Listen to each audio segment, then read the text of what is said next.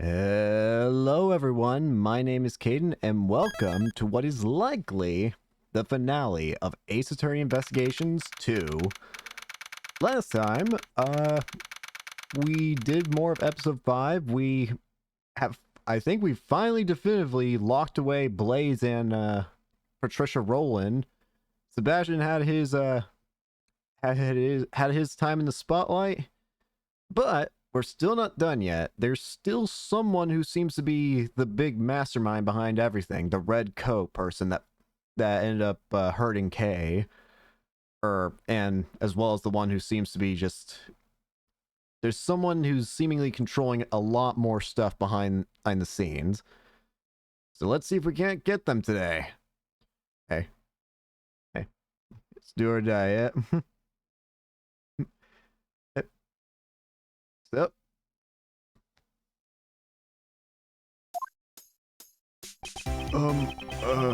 Could you please give it a rest already? I'm telling y'all, it's best for y'all's safety to come clean. The staff has their lips sealed shut as the reporters continue their tenacious negotiation. If you're not here to cooperate with the investigation, I must ask you to vacate the premises. What's talking it, Copper? Or y'all couldn't even stop Mozilla's invasion. Not only did they secretly raise a giant monster, but now the staff is trying to cover it up. Like I said, we haven't been raising any monsters here at the film lot. So that's gonna be the other thing. What is Mozilla's? What created the giant craters? Yeah, ain't you say, and you done saw Gordy yourself? Sure, I saw it, but it's not like we were keeping it at the film lot. Mind if we butt in? It's everyone here! Mr. Edgeworth. And John. Oh, y'all come here to search for the monster too? We're searching for a criminal, not a monster. Langzy says, the darkness inside a criminal's heart can be likened to a monster. Well, when it comes to killing people, criminals aren't much different from monsters. Agent Lang, this is a problem. I can't let outsiders into the crime scene. These are all key figures in the case. I'd like them to be here when the investigation resumes. Agent Lang, regarding what you said about resuming the investigation, so currently Lang thinks that the culprit is Courtney. Okay. Still don't know why he thinks that, aside from the security footage. Where do you intend to start? We'll start by reviewing the case. Today, the body of President Huang was found here at the film lot. The president's whereabouts from 2 nights ago are still unknown. It seems he snuck out from under the eyes of his bodyguards and ventured outside. And that night was the last time he was seen alive. It was when he met with you, Judge Courtney, on the roof of the Grand Tower. Ah, I think that's the first time I'm seeing John being panicked. So, why did you meet with the president? That... I cannot say. You can't tell us, even under suspicion of murder. Can't say. Why not? Miss Courtney, if you don't say anything, you'll only be more suspicious. Huh? She must have a reason to clam up. I think you're somehow involved in the president's assassination. I don't think so. The president's body was only discovered today. That still leaves a blank of 1 whole day after Judge Courtney met with him unaccounted for. Don't be so impatient. We're gonna fill in that blank right here, right now. The evening on that blank day in question is what's important. What happened here last night? So, why don't you tell us, John Marsh?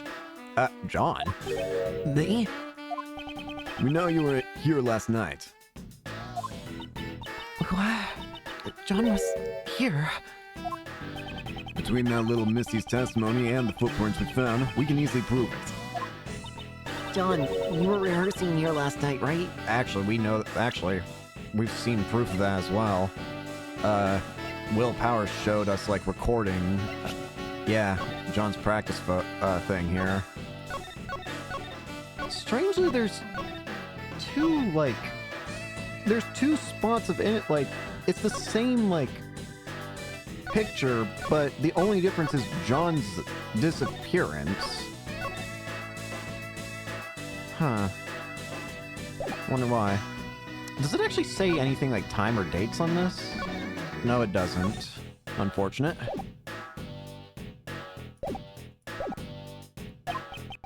You were spying on me? Sorry. I just came to check up on things. You really shouldn't be staying up so late, you know? Mind your own business. Uh-oh. Whoa! What just fell? What just fell on him? John Marsh, that young lady was worried about you. You will not speak to her like that. Sorry. How many times have I told you to be more mindful of the way you speak? Is it just me, or does Miss Courtney's personality seem kind of different? She is in mother mode. She seems to be as strict with her own son as she is with those who violate the law. Are you listening to me? And earlier, as well. Oh. You should always bear that in mind, no matter the occasion. Oh dear. Alright, can we get on with the investigation already? Pardon me. For Judge Courtney to get carried away like that, this must be her motherly side. Agent Lang, do you suspect John?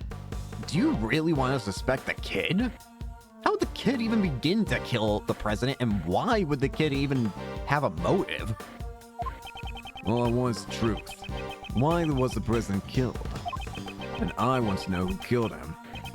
I'll do whatever it takes to find out. It seems the president was like family to him. John, would it be alright if we asked you for a few questions? Sure, it's fine. I've got nothing to hide anyway. Alright, testimony from the kid. John's rehearsal. I wasn't feeling too great during yesterday's shoot, so I made a few bloopers. They're reshooting the scene today, so... Well, I decided to rehearse a little on my own. That's all. I do it all the time. There wasn't anything out of the ordinary. You're rehearsing alone that late at night. John, when I called you last night, you told me you were at the hotel. You called him? About what time was that? I believe it was around 11 p.m. 11? Is there anything... Do I have any evidence that points to 11 being an important time period? 12 years ago is important. Combination lock? No. This photo doesn't show time. What about the body? Nope. Judge Courtney. 11 p.m.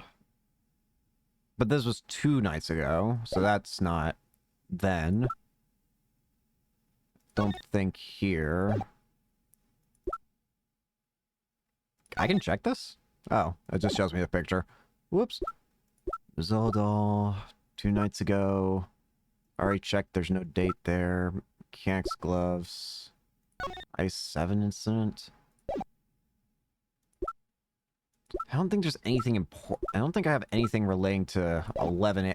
And aside from Judge Courtney and President Huang in the security footage, but that's 2 days ago, not yesterday. Or last night. I require him to call me every night. That's our rule whenever he stays away from home. The truth is, I was at the film lot during that time. Uh-oh. So you lied to me. Uh-oh. I'm sorry. Miss Courtney sure is angry. I think it's admirable that he practiced on his own, even if he hid from his mom. I'm sure she was simply worried. Who knows what could have happened to him, out alone so late at night? Like he could have been kidnapped. Oh wait, that did happen! And in reality, he did get caught up in yesterday's incident. But John said there wasn't anything out of the ordinary, right? So he might have been, so but it sounds like he might have been lying on that. Is that really the truth? What are you hiding, John? Wasn't feeling too great during yesterday's shoot, so I made a few bloopers. Alright. John, you said you didn't feel well. Could you tell me more about concretely what was wrong? That doesn't matter. I just wasn't feeling well, alright? You weren't feeling well? Maybe you drank too much milk? Well, how'd you... no, I mean, that's not it.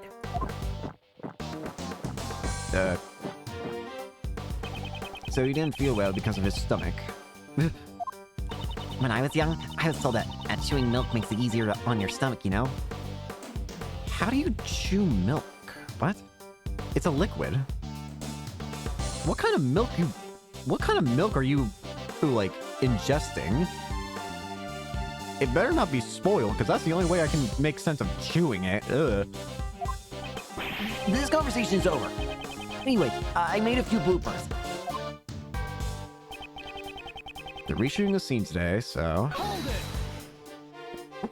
So, they plan to reshoot the scene today, and you were practicing for that last night. My mistake caused a lot of trouble for the people around me. I'm a pro, so practicing that much more is natural. He certainly does have an admirable sense of responsibility. John is incredibly dedicated to his craft. He didn't even make any major mistakes in those bloopers. Really? But he said it would make the movie just a tiny bit better. Shut up! You don't need to go blabbering about stupid stuff like that. I'm sorry. If only he was a little more cooperative, I'd have no complaints. Anyway, that's what happened. Well, I decided to rehearse a little on my own, that's all. Okay. I think I know what's odd. About your testimony just now. John Marsh, Don't I always tell you? The one thing that I think I might have to ask him more on is, the practice video. This doesn't make sense. Why is he just... I don't exactly know what kind of scene in the movie you would be doing here, but... This just seems weird. What is he doing in this? Like, what's he supposed to be doing in this? Magic. Oof. Not that. if you're going to practice by yourself, you have to let me know beforehand. I know. My time to speak was completely stolen away from me. I shall ask you once more, John, about your testimony just now. But, you know, John, I think that's really great. Could everyone stop interrupting me? Again? I bet putting it in an honest effort like that will make someone even more talented. You'll go from a little thief to a middle thief, and then someday you'll become a great thief. I'll be doing my best, so you do your best too, okay, John? Ahem. Now then, if I may, I swear to God, John, do you often rehearse in that way? At last, at long last, I finally got to ask my question. Ugh. I do it all the time. There wasn't anything out of the ordinary. Oh, wait, hang on. Anything out of the ordinary. Things that would have happened last night.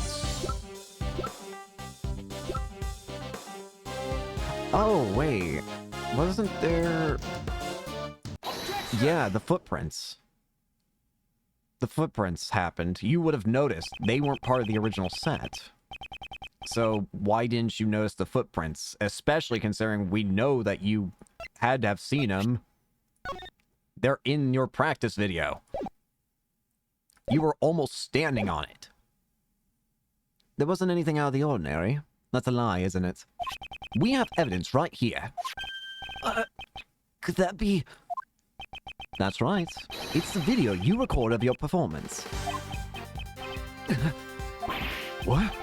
You're telling me you have video from last night? Exactly. And in this video, there is clearly something that is out of the ordinary.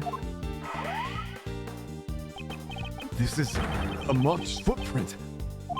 Would you say that monster's footprints are commonplace in a film set? John, why did you conceal this video from us? No reason. Really? Hey, Pup, this is no joking matter. You had a reason to hide it, right? John Marsh, answer him clearly. But, Mom... Answer the question, kid. Well? I didn't want anyone to see me rehearsing. Were you really just embarrassed?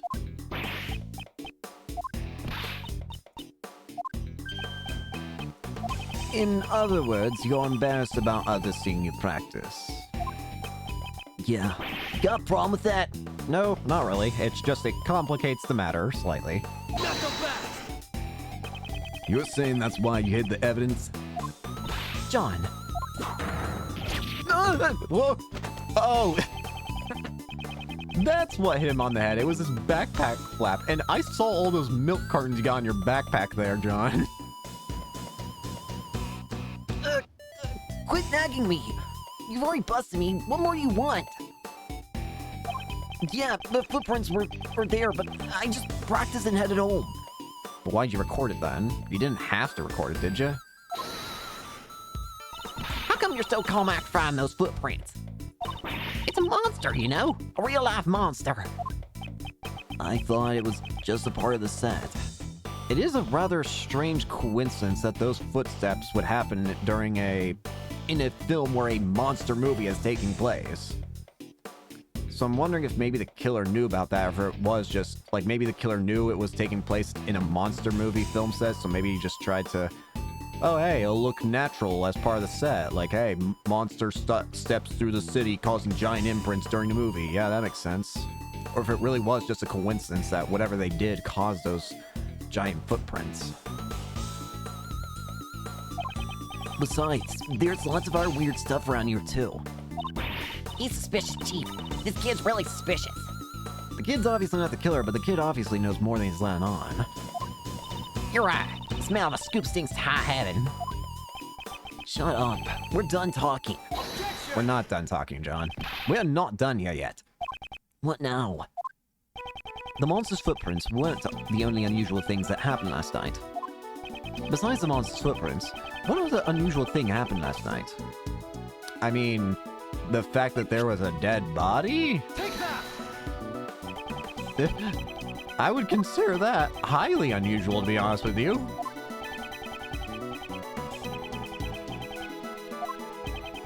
They'll need some guy who's less intelligent than a child. Well, damn, thanks, John.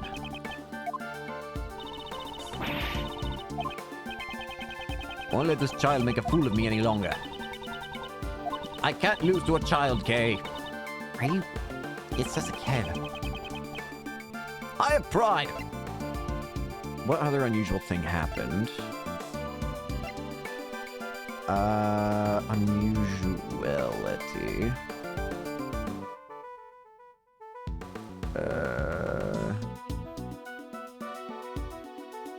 Unusual.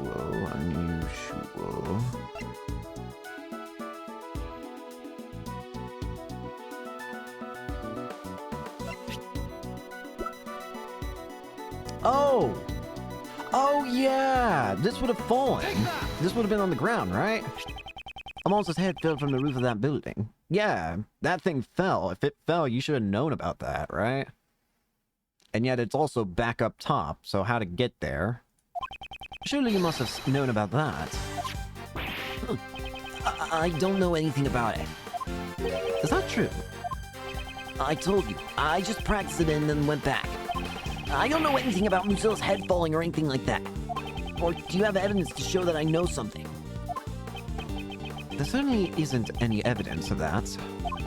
It's also possible that it fell after John had already gone back. If there's no evidence, then, like I said, we're done talking. It seems that John doesn't really want to talk about it last night. Could he be hiding something after all? Lang, what you got? Wait up. Is your leg? It's as I thought. Thank you, Mr. Prosecutor. This video backs up my logic. Huh? Is there something in that video that's related to the case? Yeah. Take a good hard look at the monster costume in the top left. Yeah, what about it? The Mazelle costume? Oh, wait, it's open? Is that what you're talking about? Try comparing it with the one over there right now. It's open. Looks like it's just hanging there limply, though. What's going on, though? And the zipper on its back is zipped up tightly. It was open last night. Wait. The zip on its back. Do you think the body was hidden inside? It seems big enough that's possible. What? This discrepancy is... Yeah, the difference is plain to see. In the video, the zipper is clearly open. Do you think the body was hidden inside, or something was hidden in? That's right. Someone was inside. What? Mr. Powers, is the costume zipper usually... It's always zipped up tightly when it's not in use. Mr. Prosecutor, do you remember? My logic is from before. 2 nights ago, Courtney pushed the president off the roof and killed him. Afterwards, she snuck into the film lot to hide the body. You think she put him inside the costume? In here? Wouldn't it be easier to hide a body in a costume or behind all this equipment? Then, all she had to do last night was retrieve the body. You're saying the body was hidden inside the costume? Yeah, that's right. Judd Courtney, 2 nights ago, you pushed the president off the roof of this tower. You then hid the body inside the monster costume. I did no such thing. Say what you want, but you're the only one who could have done it. Really? That should have already been proven impossible. The film lot was locked at the time. Judge Courtney could not have entered this place. Actually, I think she could. And what if there was an accomplice? I had a feeling he was going to say that, yeah, she actually had a very easy way of getting in. John. I can see Lang's trying to say that John opened the door for Courtney. Probably. What? I'll tell you my reasoning, so listen up. Mother and son theory. When the president was pushed off the roof, John was waiting at the film lot. If John was an accomplice, the problem with the locks would be resolved. The 2 of them then hid the president's body inside that monster costume over there. You think the crime had such an elaborate plan? To take the life of our nation's president. An elaborate plan is to be expected, don't you think? John would never take part in such a crime. You're the one being suspected. Your words don't carry much weight. I wouldn't think those 2 had sufficient motive for something like this, though. Well, maybe they had a motive that we didn't know about. You were the last one to meet with the president, and you're still keeping the details secret. Don't you think it's only natural that you're being suspected? Why won't she talk, though? She obviously knows something. And if she talked, it would just probably clear her suspicion easy peasy. What could be so, what's keeping her from saying it, though? Judge Courtney, is there no way for you to tell us your secret? My apologies. I just cannot, no matter what. However, when the time I can talk about comes, I will surely let you know. So, if you could please... Believe in you? Is that what you wanted to say? That's what all criminals say. And you, pup, if you've got an explanation, hurry up and spit it out. I didn't do nothing. That's all I'm saying. Both mother and son won't talk. You still gonna defend him like this? It's true, Judge Courtney's actions are a mystery. However, we still don't know whether or not that ties in with the motive for murder. Yeah, that's right. The motive for murder can wait. For now, let's talk about the situation surrounding the crime. And the fact that these 2 are the only ones who could have done it. I have to find a way of disproving that it can't be them, then. When the president was pushed off the roof, John was waiting at the film lot. Hold it! Agent Lang, don't tell me you're saying John was an accomplice.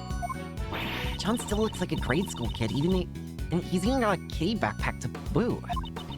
How could he be an accomplice? There's just no way. Like I said, John's already in middle school, and the backpack is a part of his costume. I don't really care about that. Lang Z says, No matter how young the cub, never pity an ungrateful pup. He may be a little brat, but a villain deserves no mercy. Sir Mr. Lindsay doesn't make any allowances for age. Mr. Prosecutor, you're not just defending him because he's a pup, are you? Of course, that was never my intention. I shall present suitable evidence in due course. Oh? I'm looking forward to it. My logic's just getting started. If John was an accomplice, the problem with the locks would be resolved. Actually, I think I get the problem. The combination lock on the front entrance stayed locked. Rear entrance was forced open last night. Never mind. I thought the problem was that the lock was forced open, but I guess I'm wrong. You're a fool. Hey. Stop throwing evidence in people's faces, idiot. Ah.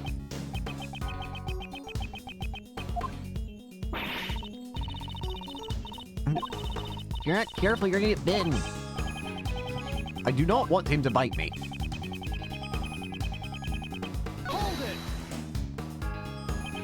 How would that resolve the problem? I figured you'd ask that, Mr. Prosecutor. But you know, it's actually quite simple. Listen up. First, that woman pushes the president off the roof. Huh? She pushes him off. Then, that brat, who knew the combination for the lock, unlocks the film lock. I see. The combination unlocks the brat. Okay, it's the opposite. That's all it takes. With this, the problem of the lock is solved. Your theory that she couldn't get in because she didn't know the combination no longer flies. Regarding the lock, that certainly is a plausible explanation. Ejelang, thank you for your clear explanation. Please, continue with what you were saying before. You're gonna give up. You better do it now.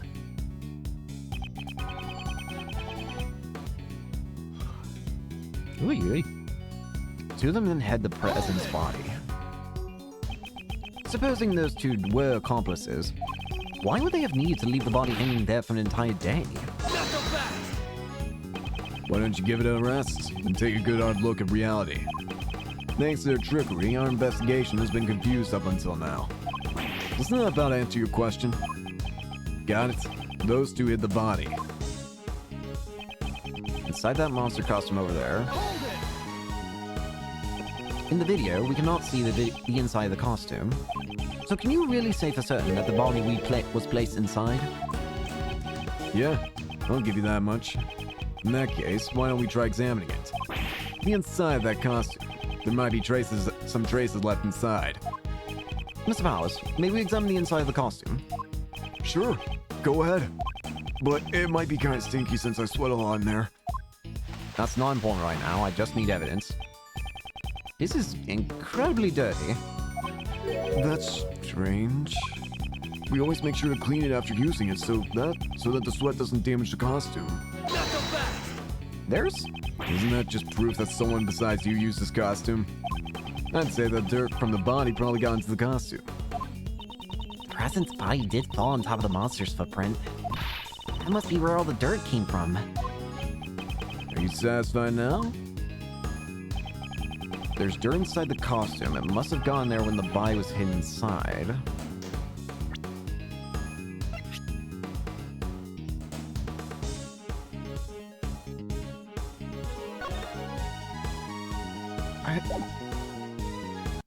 That doesn't look like dirt to me. It's a yellow substance. That's not dirt per se. Dirt got into the costume when the body was hidden inside it. Is that really the case? Yeah, I don't know what is on him, but it's not dirt. It's some yellow thing. I don't know what, though. You have a problem with that? There's a fair amount of dirt inside the front of the costume. Yeah, that is a lot of dirt. However, I would like you to focus on the state of the body is in. It's lying on top of the dirt, and yet there's no dirt on the front of his body. If the body really was inside the costume, then it's strange that the front of the body isn't stained with more dirt. Well, then, how would you explain it? How the dirt get inside the costume? From the video footage, it's very likely that someone was inside the costume. But just who could it have been? Who was in the costume? Where have I seen this before? What's the matter, Kay? I just feel like I remember seeing something that looks like this dirt somewhere. Wait, you're right! Wait, what? The mechanic's gloves. Huh? You're right. But where was it? There were these bits of gray fragments mixed in with the dirt. Gray. Fragments. Gray? Gray fragments. There does seem to be something other than normal dirt mixed into it. Something must have gotten it stuck to it, and lots of it, I might add. Something got stuck to it. This may merit a closer look. Where did we see dirt that looks like what's stuck on the inside of the costume?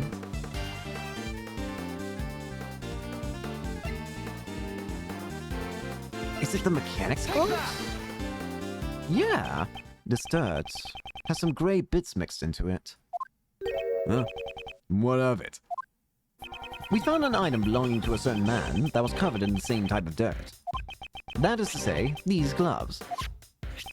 Those dirt stains certainly look the same, but tell me, just what exactly is this gray substance? This gray substance is... I think it's concrete. This gray substance must be fragments of concrete. You mean that stuff that was scattered around the monster's footprint? Yeah, exactly. Meanwhile, who do these gloves, which are stained with the same kind of dirt, belong to?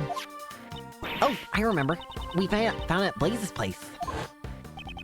Earlier today, we went to Blaze's garage. There, we discovered these dirt-stained gloves. Come to think of it, there were also hammers, shovels, and other tools placed inside as well. Did you know about the body of the president as well? Huh? Why would mechanic's gloves, intended to be used on machines, be covered in dirt? If you broke the concrete with the hammer, and then dug into the soil with a shovel, then it's only natural for dirt like that to get on the gloves. Then maybe...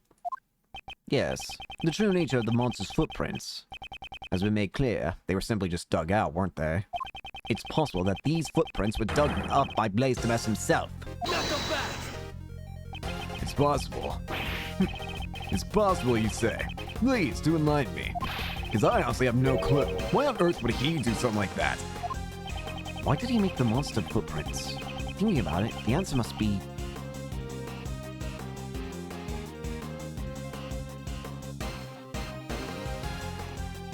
Was he digging something up? It's possible he was digging something up. It probably went something like this. Last night, at this spot, there was something that Blaze needed to dig up. For that reason, he broke the lock on the back door and sneaked it into the film lot. Using the hammer and shovel, he set to work.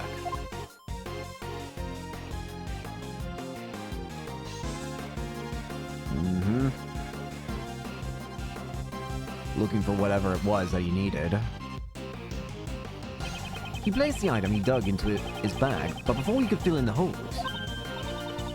That's when John came to practice. Exactly. Blaze panicked and had no choice but to hide himself in the Mozilla costume nearby. Think you would deduce so much from just a pair of dirt-stained gloves. However, all this is merely a possibility. There's still no proof that he was the one who was hiding inside the costume. For all we know, he might have left the scene once he'd finished digging. Really? On the contrary, such proof does exist and can be seen in the video. When the video was recorded, Blaze was definitely inside the film lot. What? Well, I can't blame Agent Lang for not noticing. The difference between the curved film lot... Ah, there's an item missing. And the one in John's video... along with the state of Blaze's garage. I see. It's all too clear that Blaze was still here. Yep. What proves that Blaze was still at the film lot when this video was recorded? The bag. Probably his tool bag.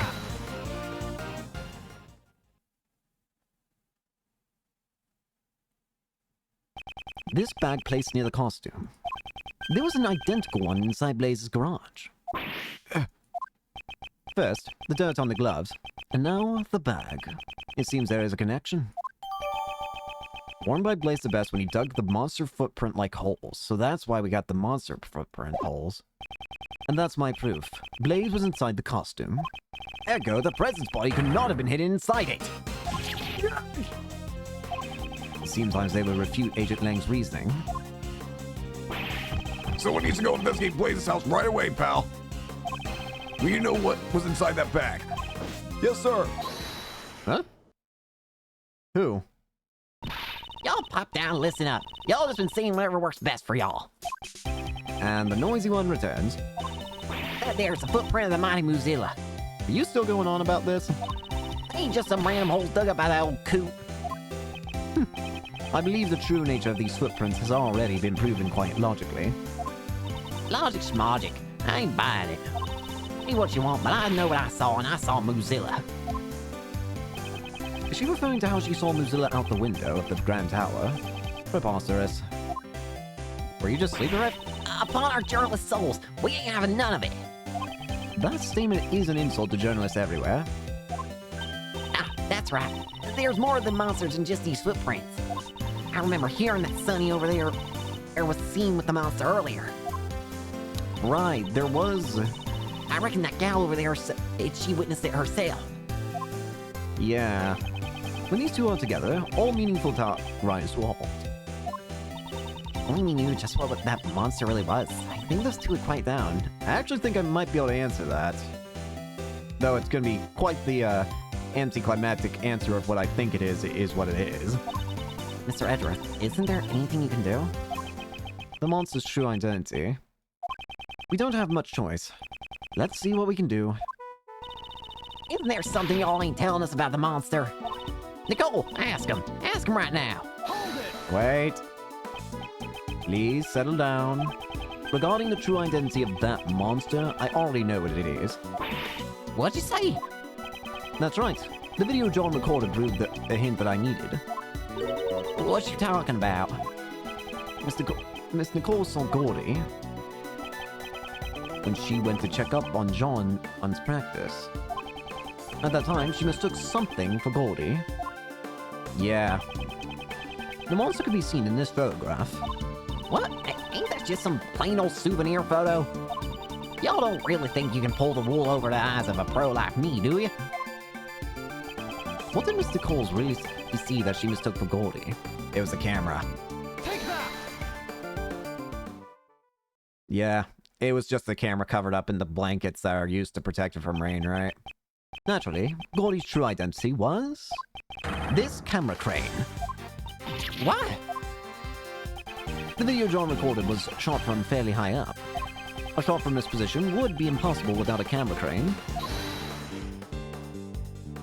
But there ain't no way Miss Nicole's would mistake a camera crane for Gordy. Objection! I wonder about that. Miss Nichols, Yes. earlier, you said the prescription for your glasses didn't match your eyesight anymore, correct? Yes, lately it seems like my eyesight's only gone a lot worse. So, would you say that you weren't able to see Gordy very clearly in the dark? That's right. It's a silhouette was all I can make out. But remember what Miss Nicole said? And I quote, its skin was really scaly, almost like a reptile. Camera cranes ain't got no flesh on them, let alone skin. It's just bare steel frame. That is certainly true, at least in the case of this photo. However, last night, it did have skin. Y'all just doing whatever you can to get in the way of our big scoop, ain't ya? That was not my intention. But since I've come this far, it's time to put an end to your nonsense. Gordy's skin is right before our very eyes. This is the skin of Gordy that Mr. Cole saw. It's the cover. As Mr. Cole stated in her testimony earlier, it looked like it was going to rain last night. While it never actually rained, John still covered the camera crane with a rainproof sheet, which to Mr. Cole's looked like a monster's skin. What? Oh, bear trap! Yeah, be kidding me. Isn't that right, John? Man, you saw through it all. Not bad, old man. I appreciate if you stop calling me old man. Unfortunately, the Goldie that Miss Nicole saw that was nothing more than an illusion. Not again. Looks like my dream has shriveled up and died once again. Mentor. Sorry, folks. Seems like things have finally settled down. I really thought that the boy was hiding something from me. Guess I had it all wrong. Now that we've figured out the true form of the monster, everyone seems refreshed. Actually, there's 2 people here who aren't totally bummed out. Agent Lang! Did you find out what's in the bag? The report's in, sir. We got the results of President Huang's autopsy. Oh, hey. How'd he die? Good. Show it to me. Contusions and bone fractures found across the body resulting from tremendous pressure? Oh, what? Contusions and bone fractures found across the body resulting from tremendous pressure. Pressure? Like was he squeezed? So, this was the cause of death. In other words, he was crushed to death. Oh, he didn't fall to his death. He was literally squeezed to death. Ow. I thought as much. But how? How have you been crushed? And by what? Obviously not Muzilla, but... Yellow's stand in his chest currently under investigation. But it seems that gunpowder residue was found on his right hand. Gunpowder, alright. Sunflower residue? Gunpowder. He didn't know the president was into gardening. No, gunpowder residue. Traces of it are left behind when a gun is fired. This has been found on his right hand. It's possible that the president fired a gun. A gun, huh? But we didn't find any guns when we investigated the area. Which is the problem. Unexplained gunpowder residue. I'll have to look over the autopsy report later. Now then, Agent Lang. It seems we have our answer. Yijun Huang, age 58, gunpowder residue was found on his right hand. The yellow stain on his suit is currently being analyzed. April 5th, around 11 p.m. Contusions and bone fractures found across the body resulting from a tremendous pressure. How could he have been crushed? I guess the head, like we said that he was killed by the falling head. So I guess that makes sense, but... At the same time, I don't know.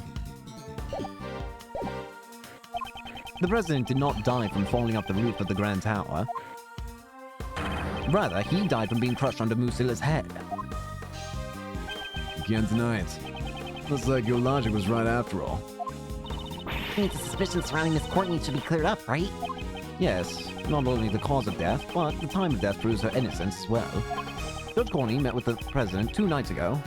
However, according to the autopsy report, the time of death was around 11 p.m. last night. Musilla's head also fell last night.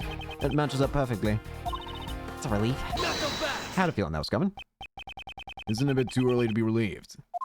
Agent Lang. The president died after being crushed by the Musilla's head. That I will admit. But the problem is, who was responsible for the falling head? Musilla's head fell last night. And last night, the one who was at the film lot was... You're not... Do not pin this on the child, Lang! What are you saying? Surely, you're not implying... That's right. You killed him, didn't you? John Marsh. That pump is hiding something. He was at the scene where the body was discovered last night. He also saw the footprints. And despite that, he still claims to know absolutely nothing about the incident. Isn't that a bit too convenient? These footprint-shaped holes have not been proven to be related to the case. Just because he saw the holes doesn't necessarily mean that he's involved in the incident. You sure about that? Take a look at the pup's face. Why? There's no way he could have killed him, right? It looks pretty shaken up to me. It looks like he hit the mark. John doesn't want to talk about it. If he doesn't feel like talking, then I have an idea of my own. Let's check that tape. Agent Lang, what is your intention? The police have a device that lets you analyze the video footage up close and personal. Agent Lang, you suspect John enough to even go that far? So long as John's lips are sealed, this may be the only way for us to get closer to the truth. Detective Gumshoe, if I'm not mistaken, you have that device with you, correct? Mr. Analysis is ready to go, sir. Now we're talking. Oscar Edgeworth, would you please perform the video analysis for us? He wants me to do it. Who knows what kind of faults that Wolfman will find in it? This isn't exactly my strong suit, but I suppose I have no choice. Are there any new clues shown in the video?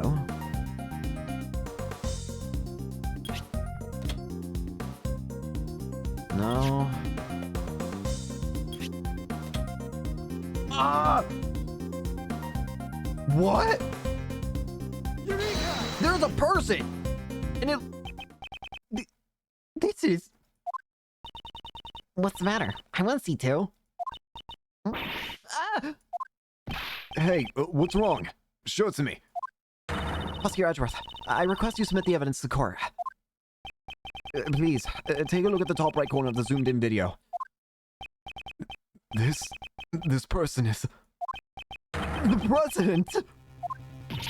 Impossible. Why is the president in the video? Huh? No way. It seems we finally found out last. The evidence that points to the true killer. The video places John at a major disadvantage. You're wrong. That's not right. I didn't know anything about this. That's not gonna cut it. It's clear that you and the victim were together at the same place where the body was later found. John Marsh, there's no doubt. You killed the president. No, this can't be. Why? Why would you... John, please, don't tell me. Did you really kill the president? Mr. Edgeworth, is this really decisive evidence? Mr. Prosecutor, looks like even you can't object this. That pup said he didn't know anything, right? And yet, the president's right here in the video. Why? John, what are you hiding? John, please tell us the truth. The truth is, it's all my fault. Huh? John Marsh, what did you do? Mozilla's head falling was all my fault. Wait, what? Are you admitting? Can't be. During the rehearsal. Well, I was setting up the equipment on the roof. I used the heater. After that, I went down to practice, but I forgot to turn it off. Then my mom called me, so I left the film lot. When I came back to the lot, after the phone call was over, Mozilla's head that was on the roof had fallen. And right next to it was the president, lying dead on the ground. How can that be? I see. There were indeed traces that something had caught fire on the rooftop. It was just a small fire, so I was able to put it out myself. So, the president's death was John's fault? But wouldn't that make this an accident, sir? And then, what did you do with the fallen head? I took it apart, brought the pieces up to the roof, and put it back together. So, you put out the fire and even put the fallen head back on the roof. Which means you were hiding evidence. You can't be having that, you naughty little pup. I didn't do it on purpose! I really did just forget to turn off the heater! When the legs broke, the stand would have tilted. Mozilla's head was not on the top of the stand. It would have fallen off. So the head fell down because of the fire. Yes, and if that's the case, I also have a pretty good idea what caused the fire. There's a flammable can next to the heater. It seems someone is lacking in safety awareness. Eh? Is it really just an accident? If that's the truth, then what was the president doing here? I don't know. There was no one else around when I was there. You expect me to believe that? The president wouldn't have just come to a place like this without reason, you know. Indeed, the president's reason for coming here is still a huge mystery. So why would he come here? 2 nights ago, he met with Judge Courtney on the roof of the Grand Tower. What was he doing? And last night, he was here at the film lot. Did he meet with John? I'll have to listen to John's testimony very carefully. What's going on? Why would you...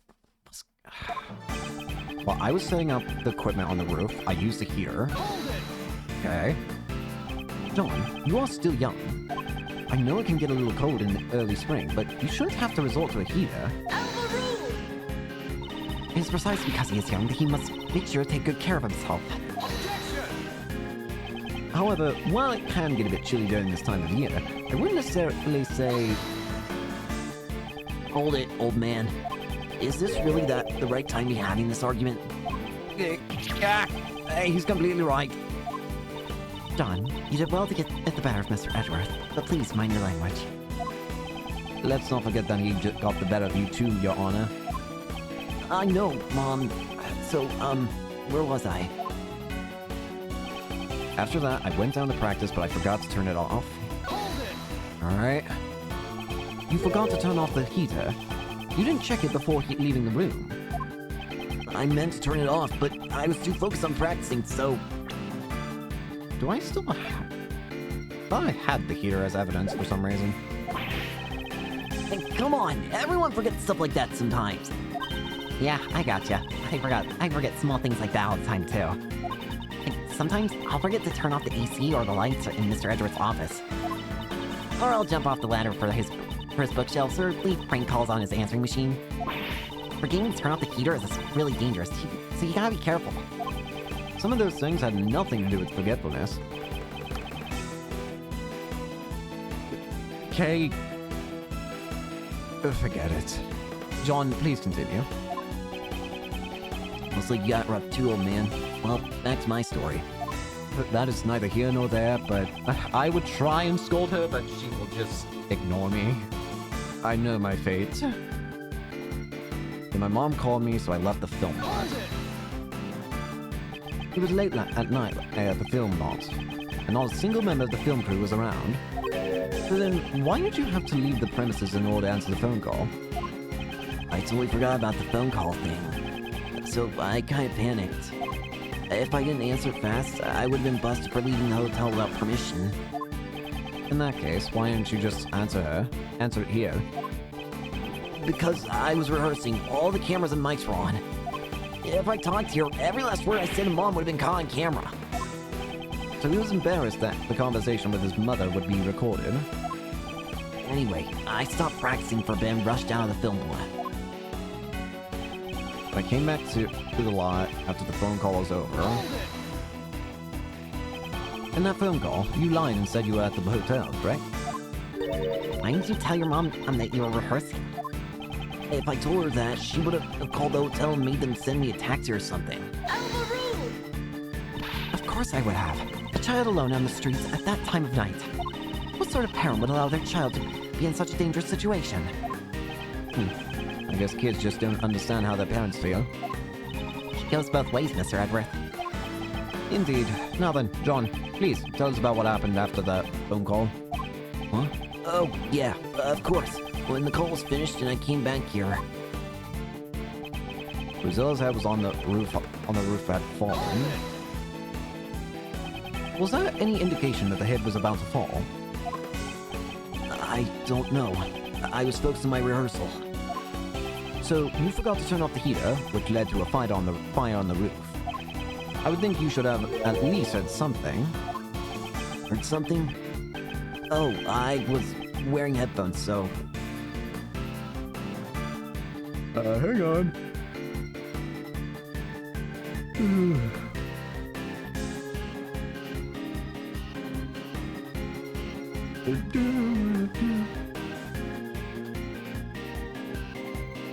Alright, sorry about that. Heard something? Oh, I was wearing headphones, so...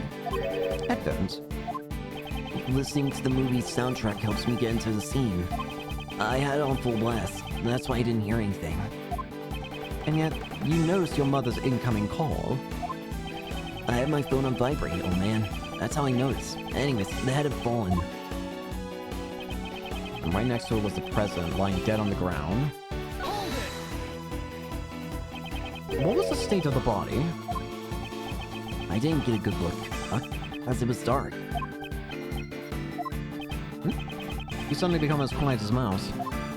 I guess John doesn't really want to remember anything about the body. Is that the only reason why he's gone so quiet? Should I press him for more details? John, you didn't get a good look. Then how did you know he was dead? That's... well... He's clearly shaken. He must be hiding something. Wouldn't you normally call for help if you see someone collapse on the ground? However, you did nothing of the sort. But he was already dead. Is that so? You seem quite certain that the president was already dead. Now, is there a reason for that, I wonder? The guy was collapsed on the ground, and right next to him was the fallen monster's head. I'm not stupid. It wasn't hard to imagine what happened. You can imagine whatever you want, but there was no way for you to know that he was dead. You actually checked to make sure the president was dead, didn't you? Yeah, that's right. I was scared, but I got up close to the body and checked to see if he was breathing. I thought as much. However, why would he hide that? There must be a reason. Please tell me the state of the body at that time. At first, I didn't know he was dead. I would have realized sooner if there had been any blood. But there wasn't a single drop, and his clothes were completely spotless. Either way, he wasn't breathing. I see. I see the problem. That's how I knew he was already dead.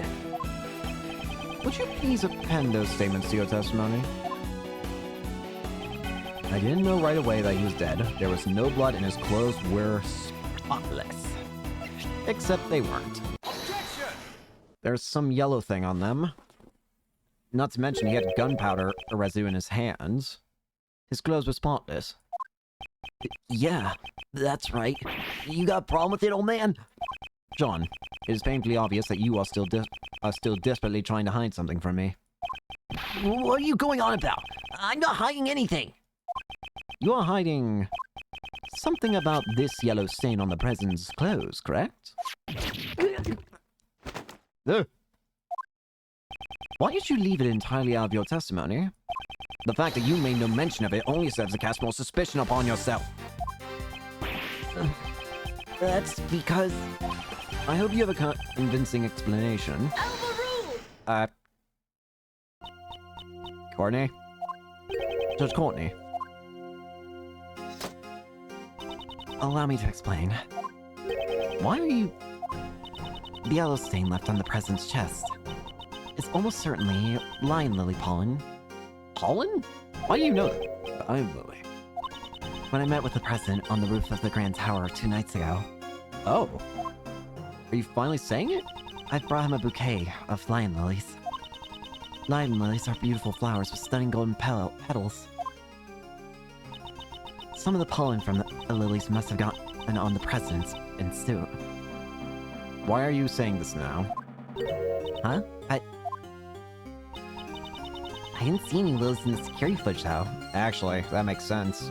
Where her hands are, and where her hands are covered by the back of by the president's body. That actually makes sense that you wouldn't see them. They were simply obscured by the president's body. Yeah. Why did you bring a bouquet? That...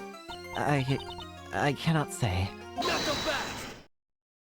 Hey, you're keeping way too many secrets. You won't tell us why you met with the president or the reason you brought him flowers. My apologies. However, I did give him the bouquet. That much is true. Why? But when the president's body was discovered, we didn't find any flowers. I honestly don't know how that could be. Hey, Miss Judge. All your answers have been way too vague. You can't say this, and you don't know that. Do you accept flimsy testimony like that in your trials? Hey, cut it out! John, I threw the flowers away. You threw them away? So there were flowers near the body when you found it. Why would you throw the flowers away? Yeah, that's right. They were on top of the president's body.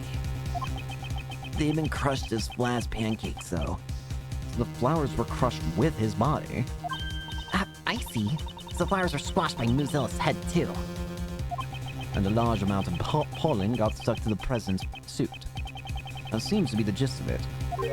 However, why did you go out of your way to dispose of the flowers? No reason. So John's not going to tell us anything. I guess mother and son both have a lot of secrets, huh? That's not true. What, you gonna tell us? At the very least, I can tell you why John threw away those flowers. Huh? Huh? John, you saw me leaving the house with those flowers in the hand, did you not? Ah, I get it. John saw flowers and thought of his mom. He threw them away in order to protect Judge Courtney from being suspected.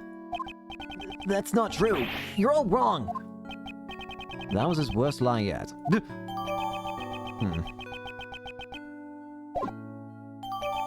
Interesting. This still doesn't answer anything, though.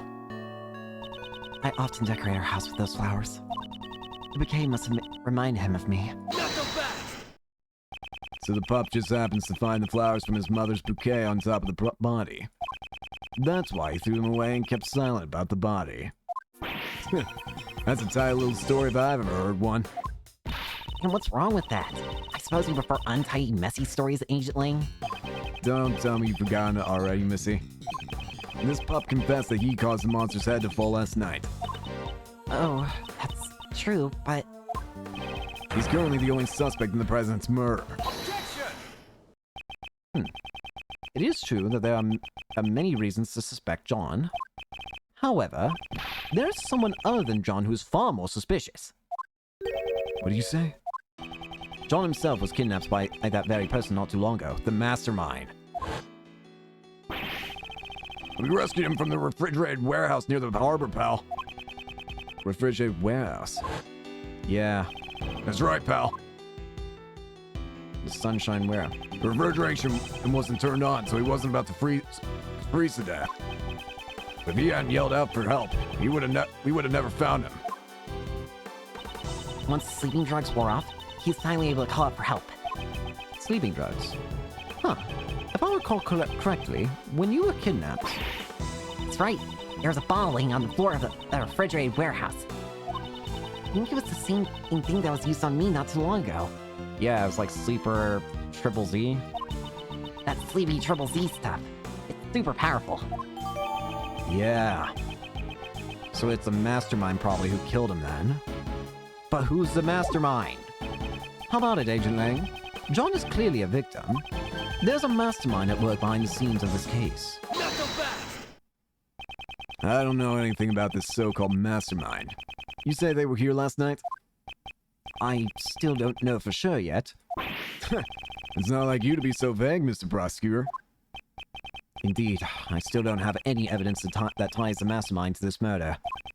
Is there someone else? Is there anyone besides John who had the opportunity to murder the president? Do you think it was Blaze? That's it. As I thought, in the end, that pup is our only suspect.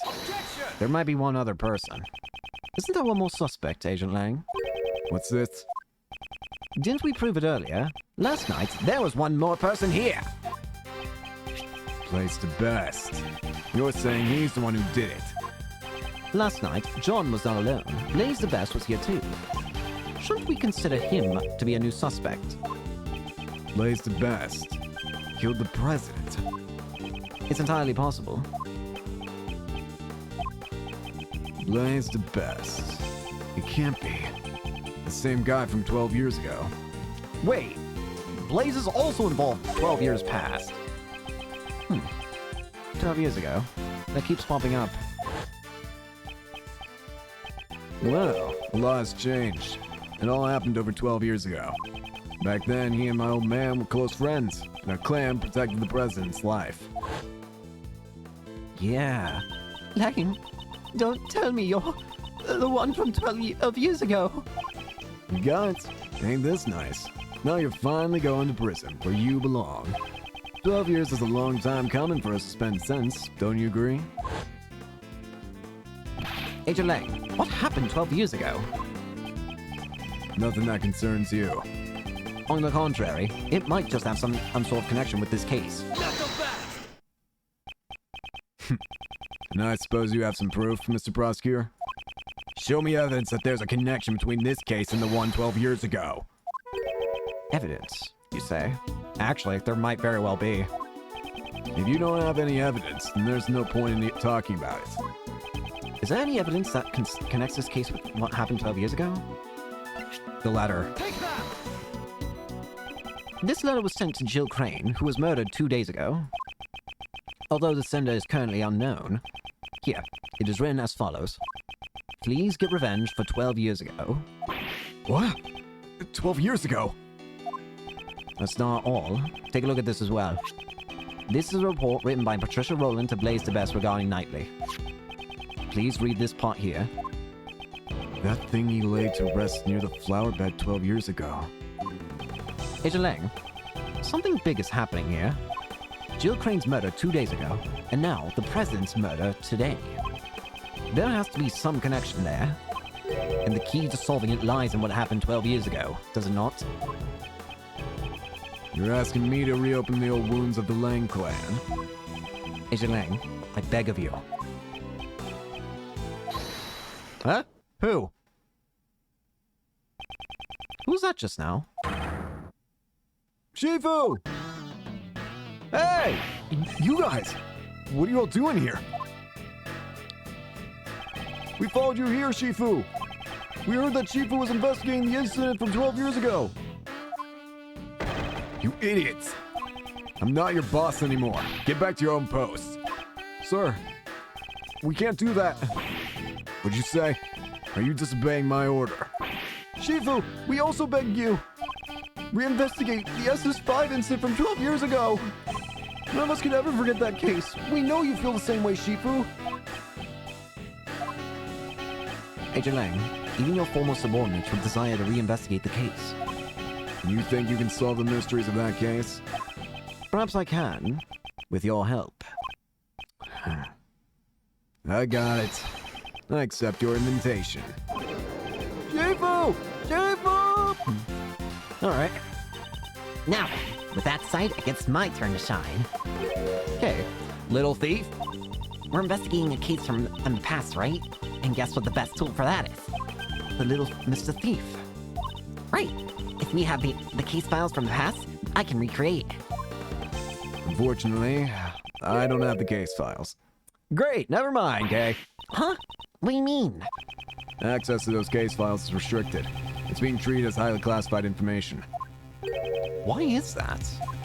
I don't know, but it seems like there were a lot of things that they wanted to keep hidden. Even what I know is limited to what was published in the newspapers back then. That will not be a problem. In any case, please, tell us what you know. Sure. Alright, what's the SS5 incident? The SS5 incident. The incident occurred on a winter day 12 years ago. It was the 10th of February. The police department in this country received a call from a group of kidnappers. We've kidnapped President Huang, they said. Kidnapped? The SS5 incident was the case of President Huang's kidnapping. They demanded a ransom of $100 million. 100 million? Wait, just how much is that? It's such a large amount, she's having trouble visualizing it. Great. That night, my old man was the last person to meet with the president. They were together at the Zhengfa embassy until midnight of February 10th. After that, no one knows what the president was doing up until he was kidnapped. With the president's life at stake, the Zhengfa government frantically gathered the money. After that, the ransom was delivered and the president was returned, safe and sound. So, President Huang has been the president since 12 years ago.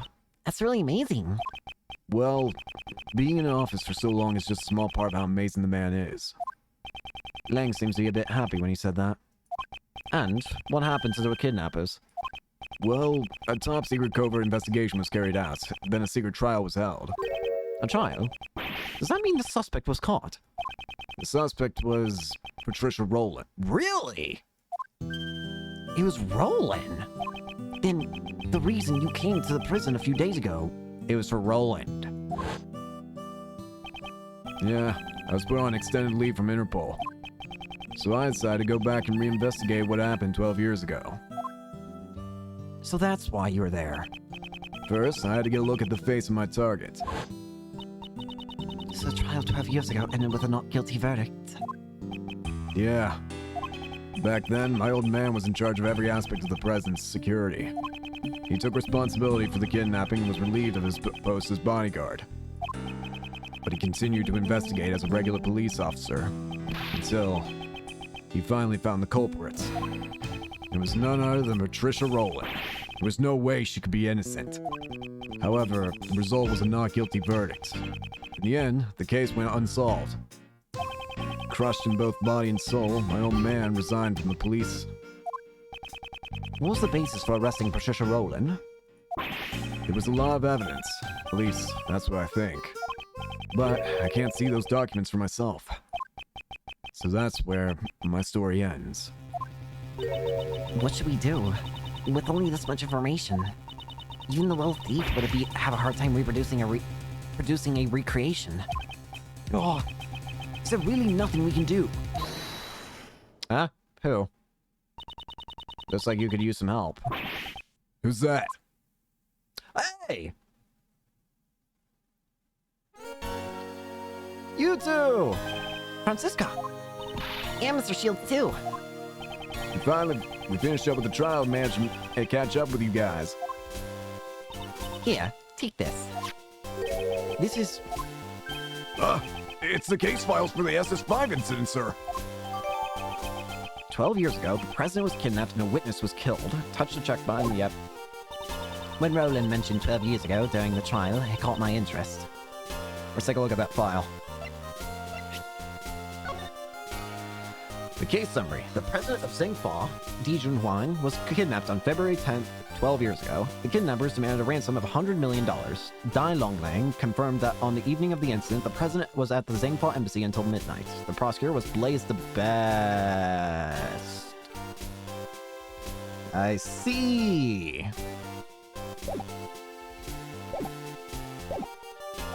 I looked into it immediately and got in touch with Interpol. I'm expecting no less from you, Francisca. Don't get the wrong idea, Miss Edgeworth. I didn't prepare these documents for you, the former prosecutor. I did it for the sake of the investigator taking up the case his father left behind. Sis. But I thought information on the SS5 incident was restricted to the public. That restriction was placed by the prosecutor in charge of the case, Blaze the Best. But now that he's no longer in charge, it's free. Blaze the Best was the prosecutor in charge. Him. However, as a result of the trial just now, Blaze's authority has been revoked. It's all thanks to his son, Sebastian. By bringing down his father, the door to his past case has been opened. Thanks, Sebby. Prosecutor Best is currently wrapping things up in Patricia Rowland's trial. He told me to relay this message to you. Leave Pops and his cohorts to me. Aw, Sebby, you got this, boyo.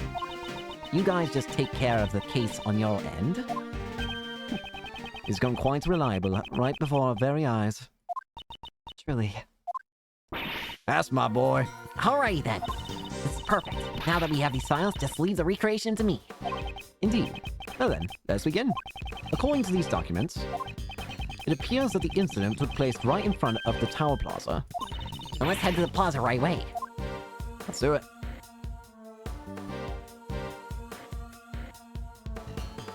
Alrighty, here we go. April 6th, 3:25 p.m., outside Grand Tower, Tower Plaza. Okay, would you please activate the little Mr. Thief? Right. With these case files, recreating everything should be a snap. Where should I start? Indeed. According to these documents, it seems there was a witness to the kidnapping of the president. A freelance journalist by the name of Jack Cameron. However, he happened to be in the wrong place at the wrong time and was murdered by the culprit. That would mean the place he saw the president at was here. Here? At the Grand Tower?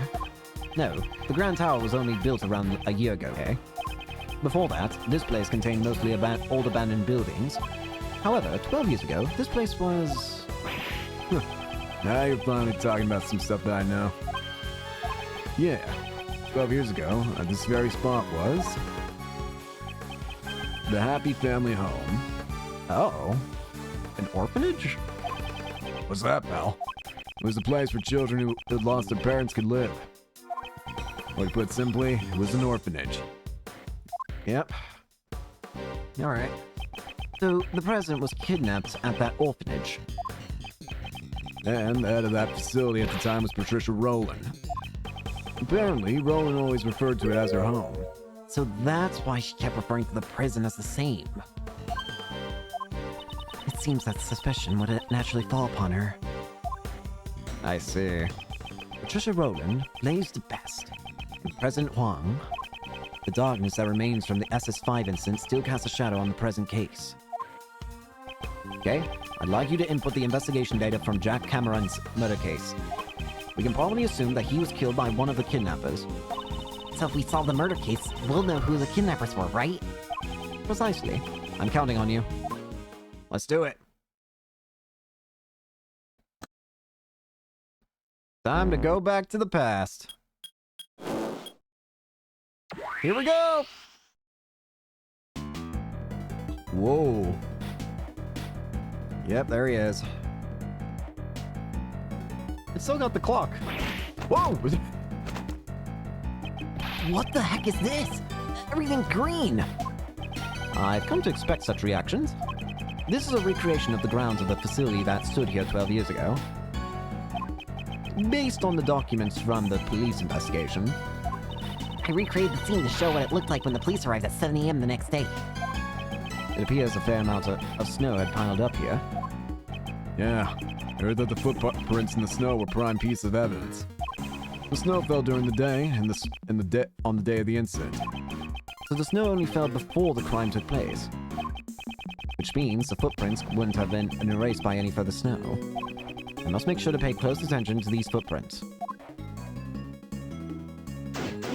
Investigation time! Howdy. What a scoop! Would you look at that? Those folks would have done turned green. Maybe they're sick or something. But their clothes are green too. Well, I'll be. Their clothes are all green too. I reckon this ain't no ordinary disease. You picked up on something good. Looks like you're taking it to the next level. Yes, Chief. Looks like there's no way we'll be getting a word in. Not that I have any desire to intervene. This is not my problem. Goodbye. What's up, boss? I'm not your boss. So, there was an orphanage here 12 years ago. And what's more, the head of the orphanage was Miss Rowland. Talk about a surprise. So that means this was where the SS5 incident occurred 12 years ago. The one where the president of Thing was kidnapped, right? Yes, and the only witness, Jack Cameron, was then subsequently murdered. However, when you consider that this case was classified as top secret... It starts to smell fishy, like there's some kin behind this case. Even so, the people involved in this incident, aren't they all people that we already know? Yeah, literally everyone that we've... Like, all the main culprits are in some way connected, it seems. Names. Trisha Rowland,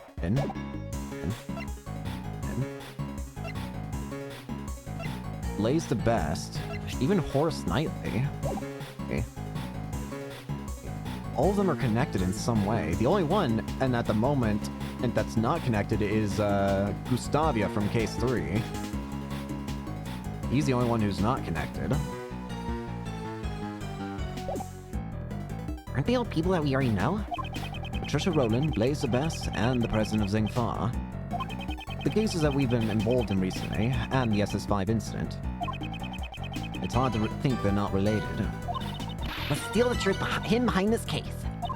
I'll keep updating the info if we find out anything new, so... Let's focus on the areas that have changed in the recreation. Bill Thief. To think that your little Mr. Thief would help us out once again? It's just Little Thief, and no matter how useful Little Thief is, there is an error with the info, the recreation could come out a bit strange. If you find anything strange, please present some evidence. So I can examine things like I normally do, even if it's just a recreation. Yep. Please go all out and investigate every suspicious-looking nook and cranny. I don't have enough data to do it now, but once you gather enough info, I can recreate the scene at a different moment in time. That's great. Just one thing. Stop stealing my lines. I'm the only one who's allowed to say, hey, every suspicious-looking nook and cranny. That's not your line. That's mine. Oh, come on, you know I always steal your lines. I don't care. I'm going to put you in jail for stealing my lines. Is that even legal? I will make it legal. All right, I'll ask for your help when the time comes. Francisca, Gummy. Scruffy, don't you dare say a word. I'm warning you. Mr. Edward, please help me, sir! What is it, Detective Gumshoe? It's about the story behind the SS finances, sir! Even though Blaze may have lost his authority, there's no way you can get confidential documents this quickly. That got me curious, so I made a few calls and asked around. And I found out that Miss Von Karma used all sorts of forceful tactics to... Scruffy, I thought I warned you! Ah! You've done a lot for us, Francisca. I promise I will bring this to an end with my own hands. Help me, sir! Hey, Edgeworth. This scene sure puts a chill in your bones. Uncle Ray needs a hot babe to keep him warm. Could you please try to be a little more serious? Oh, if that's what Kay wants, I guess I have no choice. Miles, this is where it all began. Isn't that right? Yes, I fear that is the case. What was Patricia and Blaze's true goal? There's still many mysteries yet to be solved. Indeed, it's just as you say. Particularly the mystery of what will happen to Kay's love. Isn't it suspenseful? Not even a little.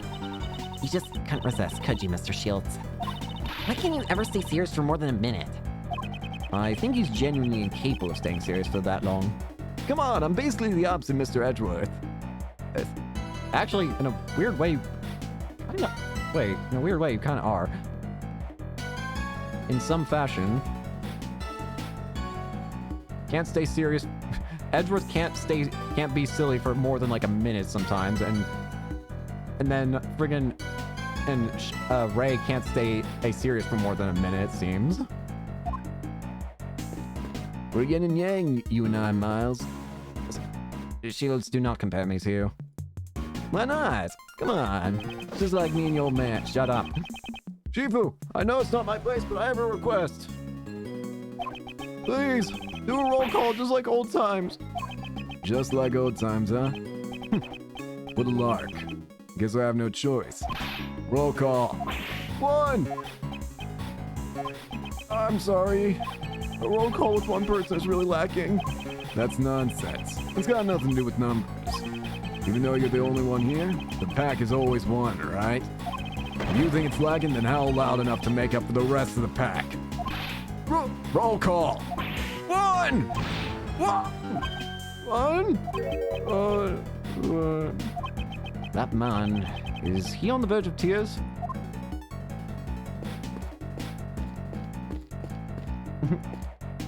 Mom, what's going on? Don't worry, it's just a thief.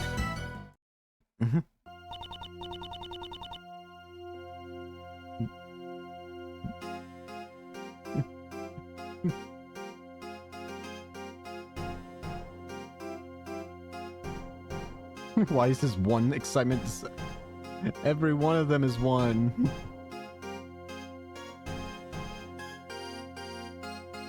It just sounded like he kept getting sadder and sadder as he kept saying one. At the very least, he was just becoming more like tearful. Please, ask me anything you wish. John Marsh. You have my heartfelt thanks for bringing John back. Oh, even the thought of him not coming back makes me... Hey, old man, don't bully my mom!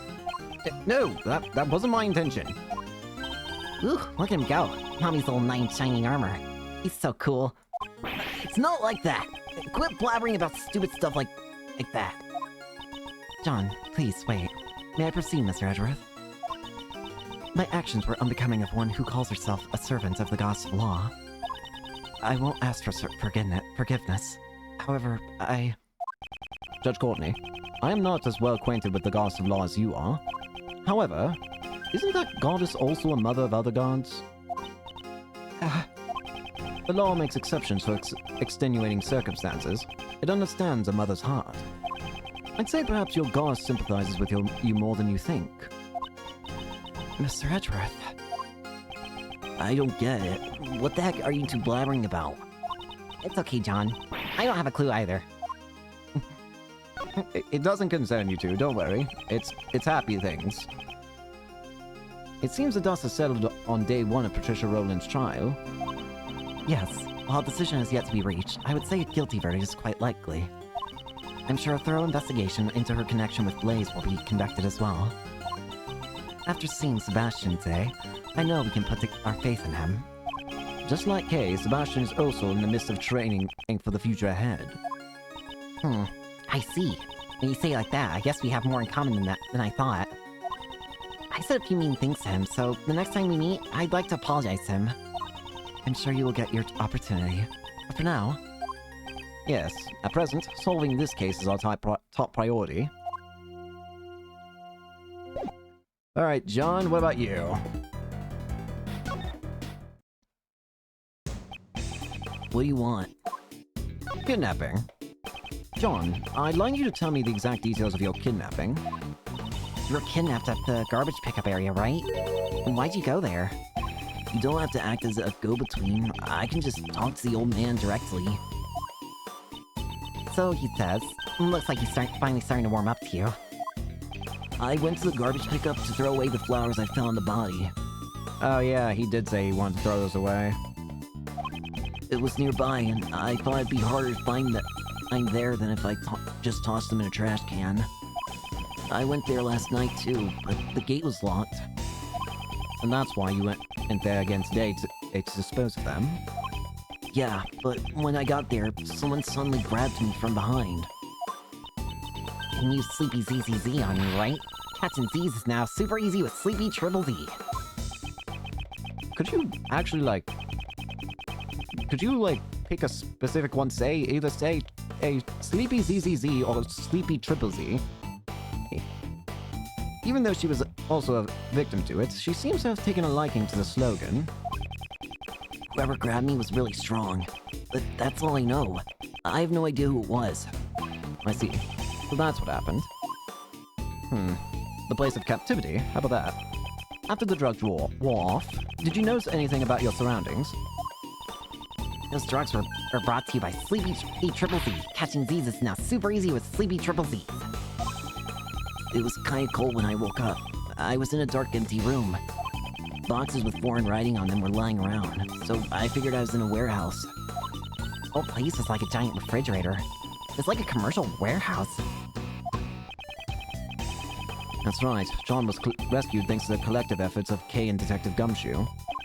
Since it was still a bit cold, the cooling unit's power must not have been cut for too long.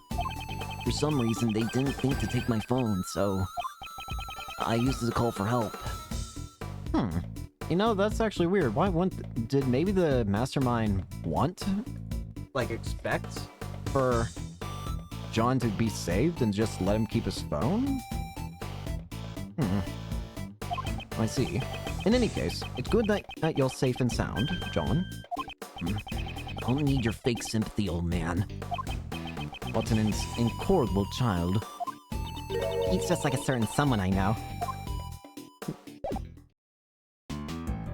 Alright, now let's actually start exploring this area. It's a swing decorated with the face of an elephant. It looks like there's some kind of motor attached to the other side of this elephant. There's one that has crossed the mind.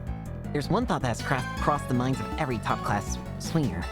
If only I could do a full 360. With that powerful motor rotating the swing, that dream can finally be achieved. Rotating with a motor? But wouldn't that be dangerous? Mr. Edgeworth, you can't fulfill your dreams unless you're willing to take some risks. Okay, there's a difference between risks and throwing yourself at high speeds, turning yourself into a projectile. Is that the real problem here? What about over here? I see other things. These playground toys are modeled after a hare and a tortoise, like from the fable. The tortoise and the hare competed in a race, and in the end the hare lost. Now for something completely different. It's time for a K quiz. Why the hare lives? There are 3 choices. I already know the answer.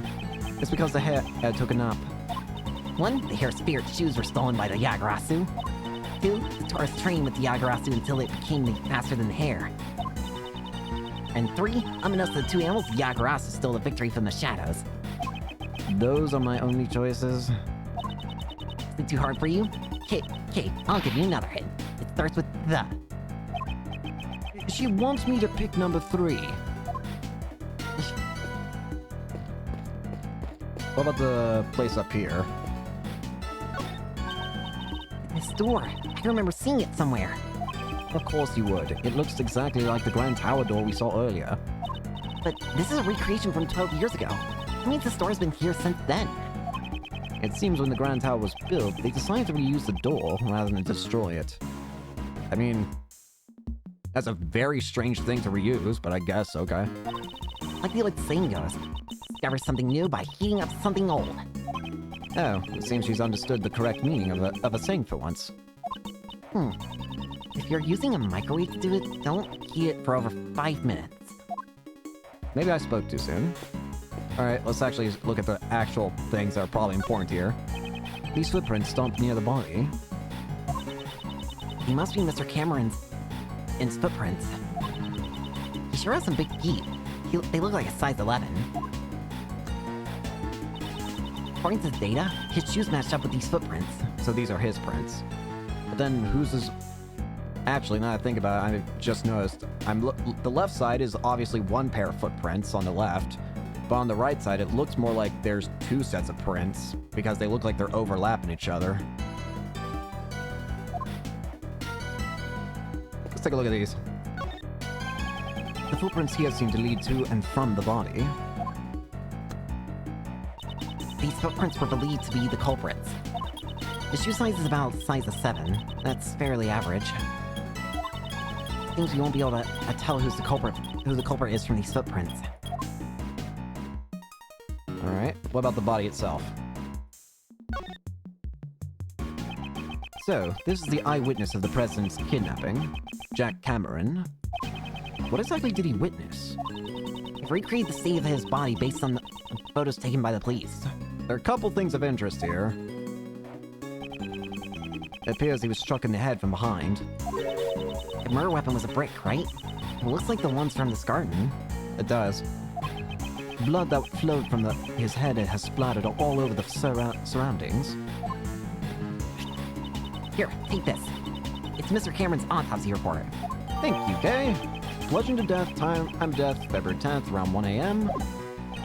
I won't rest until I've inspected every suspicious-looking nook and cranny.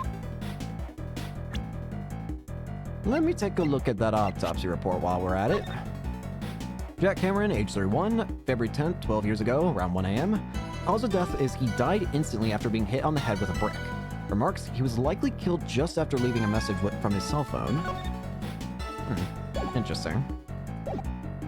Alright, in that case, there are a couple things of note. First off, this flower seems very bright. The yellow flower has fallen here. In the language of flowers, it means a stolen treasure.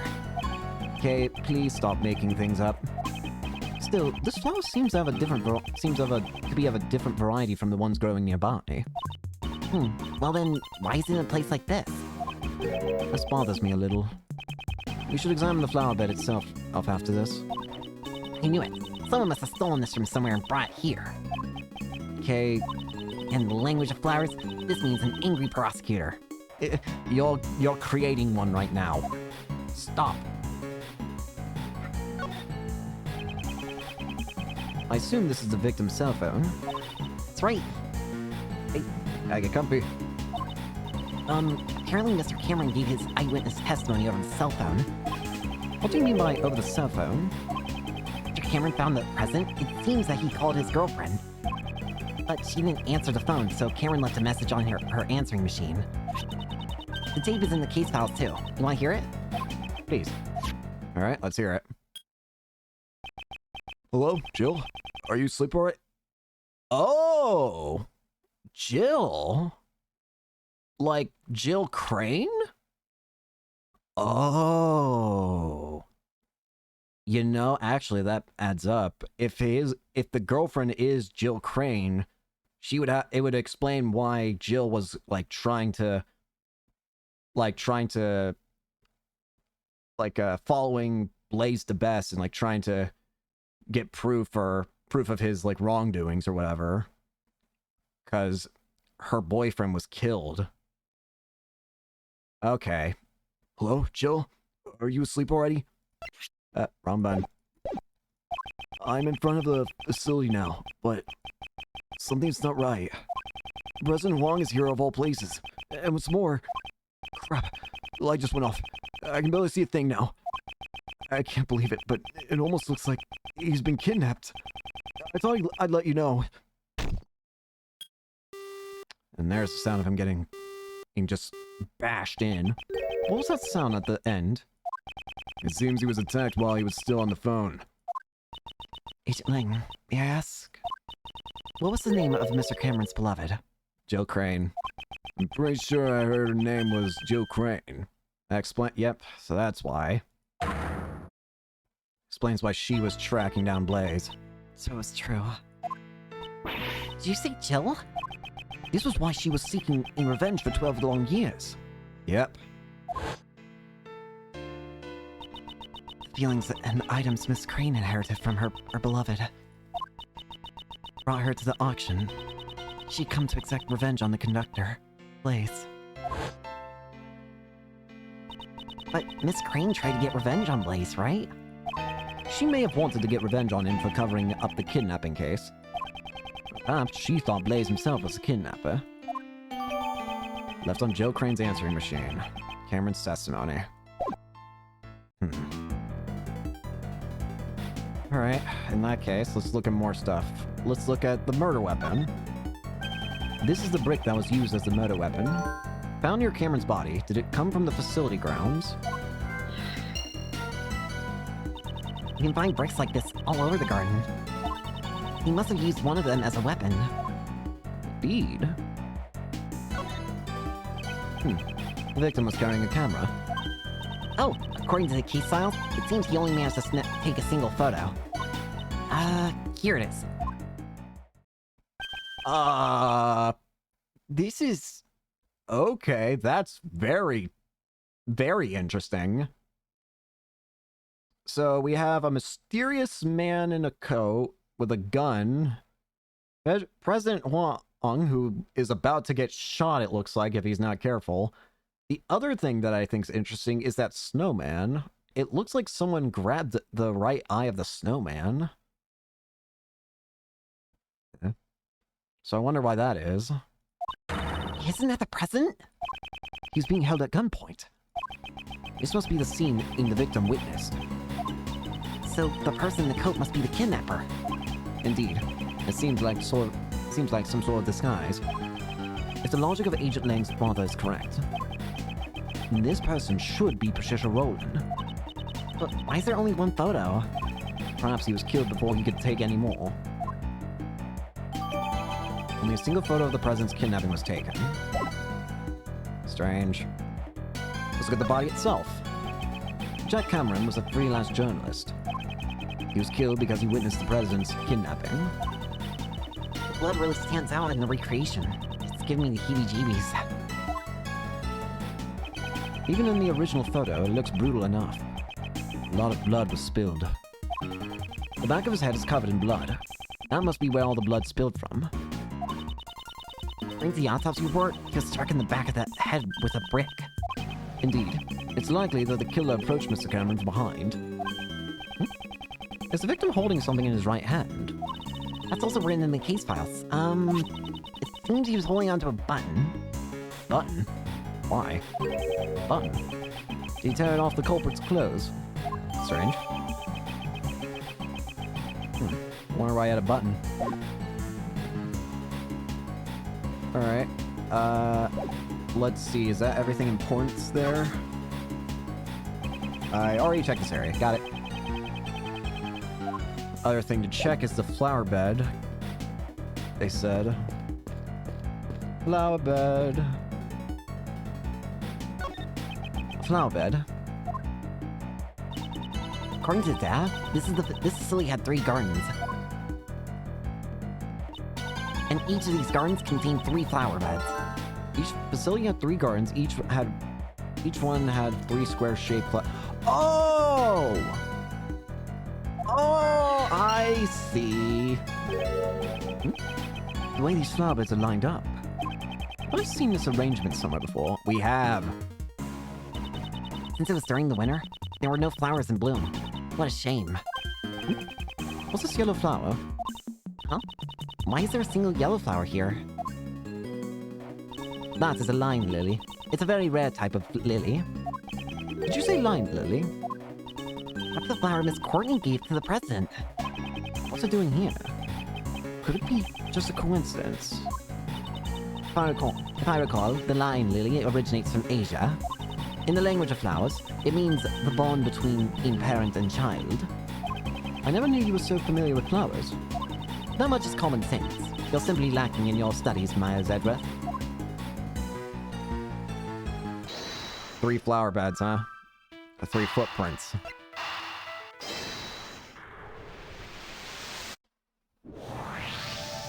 So that's why they said look at where the flower beds were. Perhaps this is a true nature of the monster's footprints. That's why Blaze searched in those specific spots. True nature? Compare the positions of the 3 footprints and the 3 flower beds on the left.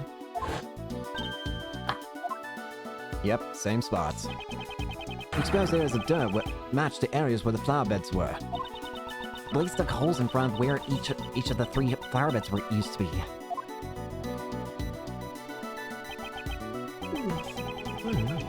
Exactly. Now, why would he do such a thing? I believe we have a piece of evidence that tells us why. Why did Blaze dig holes in the ground near the flower beds? There's gotta be testimony data we have, right?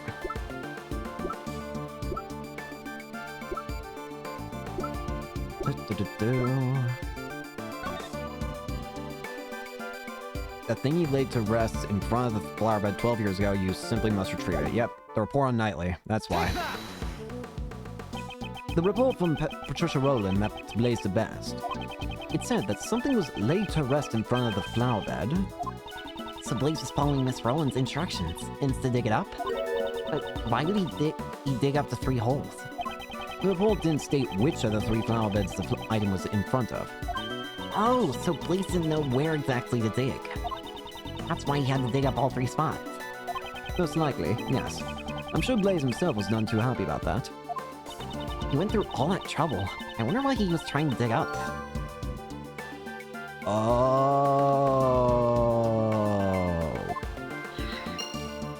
I think I got it. If I'm right, then that actually... Is it the brick? Nope, never mind. I'm stupid. My mind hurt!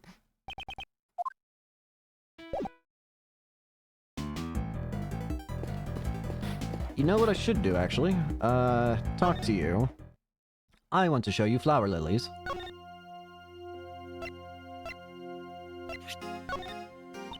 I suppose you would like me to tell you what exactly took place 2 nights ago, and my reason for meeting with the president.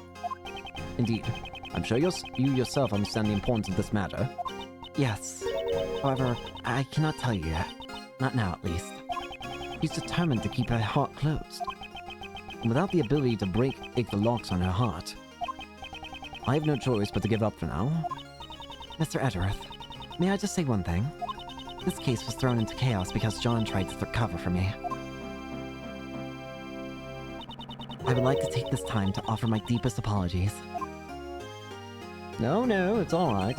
Do not worry yourself. My logic won't be swayed by a child's lies. Besides, I'm not so tactless as to condemn a child for trying to protect his mother. Besides, You were saying? No, pay no mind. Mother and child.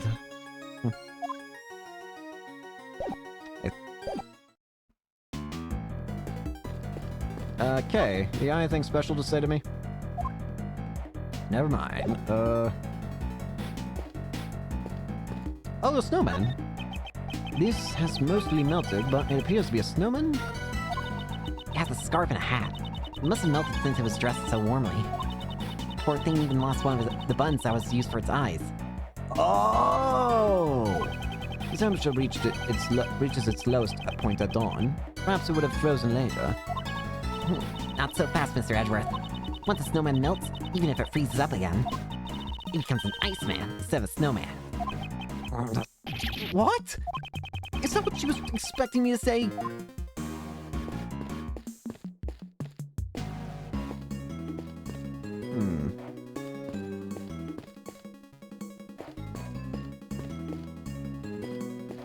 Where else to go? John, you got anything to say?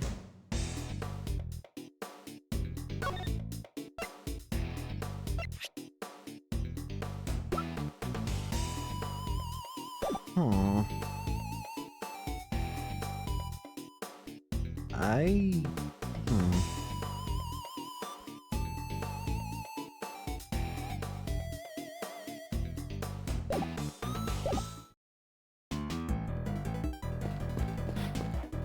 Oh, wait. This looks different. This pillar appears to be burned. Yeah.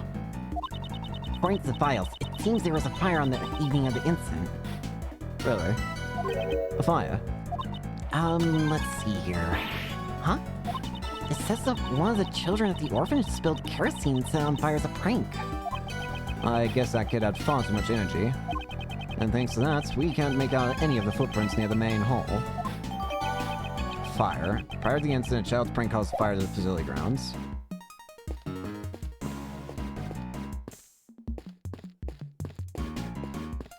Where else?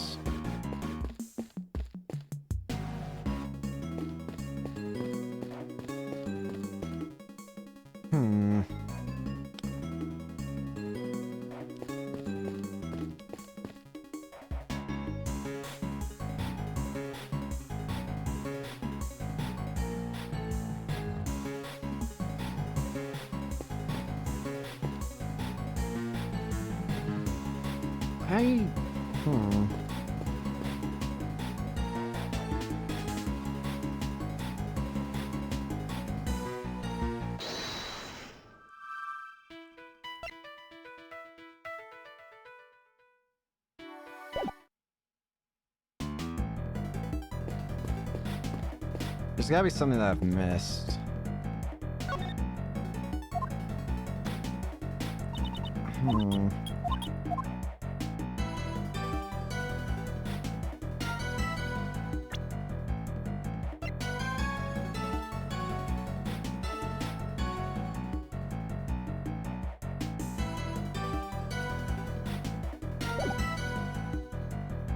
Huh.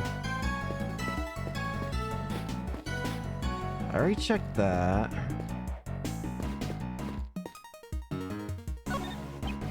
Flower bed.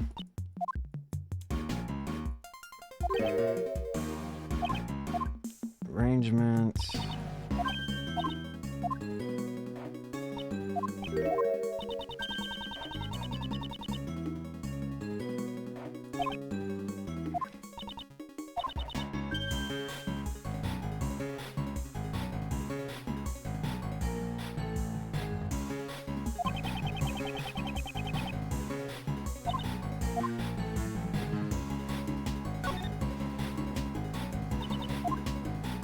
I don't know.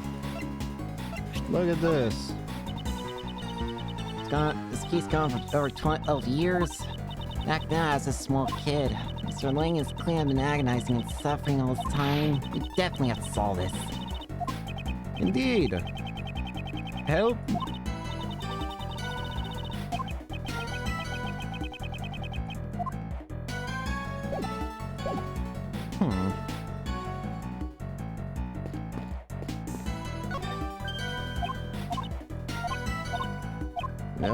No, no.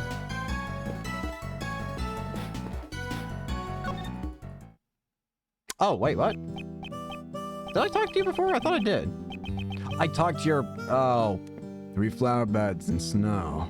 I talked to his henchman, not himself. Agent Lang. What's the matter?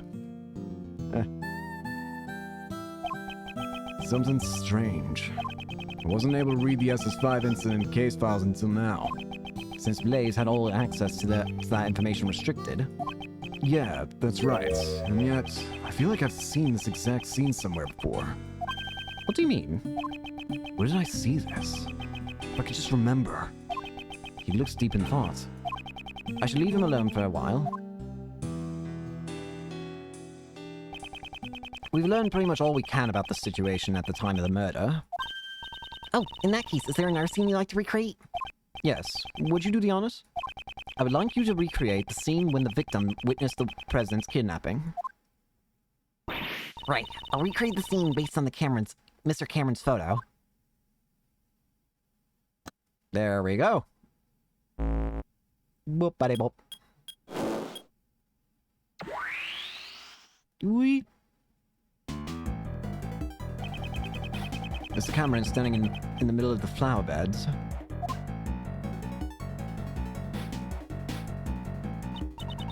And the president and his kidnapper are standing on the road.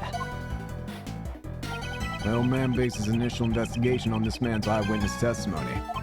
As a result, it led him to believe that the kidnapping and this facility were related. And that's how he came to suspect the head of the orphanage, Patricia Rowland. Yeah. But in court, Blaze the Best treated this testimony as if it meant nothing.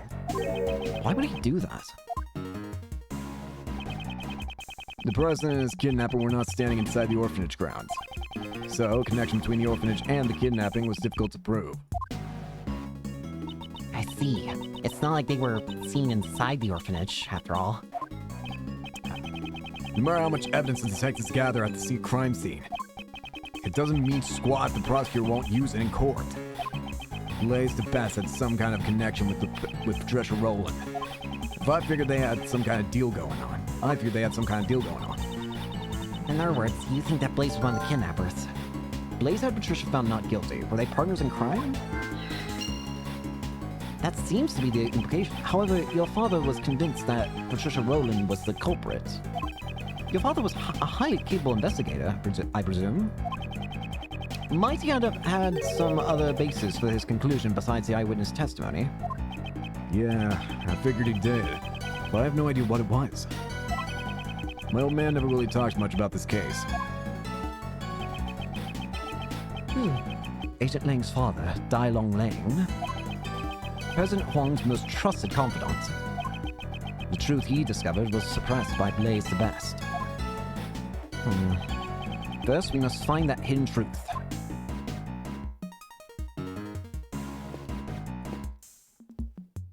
I think I want to see the snowman. Well, rest suspected every suspicious-looking nook and cranny. Well, let's look at the president stuff first. Yijun Huang. 12 years ago, he was still the president of Zingfa. Doesn't he seem a bit younger? Though it might be hard to tell since it's so dark. Indeed. And with the situation being what it was, his facial expression seems a bit strained. I wonder where the president was taken after this. We don't know that yet. However, if the answer to that question lies here, it should become clear when we continue the investigation. It's the president's kidnapper. Let's try drawing out whatever we can about the appearance. Right, I got it. Their appearance. First things first, the kidnapper threatened the president with a gun. Look at how they're holding the gun. It's like they're trying to show it off. Totally not cool. Unfortunately, we cannot see the person's face because it's hidden by their coat and hat. And look at that popped up collar. It's like they're trying to be all that. Totally not cool. Their body seems relaxed, suggesting that they had a composed mental state. They even have one hand stuffed in their pocket. Totally not cool at all. Okay, I'm sorry, but that's stuff I've drawn out from their appearance. That may be true, but... Snowman. About the snowman? When we recreated the scene where Mr. Cameron was killed, it already melted. Its scarf was all soggy and one of its button eyes was missing. Indeed. At this stage, it appears that most of its original form was still intact. Although, there's one spot that seems unnatural looking. Poor thing, I bet some naughty kid must have plucked it off. Although, from a thief's perspective, that kid does have some promise. Was it plucked off by one of the children at the orphanage? No, perhaps it was taken by an entirely different person altogether. Yep, that's what I was hoping for. The deuce. I have the button. The button is here. Cameron had the button. This snowman. Wouldn't you say it's missing something? Ah, its right eye is missing. Precisely. And what's more, that missing eye happens to be in our possession. The button that Mr. Cameron was holding onto. It's got the exact same design on it as the snowman's left eye. If we assume that this button was indeed the snowman's eye, a huge contradiction arises. If this button is the snowman's eye, what contradiction arises? Not that. I didn't mean to click that so quickly. The snowman is not in the wrong place. I'm stupid. Don't worry about it. I clicked the wrong button. It was a misinput. A misinput. Calm down. You calm down.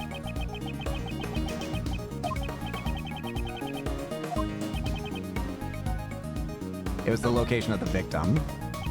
The victim was holding on to the button. Furthermore, the button was stained with blood. In other words, he grabbed the button after he was attacked. For example, if we were to picture it in this way, after being struck in the back of the head, Mr. Cameron lost his balance. As he was falling, he reached out his hand towards the nearby snowman. However, it could not support his weight, and he collapsed while still grasping the button. Huh? That means Mr. Cameron was near the snowman when he was attacked. Indeed, at the very least, he must have been within arm's reach. However, the body was not there. It's quite clear that he would not have been able to reach it from his current position. But Mr. Cameron's footprints only lead towards this flower bed. Can we be certain that those footprints really are Mr. Cameron's? It seems we'll need to investigate them one more time. Understood. I'll recreate the time the body was discovered in one more time.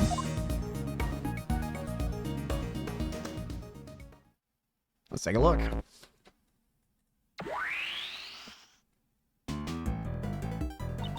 These footprints should match up with Mr. Cameron's shoes, right? Let's inspect them again. These footprints, are they really Mr. Cameron's? They're from size 11 shoes, and these huge footprints match up with the Mr. Cameron's shoes. No matter how you look at it, they're moving steadily towards the center of the flower beds. But when Mr. Cameron was attacked, he grabbed the button from the snowman. Even with a great beast peak and human conditioning, your arm can't just stretch that far. Let alone an ordinary civilian, it'd be completely impossible. The footprints come from the shoes worn by the victim, just as the case files say. However, does that mean Mr. Cameron was the owner of these shoes? We should re-examine the Mr. Cameron's shoes.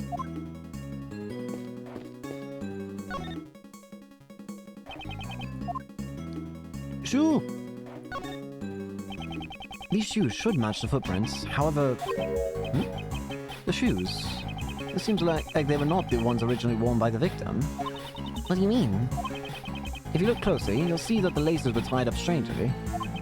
And the size doesn't seem to quite fit quite right either. If belonging to Cameron, culprit will likely place the shoes on the victim's feet after he died.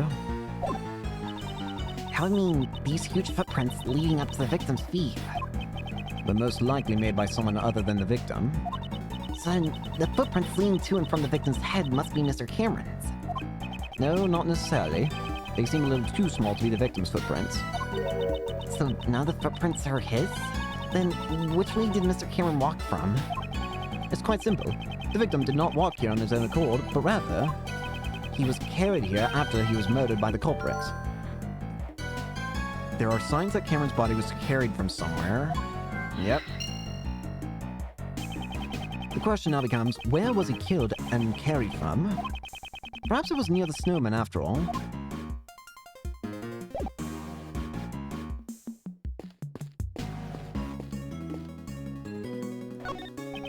Mr. Cameron's body was moved. If we consider the button he was holding onto, it's highly likely that he was killed near the snowman.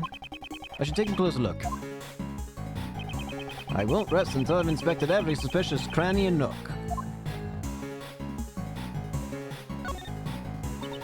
The snowman has become a sad sight to look at.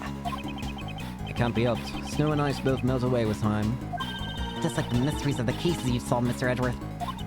As time passes, those mysteries melt away while you continue to keep your cool. You do realize I'm racking my brain trying to solve those mysteries during the case? Oh! Well, hello there! Huh? There's a brick missing here. One of the bricks near the snowman is missing. The rest are all in order. It's strange that only this one is missing. There's some size 7 footprints going back and forth. According to the police files, these are the culprit's footprints. Indeed. They seem to grow faint and disappear as they approach the road. There's not much snow left on the road after all. As expected, it'll be difficult to determine who these footprints belong to. Is that everything here?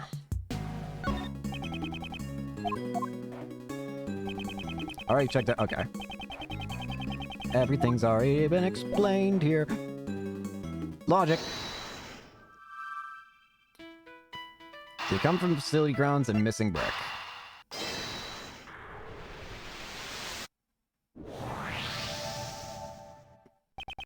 Perhaps the missing brick was the one used as the murder weapon. The brick used to kill Cameron was from near the snowman. Ah, yeah, it seems to be just the right size to fit in that gap perfectly. Let's head back to the other. Let's head back to the other time. Change it.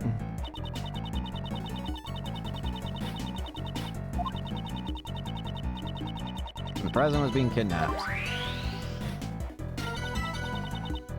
Recreate the scene. Cameron took a photo of the president from this spot. And he also called old Mrs. Crane, right? At that time, the killer was already behind him, Holding the murderous brick. Cameron took a photo. Nope, never mind.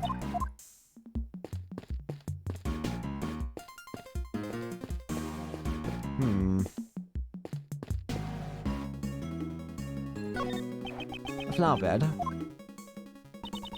According to that, this facility had 3 guards. Wait, this is the same dialogue.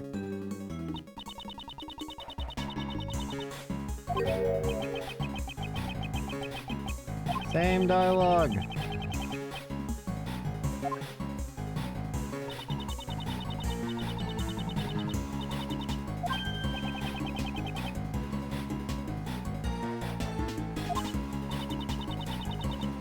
Same dialogue. Lying Lily.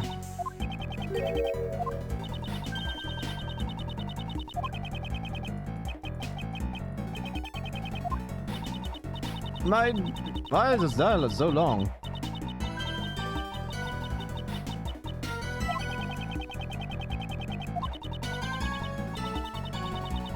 Hell. Hang on a second. There are signs that Cameron's body was carried from somewhere. The brick used to kill Cameron was from the nearby snowman. Okay, so it was from over here that the body was moved, right? There we go. As I thought, it seems the murder actually occurred near the snowman. Both the button Mr. Cameron was holding and the murder weapon came from there. Indeed.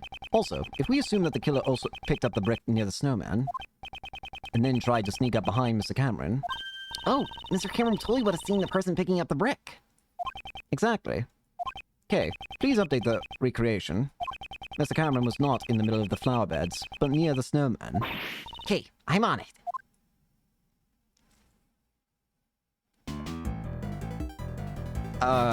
This is the weirdest looking scene I've ever seen. No matter how you look at it, this is strange. All the people involved in the case are gathered in the same place. Do we make a mistake here or something? One piece of evidence this recreation is based on is odd. If I had to choose which piece of evidence is fake, which piece of evidence is likely to be fake? Likely to be fake?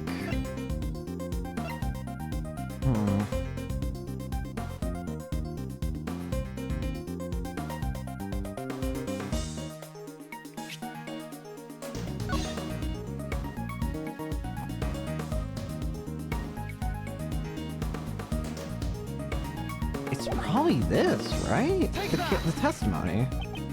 No? Take a look at this evidence. Don't tell me you're gonna say this piece of evidence is fake.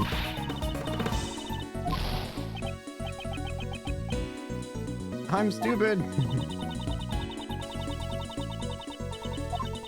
Oh, wait, the other thing. Duh. I'm stupid.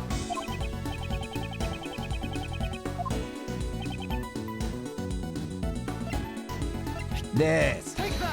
That's what I meant. Duh, sorry. Was this photo really taken by Mr. Cameron? Huh? What do you mean? We have proven that whoever killed Mr. Cameron also moved the body. For what reason would they have to deliberately move his body? Perhaps the culprit wanted to falsify the scene that Mr. Cameron witnessed. And that's why they took a fake photo. They made the president and stand under the streetlight, and took a photo with a Cameron's camera. It would have been quite simple. How you mention it? Mr. Cameron's camera only had one photo on it, right? Indeed. In all likelihood, the original roll of film had been removed from the camera. And after loading a new roll of film into the camera, the fake photo was taken. I see. So, this photo must have been taken after Mr. Cameron was killed, right? Yeah. Exactly. This was not the scene Mr. Cameron actually witnessed. It's likely that this photo is forged evidence. Then, where did Mr. Cameron witness the president and his kidnapper? The photo isn't the only piece of evidence that indicates what Mr. Cameron witnessed. Ah, the testimony left on the answering machine. Precisely. We should listen to the recording one more time and confirm what was said. Where else could the president and his kidnapper have been? And...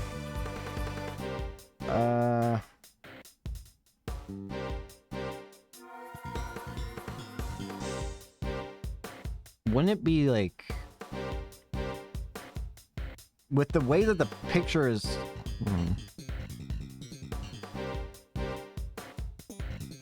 Oh! If he's down here... Ah! It's in reverse, isn't it? Mr. Cameron said this on the answering machine. The light just went off, and I can barely see a thing now. There are only two places here where the lights are broken. Yep. The light by the orphanage. Okay, could you please update the recreation? Roger.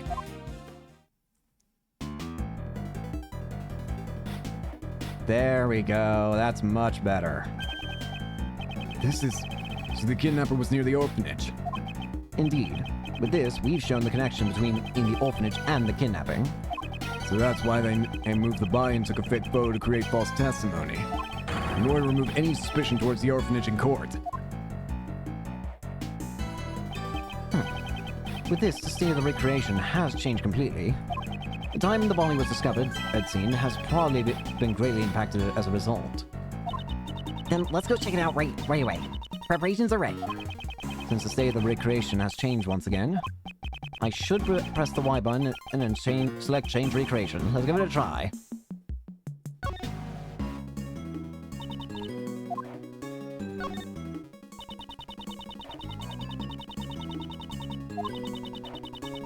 Do it!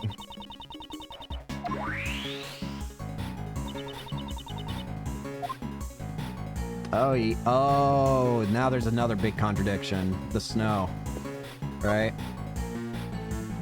I won't rest until I've inspected every suspicious-looking nook and cranny. The blood splatter above the snow.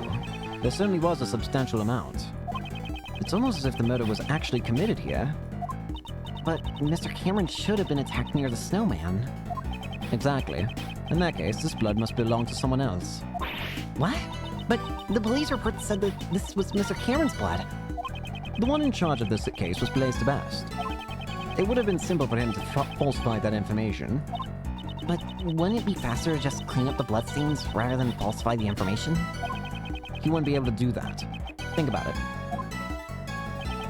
Blaze knew that Mr. Cameron's body would be discovered here, in which case, the forensic department would naturally become involved. Ah, a luminal reaction. They would have discovered it with the power of science. Precisely. It would have been difficult to completely erase all traces of the blood. However, falsifying the results of a blood test would be much easier in comparison. He would just have to switch the results from the forensic reports. Oh, what a bummer. Knowing these documents I read were falsified.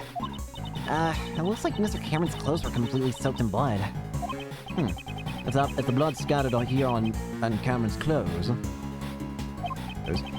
that would mean at the time the bloodstains here are not dried yet. I see. So then, this certain somebody's blood was splattered here just a short while before Mr. Cameron was murdered. Indeed, that's exactly right. However, if that's the case, won't a new contradiction arise in this recreation? After the crime scene 12 years ago belonged to someone other than the victim. Another contradiction.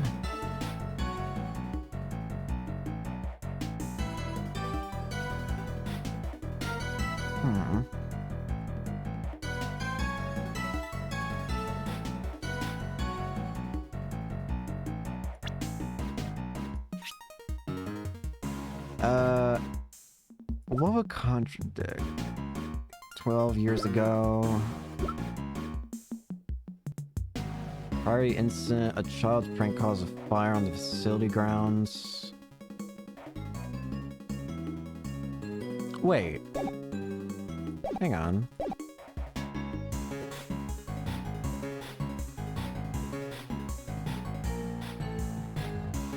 Let's see something. Can we go back real quick? Just for like a second.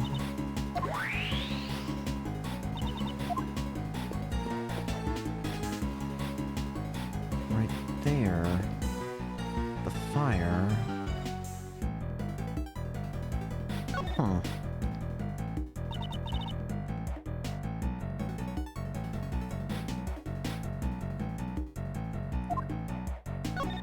I think I see the problem.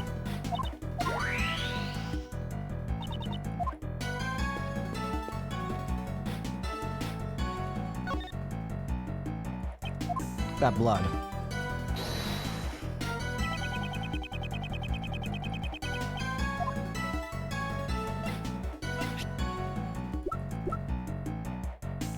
Prior.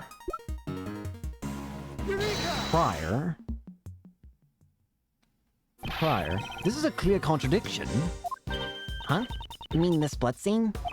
Do you see how this bloodstain is broken up by the remnants of the fire? Yeah. This is proof that the fire occurred after the blood had scattered around the area. Huh? But I thought the fire occurred before the murder. It seems the information is suspect as well. If the fire had broken out after the murder, then the child who started the fire should have seen the body and the bloodstains. why then did they not come forward as a witness? It's likely that they would have put a blaze at a great disadvantage. Guess we'll need to investigate this fire in more detail. Hey, you. Yes, sir. There should be some records of the fire in the police department under a different case file. I want you to bring me every last investigation report about the fire. Understood, Shifu. Oh, and one more thing. What is it, sir? Contact the house of Lang and Zing Fa. There should be evidence from the case in my old man's room. What do you mean? I just remembered. Why I recognize this scene. A long time ago, I saw a picture in my old man's room. There's a drawing resembling this scene. What'd you say? However, I think it looks like something a child drew. So the kid was a witness, whoever the kid is. A child? Then the artist may have been the culprit behind the fire. It should still be somewhere in my old man's room. Have him send it over here. Sir. Running! Alright. In that case, what else of note? Let's look at the body, I guess. Originally, Mr. Cameron's body was here. In order to be consistent with the fake photo, he was moved to the center of the flower beds. Then the footprints going back and forth from the body, could they be? Indeed. There's only one possibility at the moment. These footprints were probably left when the body was moved to the flower beds.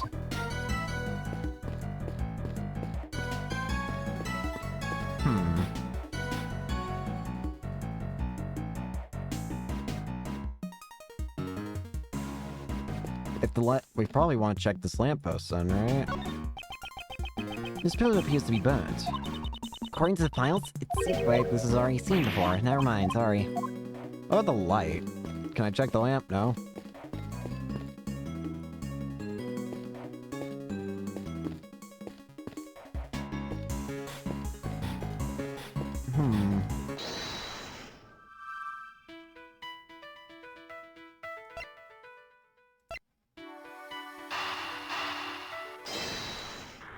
Did I already put these together?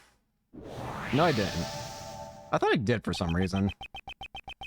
That's the reason why I wasn't putting them together, but I thought I did. Oh well. If we suppose that Blaze was one of the kidnappers, it becomes more likely that what he dug up yesterday is connected to the abduction. Ah, What is it? I figured it out. It was treasure. Treasure! Couldn't Blaze have dug up the ransom money? The $100 million ransom, buried in the ground until the heat had died down. It's certainly possible. I know, right? I see. Ransom money.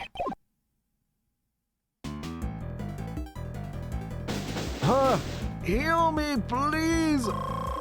Oh, nice and healed. Alright, I think we're done with the recreation.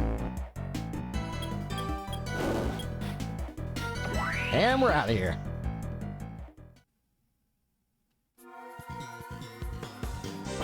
Shifu, I'm back! I brought the info on the fire the kid started in the photo of the drawing in your father's room. And also... Oh, I've been waiting for this. Hurry up and hand him over. The information held by Agent Lang's father. This is it. This is exactly what I remembered. It's President Huang. Oh. It's a man with a knife and a dog? Black dog? Oh. Wait, black dog? Oh, wait, is that supposed to be... You think that's supposed to be Dogen? The guy's got a black knife. It's a bit underneath the text, but a man with a knife and what I would assume would be a black dog or creature. But we know that Dogen has a black dog. Also, the president looks to be holding that toy. That one toy. This was the picture drawn by the child, depicting the night of the incident. Sure looks like it was drawn with a child's touch. As I thought, the one who drew this is most likely the child who started the fire. Yep. I think that might be Dogen.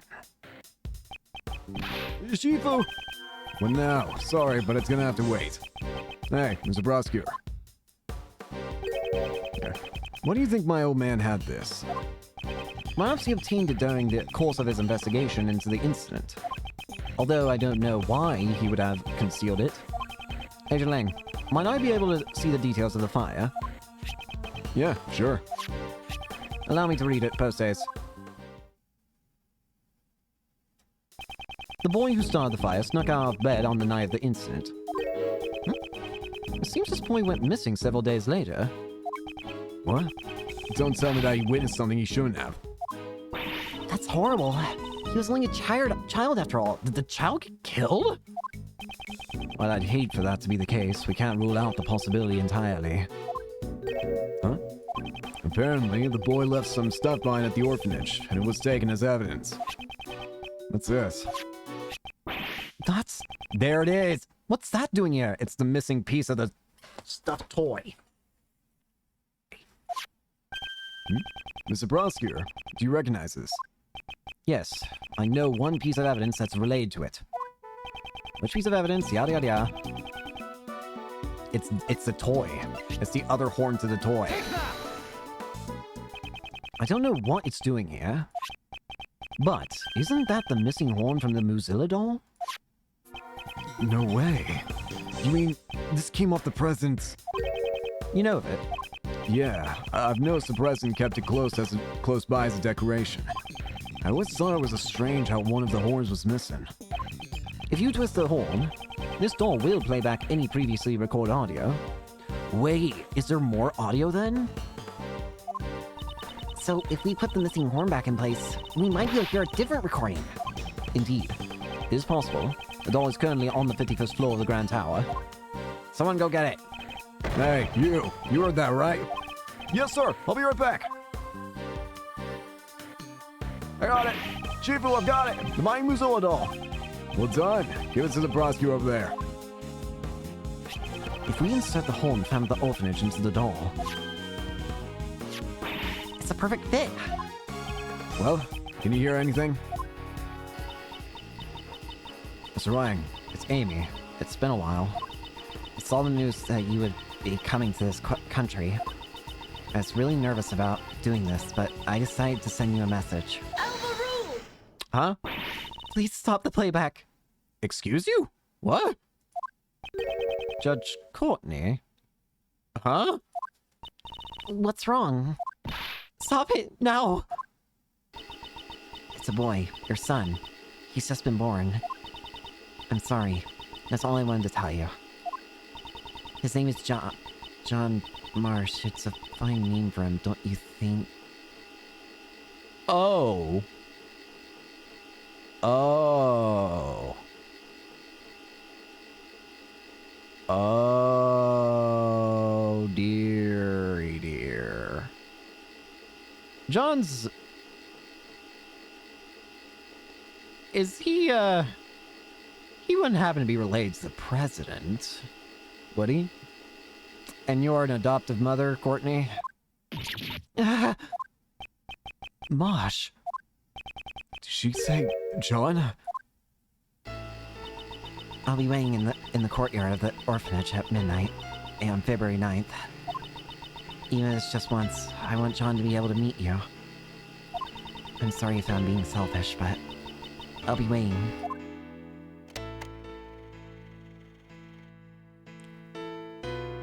No way. That was my... Your dad. John... What's the meaning of this? Who's Courtney? John is not my biological son. He's adopted. Did John know about this? Of course he knew. John's mother, Amy Marsh, passed away about 5 years ago. She and I were cousins. Since we were young, we've always been really close. We were often mistaken for sisters. That's why, when she passed away, I thought it was only natural that I look after John. Also, there were circumstances which prevented me from revealing his father's identity. He was the president's son. I never even told John his father's name. Dijun Huang. And now it's all been revealed, thanks to the recording on that doll. Did John's mother send the doll to the president? Hey, John, was he the president? Really my dad? Yes, he was. Before you were born, Amy worked as a diplomat in Zhangfa. A diplomat? So that must be how she became acquainted with President Huang. Hang on, didn't you tell me she worked at the orphanage? Yes, after returning to the country, Amy left her job as a diplomat. She always had great passion for charity work, so she began working at the orphanage. Huh? Hey, Miss Courtney. So this Amy girl, she called the president there herself, but she never showed up at the scene of the SS5 incident. What's with that? Amy couldn't make it. Apparently someone had been following her the whole night. Perhaps it was Blaze. I can't say for certain, but it's possible that it was his doing. After that, Amy never got another chance to see the president again. So she died 5 years ago. This conversation must be painful for John. Oh, right. Hey, John, you thirsty? How about I buy us both some juice? We can go together? I'm a part of this too. I'll listen to it until the end. Besides, I can afford to buy my own juice. Uh-oh. Shot down by a kid. Well, what now? John, do you understand the reason I met with the president 2 days ago? The secret meeting from 2 nights ago? I wanted to tell him about Amy's death and that you're alive and well. But I see. That's why you couldn't tell us your reasons for meeting with the president until now. I get it. She would have had to reveal his connection with John. I brought a bouquet of lion lilies so that he would understand that I truly did know about Amy. Oh, Those flowers are a dear memory to the president and Amy. The first present she received from the president was a bouquet of lion lilies. But now, even he has passed away. If only he were still alive. Perhaps I could have introduced him to John.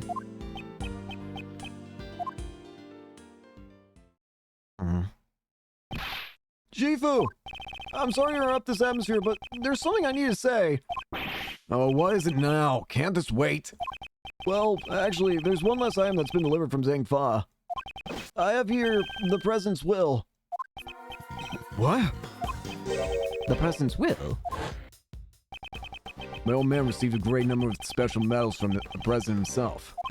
As a token of his trust, the president left his will in the protection of the Lang clan. Oh, so what's it say? Those medals in that will, they were the pride of our clan. Our family treasure, so to speak. So what's it say? This is... Agent Lang, does that will have something to do with the current case? You bet it does. It says here, I hereby acknowledge John Marsh as my own son. What? John's name is in the president's will. Are you certain that that will was written by the president? Yeah, he entrusted it to the Lang clan even before the SS5 incident took place. They'll have to phrase it back home, but by the name of the Lang clan, this is the real deal. Yizhu Huang was the president of an entire nation. The existence of his son would have caused considerable controversy. However, he left behind a will just in case. This makes it double sure. I still can't believe it myself, but there's no room for doubt. John Marsh, you are the son of Dijun Huang, president of Zhengfa.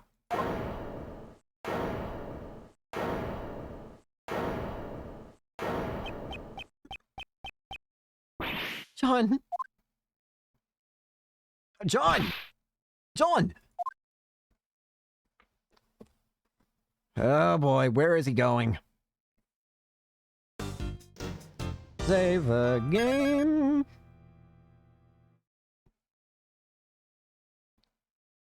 John. April 6th, 4:51 p.m. outside Grand Tower. Temporary film lot. Hey, John. John. So that guy was my dad. He found out about his own birth so suddenly. And furthermore, his newfound father is no longer in this world. I'd always been searching for my dad. John. Get it, alright? He's the president. I know it's a complicated situation.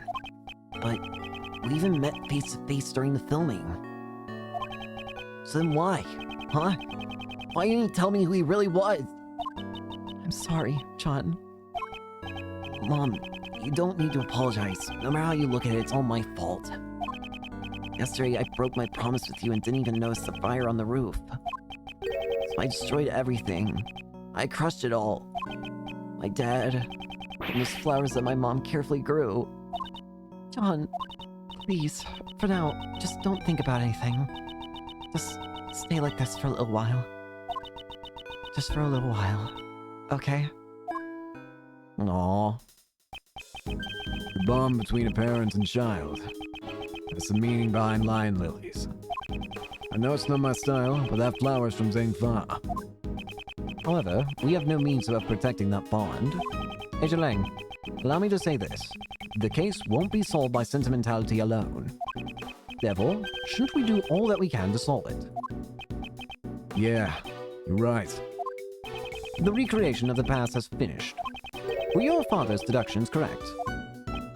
The old man took his deductions to the grave. He never told anyone about them. So, who knows if they were right or not. In that case, what about your own deductions? I would like to hear what you think happened based on the recreation, in order for us to get closer to the truth of 12 years ago. Yeah, I was thinking it's about time. I can see it now. My old man's back. Real close. I'll catch up to him for sure. To the truth that my old man uncovered. Let's do it then, Lang. Truth of the SS5 incident. There's no mistake that the president went to the orphanage.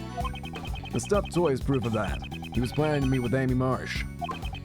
However, the president was kidnapped, and Cameron just happened to witness it. If Cameron hadn't been there, it probably would have just been a kidnapping with no murder. Afterwards, the body was moved to the flower beds and a fake photo was taken. Was that what really happened that in 12 years ago?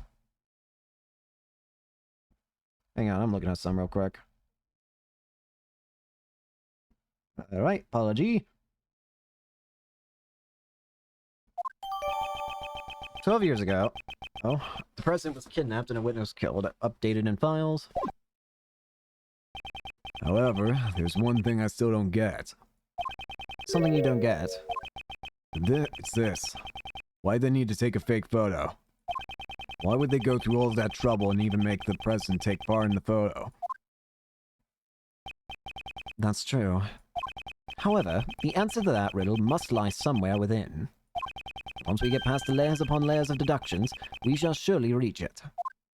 Yeah, that's right. I'd like to hear your deductions as well. Then hear them you shall, my friend. Truth of the SS5 incident. There's no mistake that the president went to the orphanage. Hold it! Agent Lang, I'd like to verify a few things that may have seemed obvious at first glance. Are we certain that the president actually went to the orphanage? Okay, I get it. You're saying you want proof? Everything's always demanding proof from Mr. Edgeworth, after all. You didn't have to tell him that. The stuffed toy is proof of that. He was planning out to meet with Amy Marsh. Hold it!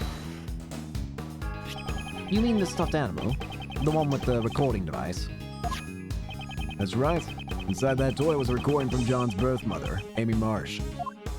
Indeed. She said that she would meet with him at midnight. Wow, you two are perfectly in sync. The truth is becoming clear, like you're peeling off the layers of a scallion. Okay, a scallion doesn't have anything on the inside. Please don't make such a foreboding analogies. The truth is becoming clear, like you're peeling off the skin of a wolf. Can you stop making these foreboding analogies? Let's get back on track. Aside from your skin-peeling assistant, keep her away from me, please. The president was kidnapped. Hold it!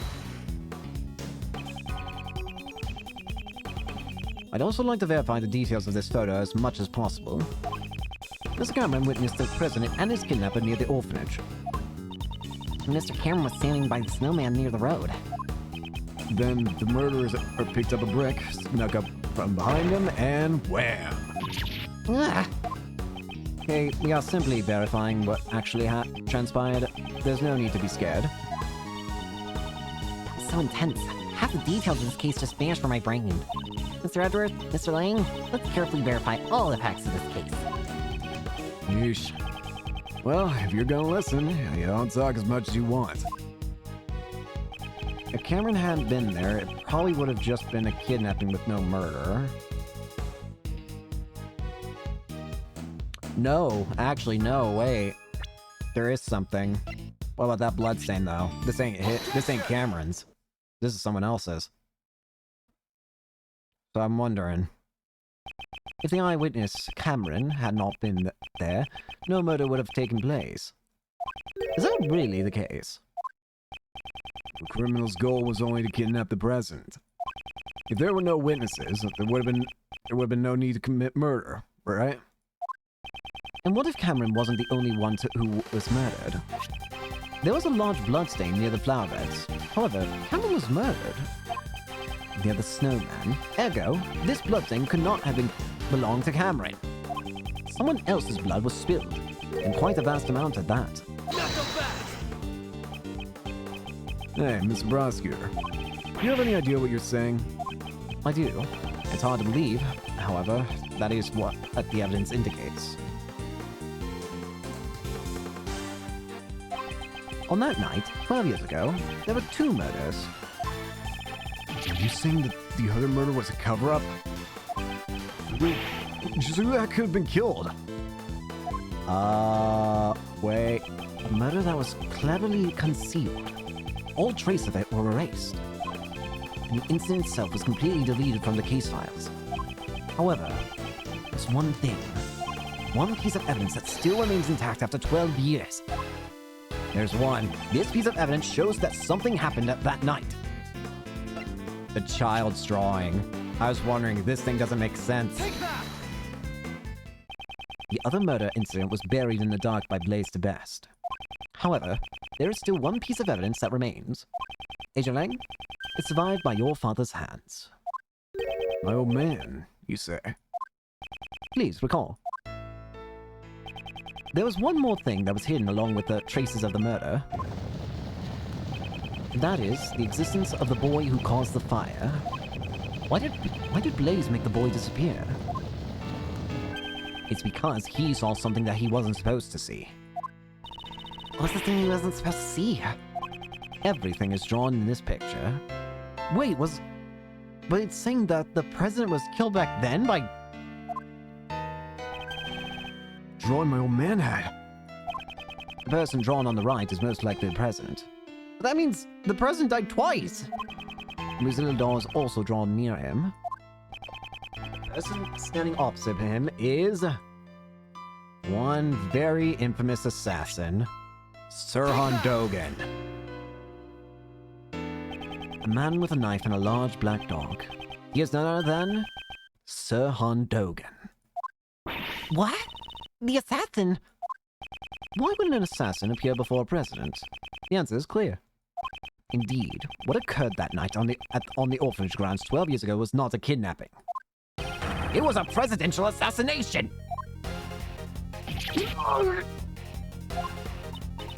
Mr. Rowan and Mr. Blaze were... Yes, the two were likely partners in crime.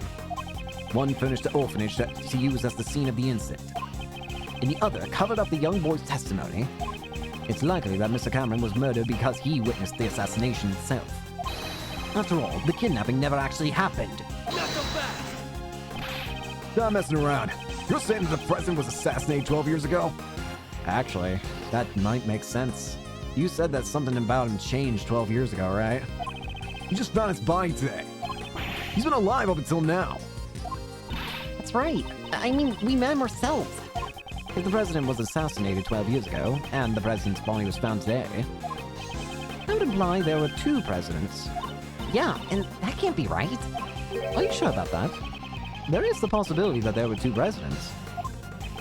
That's right. Up until now, I've been getting a strange feeling from the president. Even so, I still respect the man. St. Paul's a small country. He carried the nation with his strength.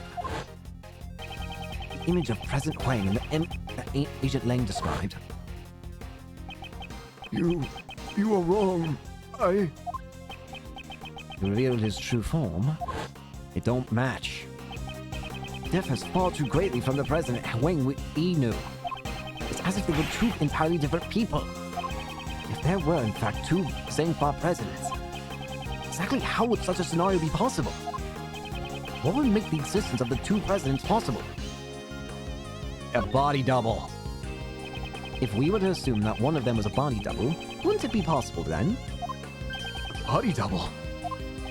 President Huang possessed an immense power and authority in Zingfa. I'm sure there were those who envied his position and made attempts on his life. Yes, just as he was attacked a few days ago at Gold Lake. It's true. There were those who sought Wang's life from time to time. But I can't easily believe there were two presidents. At least not without any evidence. Do I have evidence that proves that there were two presidents?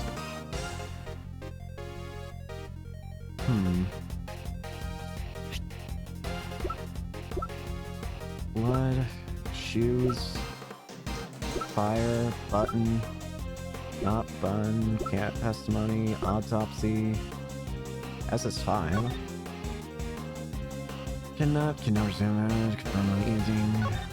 President point him at midnight in the courtyard of the orphanage to meet with Amy Marsh. Direct camera was a witness, his body's in...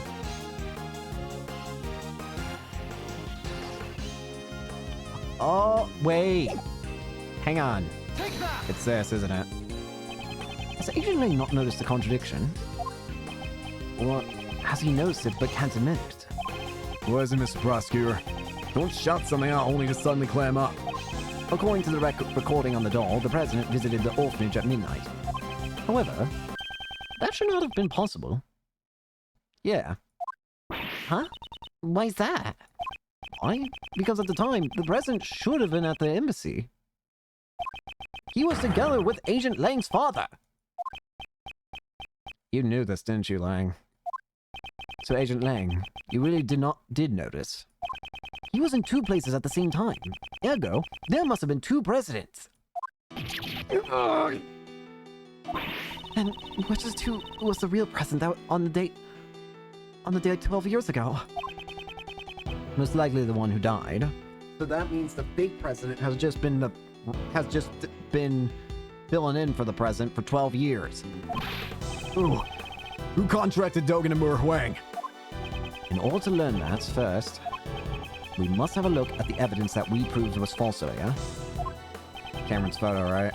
And the piece of evidence we know to be false is just Cameron's photo.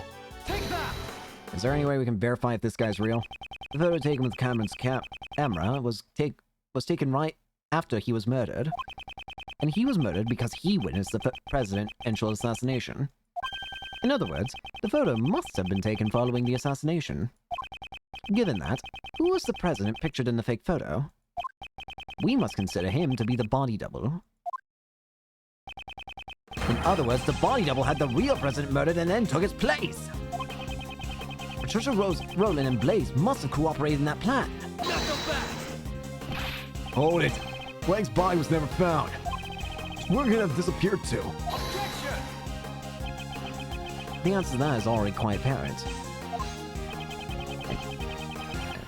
This is where the real president's body was.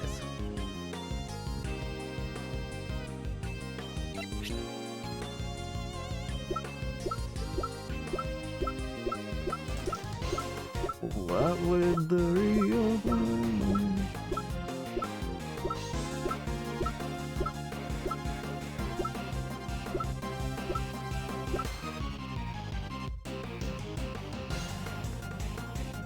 Oh, this is why he was digging. It wasn't ransom money, it was a body. Last night, there was something Blaze had to unearth with his own two hands. That item was not the ransom. It was something far more important. It was a dead body. So Blaze buried the real president's body. The possibility is quite high. What'd you say? The bones from the body buried 12 years ago would have still remained. According to Mr. Powers, construction was to begin soon at the slot. That was the deadline, both for the movie and retrieval of the body. They would have found the body when they started the construction. Agent Lang, let us search the footprints that Blaze dug up. Yeah. If the body was buried there, there'd be traces of it. Hey, somebody call forensics. I have the results of the search.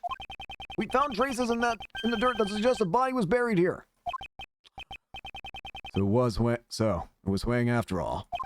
We also recovered the skeletal remains that Blaze the Best dug up. They were in his home.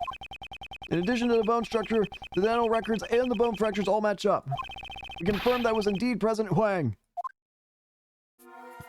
So the real President Huang was indeed killed 12 years ago, and that's why he suddenly changed 12 years ago.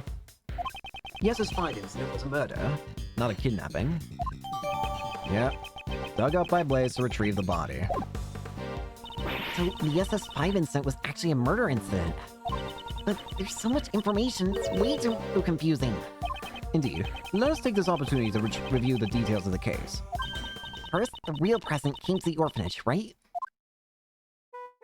Yeah. 12 years ago, the true President Huang visited the orphanage in order to meet his son. The footsteps in the snow that we thought belonged to Mr. Cameron were most likely made by the President at that time. President Huang was supposed to meet his son here. However, the one who actually showed up was the assassin, Sohan Dogan. Came here to meet his son, but was murdered instead. How horrible. A man like Dogan shows no mercy. And after that, the second tragedy occurred. You mean Mr. Cameron's murder? Indeed, Mr. Cameron saw the decisive moment. After the real president was killed by Dogan, his body was carried to the courtyard by the team of kidnappers. Mr. Cameron must have witnessed that moment from the orphanage entrance. Yep, and that's why he also had the button. Although he himself believed that he had actually witnessed the kidnapping. Furthermore, by this time, the other killer, the body double who had come to meet up with Blaze and Miss Roland, was already standing behind Mr. Cameron. And then the witness to the incident, Mr. Cameron, Was killed by the body double. So, was Mr. Cameron's corpse also carried by the body double? yes, that seems likely. But there wasn't anything at the crime scene that looked like the body double's footprints. I already figured out how he accomplished that. Oh, wait, I think I know. There's a piece of evidence that would have made it possible. I think I remember. There was something very odd about one piece of evidence. What did the body double use to move the body without leaving any footprints? He simply wouldn't have used his own. Take that! This is almost certainly how the body double carried Mr. Cameron's corpse. After Mr. Cameron was killed, the president's body double carried him into the middle of the garden. I suspect the body double was wearing the same shoes as the real president at the time. If he made sure to step precisely on top of the footprints left by the real president, Since the shoes were a theme. it would be perfect. Like nothing ever happened. There would only be one set of footprints left behind in the snow. I think I got a pretty good grasp on the SS5 incident now. But there's still one thing I don't get. What's that? Why did they need to stage the abduction? Because Mr. Cameron witnessed the incident. He saw the president at the orphanage. He left behind witness testimony on Miss Crane's answering machine. Even Blaze couldn't make that disappear. Ergo, the body double needed a reason for the president to have been at the orphanage. And that's why they prepared the fake kidnapping charade. Yep. The people in the fake photo are the body double, and most likely Patricia Rowland. The person in the coast, Miss Rowland? What makes you say that? The two would have to leave the orphanage in order to take the picture. Just like when he moved the body, the double was used the real president's footprints. So the second set of footprints must belong to the person in the coat. Indeed. We originally believed that these footprints belonged to Cameron's killer. They were size 7 footprints, too small for Blaze's feet. Thus, we can presume that the person playing the part of the kidnapper was Patricia Rowland. Hidden in the shadow of the presidential kidnapping was a presidential assassination. I see. That's why my old man... Why he what? The old man must have realized that a murder had taken place. After all, he had the kid's drawing. However, that picture was never presented as evidence. Your father likely took it from the young witness during the investigation and hid it. He had to have known that Wang was dead. What if he had revealed that back then? Revealed the death of the president to the backbone of Zhengfa? It would have caused chaos. And that's why my old man took that secret to his grave. He even took the blame for the kidnapping, knowing that would be the fall of the House of Lang. So this is the truth that Agent Lang's father hid 12 years ago. And now it's all become clear. Mm-hmm.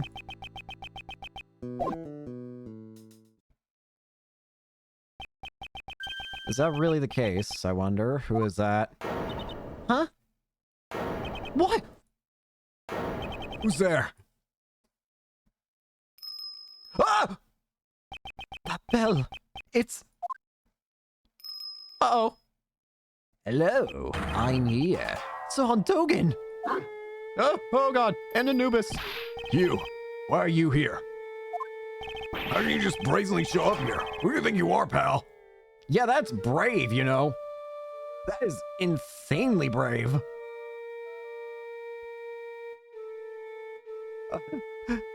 I am an assassin. I'm just going to walk up to police. I found the conversation most intriguing. I just, well... Are you feeling nostalgic about an old murder of yours? You're the one who killed Wang. Nostalgia? I think not. You are speaking about the person I am searching for. You're searching for someone? I escaped from prison in order to meet with a young acolyte. The one who wore the red raincoat.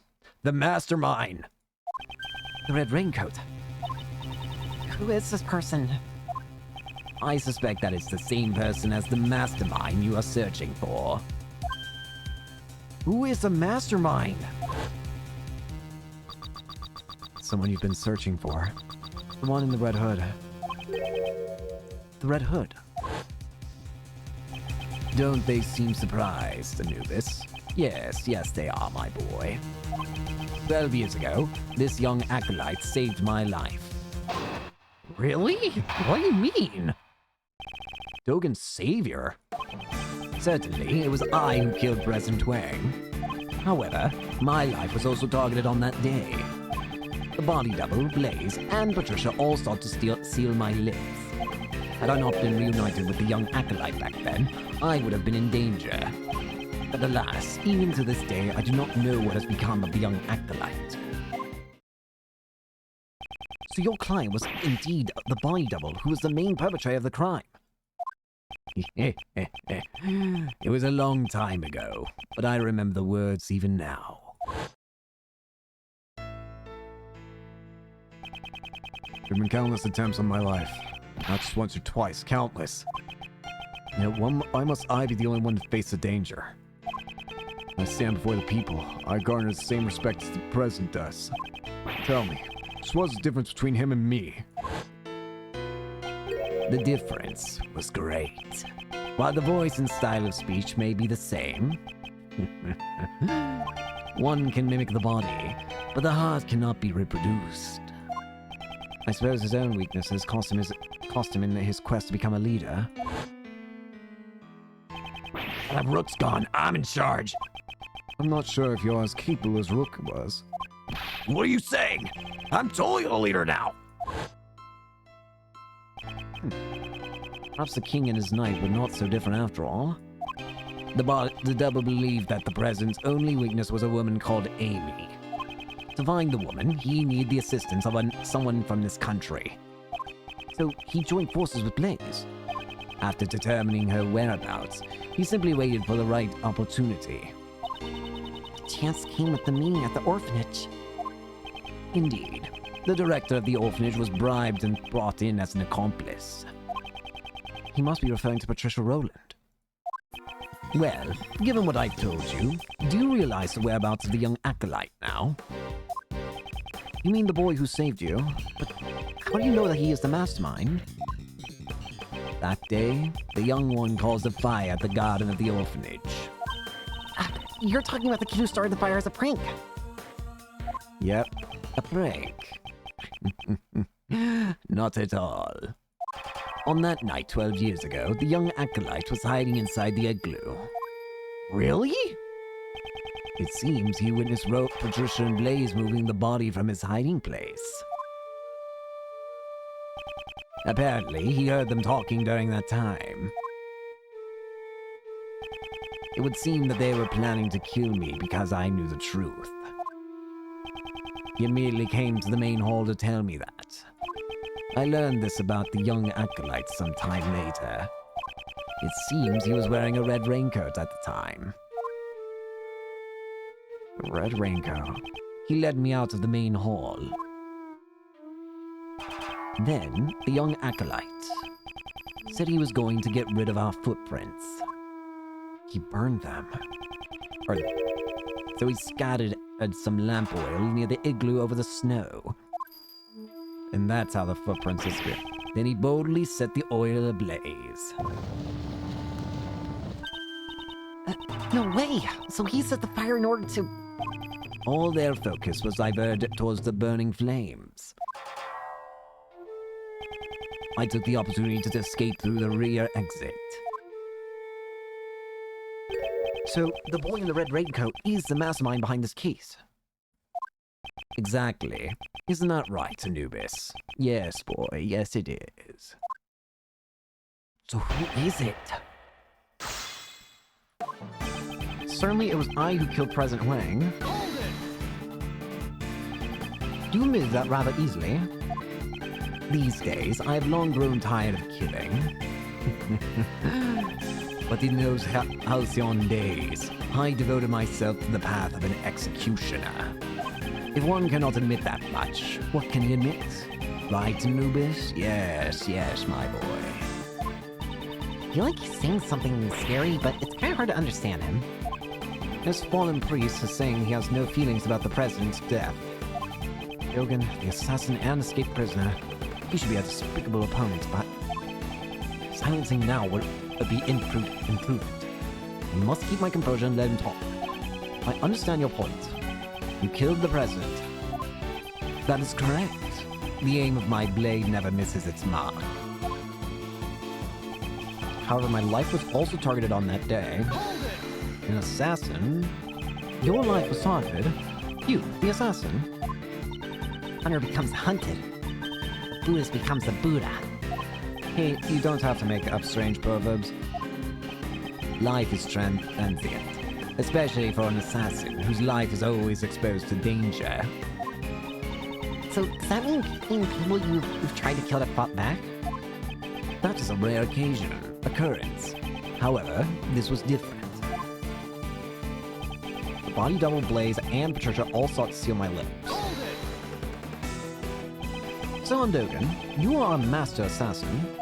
As such, could you not have evaded an attack from those three and fled the scene? You greatly overestimate me. Without Anubis by my side, I would not even be able to walk about. If those three were to attack me all at once, I would not stand a chance. I see. So even an assassin will fall to superior numbers in a frontal assault. I suppose one could say that. I, Sir Undogan, would have suffered a shameful defeat. Had I not been reunited with the young acolyte back then, I would have been in danger. So who is it? Do you have a name? Reunited? So, when did you first meet him? That would be 18 years ago, on the 24th of December. That was a rather long time ago. On that day, our roles were reversed. I saved the young one's life. Really? You saved their life. How? There was an unusual snowstorm on that day. The temperature was well below freezing. I took Anubis for a walk in the snow. That's when Anubis noticed something and started running. I followed after him and found a car. I had great difficulty opening the door. It was frozen shut. Aww. In that back seat, There were two young children shivering from the cold.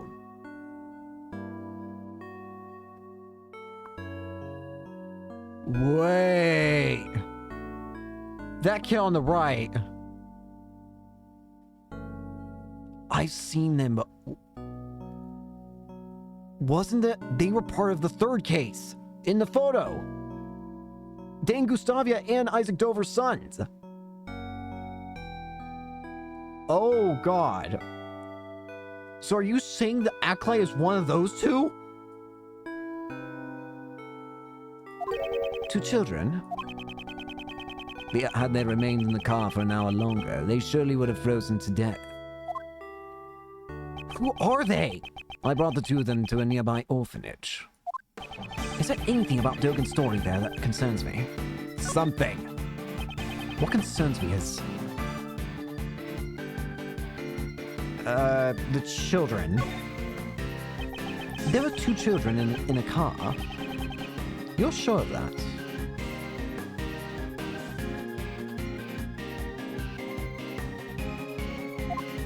It may have been 18 years ago, but I remember it clearly. There were two children in the car. There's no mistaking it. Does the good prosecutor have a problem? Oh, wait a minute! No. Are we done talking about this? The date. 24th of December. I remember now. That was the day of... That was the day that Isaac Dover was murdered. There's no mistake. Could that mean... I know. The significance behind that date. What shows the significance of the date when Dogen found the children? The IS-7 incident. Take that! That day, a certain incident occurred. A sculptor was murdered. During that incident, two young boys went missing. And those are who you saved. The sons of the victim, Isaac Dover, and the culprit, Dane Gustavia. We never did find out where those two boys went after the case 18 years ago. Now we know. Oh, they were the sons of a victim and a culprit. It all makes sense now. What makes sense? One of the youths was bound so that you could not move. Mr. Dover did it so that Mr. Gustavia's son couldn't come to the contest venue. Indeed. Gustavia was using his own son as a taste tester. To think that was what had transpired. Neither child seemed to recall what had happened. They lost their memories. The Acolyte told me this when we were reunited 12 years ago. The pair were placed in an extreme situation, on the verge of freezing to death. That trauma led to them both suffering from amnesia. Neither could so much as remember his own name. So they didn't even know that they were the sons of Mr. Dover and Mr. Gustavia. So does that mean our mastermind is the one of those two sons? Indeed. While we cannot say conclusively, the probability is quite high. However, we still don't have enough information to deduce the mastermind's identity. Dogen, would you please continue your story? Very well. We've got to be getting close, though. We have to be getting close. Dogen and the Acolyte. I continue my correspondence with the young Acolyte even after entering the prison. Recently, that has all come to an abrupt halt, however. It left me quite concerned. Furthermore, those involved in the crime 12 years ago were all drawn into incidents one by one. I grew more and more curious, and so I absconded briefly from the prison. There's something that immediately set me off that's concerning to me. Those involved 12 years ago were Patricia Rowland, Blaze the Best, and President Huang's body double. And Miss Rowland was the warden of Mr. Dogen's prison. I blackmailed the warden. That woman had tried to kill me. Perhaps a good prosecutor has already deduced the reason. You murdered President Huang. However, the world still believed he was alive. If you were able to prove that the president was a fake, both Patricia Rowland and Blaze the Best would have been in danger. That is correct. And I had heard the proof with my own ears. I'll be waiting in the courtyard of the orphanage at midnight on February 9th. Even if it's just once, I want John to be able to meet you. I'm sorry if I'm being selfish, but I'll be waiting.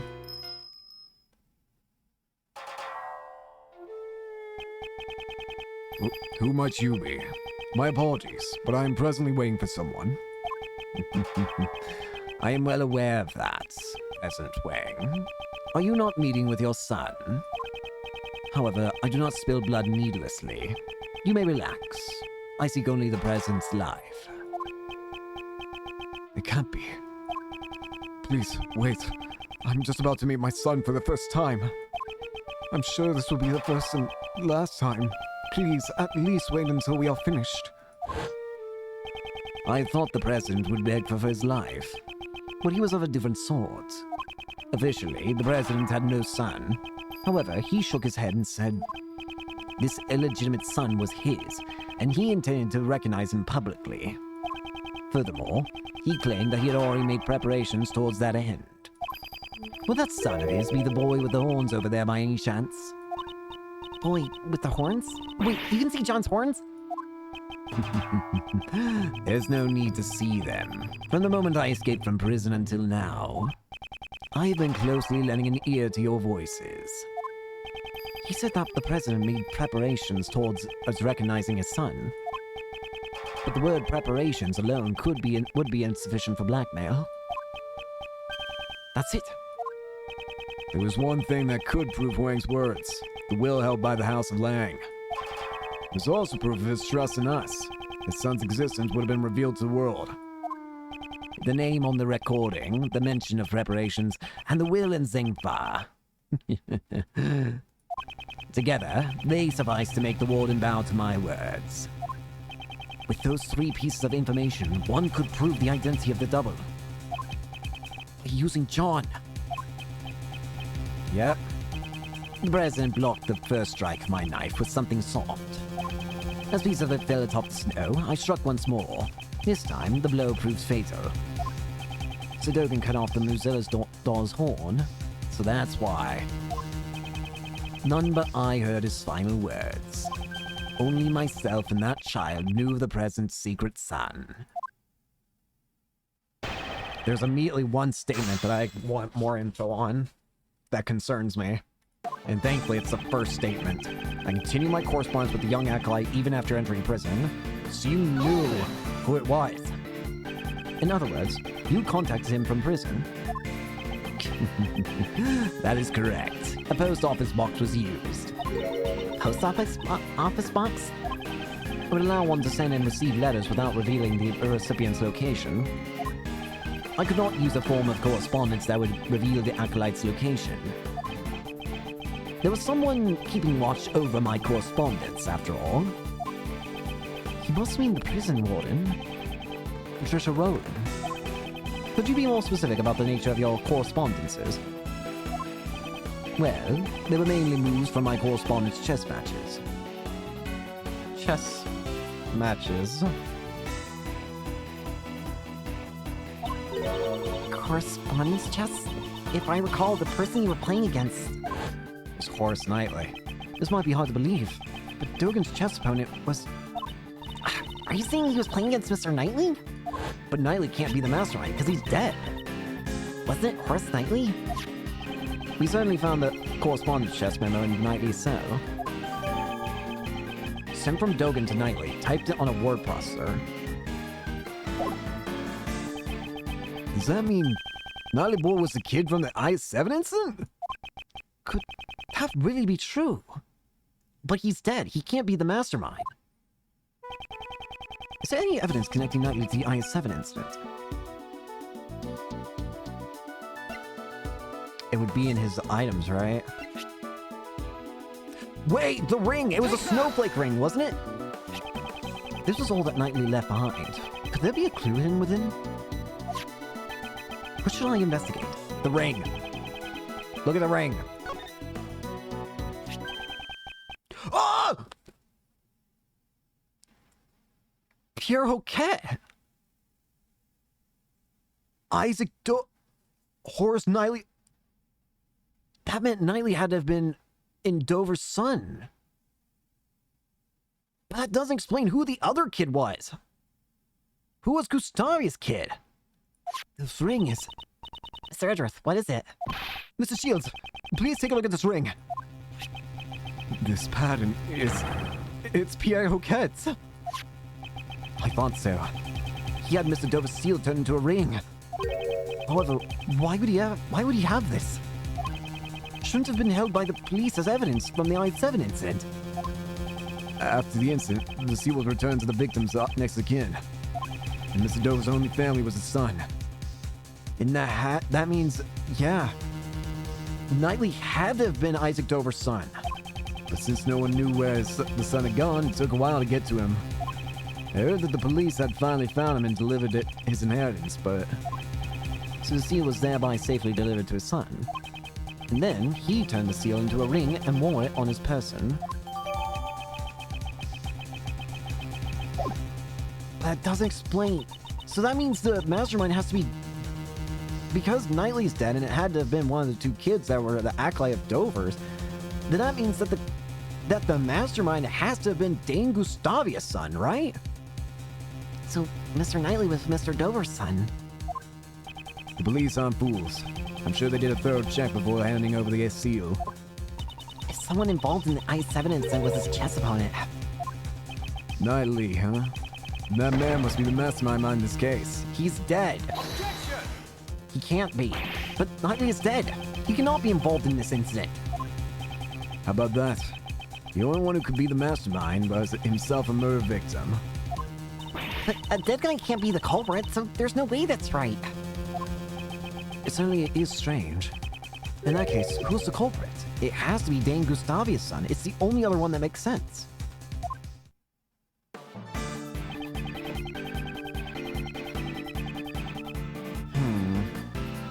Recently, that has all come to an abrupt halt. However, it left me quite concerned. It came to a halt. Now, of all times. Quite odd, is it not? Anubis told me again and again how odd it was. Hairy dog talked? Was he like something's odd wolf? I can understand Anubis's heart, even if he does not voice his thoughts. Then there's something I'd like to ask, just in case. Your scary dog's staring at me right now. He's not saying I'm hungry. I want some meat, right? Perhaps. Mr. Edgeworth? Don't hide behind me. Seems she's not much good with the assassin's dog. Good boy, there's a good boy. So then, at any rate, my correspondence with the Acolyte suddenly came to an abrupt halt. Furthermore, those involved in the crime 12 years ago were all drawn into it one by one. That certainly does seem too much for a mere coincidence. The body double of Di Junhuang and the president of Xingfa faked an assassination plot. Patricia Rowland, the prison warden, murdered Horace Knightley. Blaze the Best, the chairman of the PIC, murdered Jill Crane.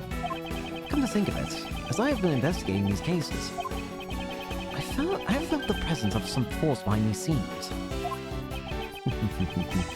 Even within the prison, I could tell that this was of no insignificant event. I grew more and more curious, and so I absconded briefly from the prison. Absconded briefly from the prison? I cannot forgive such a criminal act. You stole your way out of prison? I cannot forgive such a thieving act. Relax, no one was hurt. I merely have connections that allow me to set foot outside. But even so, you can't just escape from prison, pal. Arrest him! Arrest him! That won't be necessary. Once my business is done, I shall return to my cell. You try and make fools of us? Prison isn't the kind of place you can just enter and leave at will. The wolf may say that. But one can see that the wolf and his pack also share an interest in the tales of my past. Agent Lang, Detective Gumshoe. There are still a few things I must ask Dogen. Please postpone it matters until then. Yes, sir. I knew you'd say that, Mr. Edgeworth. Damn it all. No, I'm not taking my eye off you for a second. Writing letters in Braille can be a rather enjoyable pastime. Excuse you, when did you say this? Excuse me, but you wrote your letters in Braille? Wait. You wrote your letters in Braille? You wrote your letters in Braille? Indeed, for I possess the tools necessary to write in Braille. Wow, so you need to use tools to write in Braille. I never knew. Then, would you please tell us what you wrote? Everything.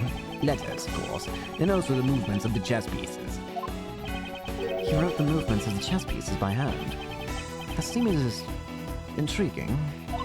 So then, how's your handmade dog piece move? Okay, that question can wait. So then, what did you do when the letters stopped coming? Within the prison, I grew increasingly concerned about the acolytes' whereabouts. Okay, but even so, I don't really get it. Who exactly is this acolyte? Don't know. Indeed, Dogen himself has not yet made that clear. What's important is the thread connecting Dogen and this acolyte, the correspondence. And not just the letters. We should pay attention to the means that was used as well. I see the problem. Writing letters in Braille can be a rather enjoyable pastime. That's rather interesting. This doesn't seem to be in Braille. Objection! Why is that? I'm certain you said you wrote your letters in Braille. Correct. The good prosecutor must know that I am lacking in sight, do you not? The correspondence chest letter we found had been typed out using a word processor. What? That cannot be. What do you mean? Yeah, why can't it? So, someone went out of their way to retype this letter on a computer? Could another person have acted as a middleman between Dogen and Knightley? What do you mean? Dogen wrote his letters in Braille. However, by the time it reached Knightley, it had been rewritten on a word processor. So someone was translating the letters. We must assume that some middleman rewrote those letters. And the reverse can also be said. And the reverse can also be said. That same somebody might have taken the letters Knightley wrote and redelivered them to Dogen. Yes, that is indeed true. So whoever did that, the mastermind retyped Dogen's letters with a word processor and sent them to Knightley. Knightley and Dogen both communicated through a certain individual. Dogen, were the letters that reached you? They were in Braille, of course. So Knightley Boy's letters must have been transposed by that same person as well. Oh, then that somebody must be the mastermind behind the case. It has to be. You're saying there's someone else who's the mastermind? I'm behind the case? Then who the hell is it? Doa's son, Knightley, is already deceased.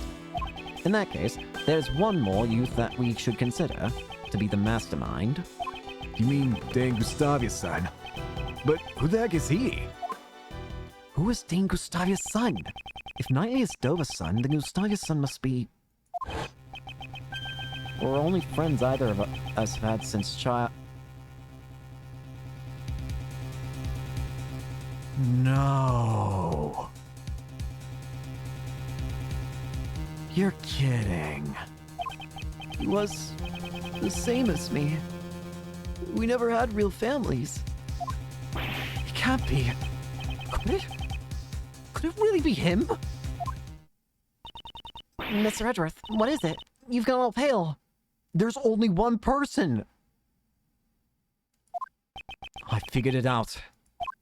The identity of the mastermind who's been controlling this case from the shadows. What? Who in the world is it? I don't want to believe it myself. But it's someone we know quite well.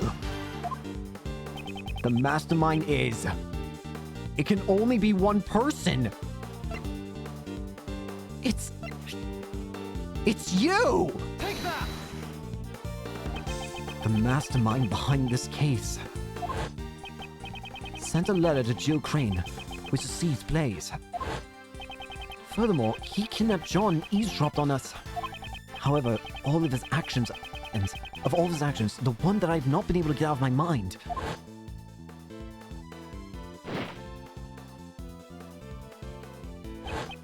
is how he brought an unconscious Kay to the roof.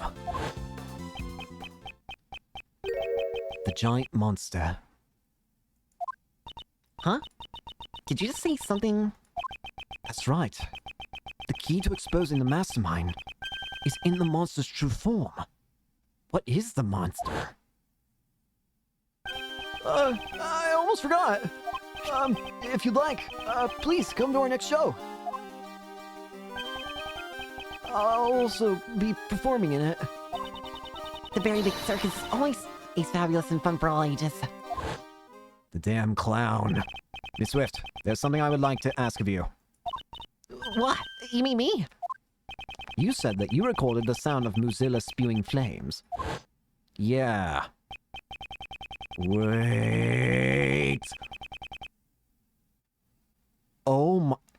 How the hell has this clown figured this all out? Will this decisive evidence of yours be something you recorded on your tape recorder? That's misread for you. You're good at figuring things out, aren't you? It's the sound Mozilla spewing up fire. This place nearly became a sea of flames. Wait. That's right. I ain't actually seen it with my own eyes, though. Could you let us listen to the tape? I think I might know what it is then. There's one thing that might sound something like it. This sound. It's as I thought, yep. So, it seems that my reasoning was correct. There is a way for a person in a red hood to look like they're flying. The true nature of the monster and the mastermind. All of my logic is coming together. Miss Hart, you said that you captured a giant eye on film, did you not? It sure did. Right here in this photo. Though we cannot confirm it like this. Detective Gumshoe, Yes, sir. lend us your film analysis device. Okay, but what do you want to analyze, sir? This photo, please. I'm on it. Is there a new clue in this photo? It would be in the window. There it is! This is... See? I ain't the Mozilla's eye right where I said it would be. I see. I have finally grasped. The true form of the giant monster that was being controlled by the mastermind.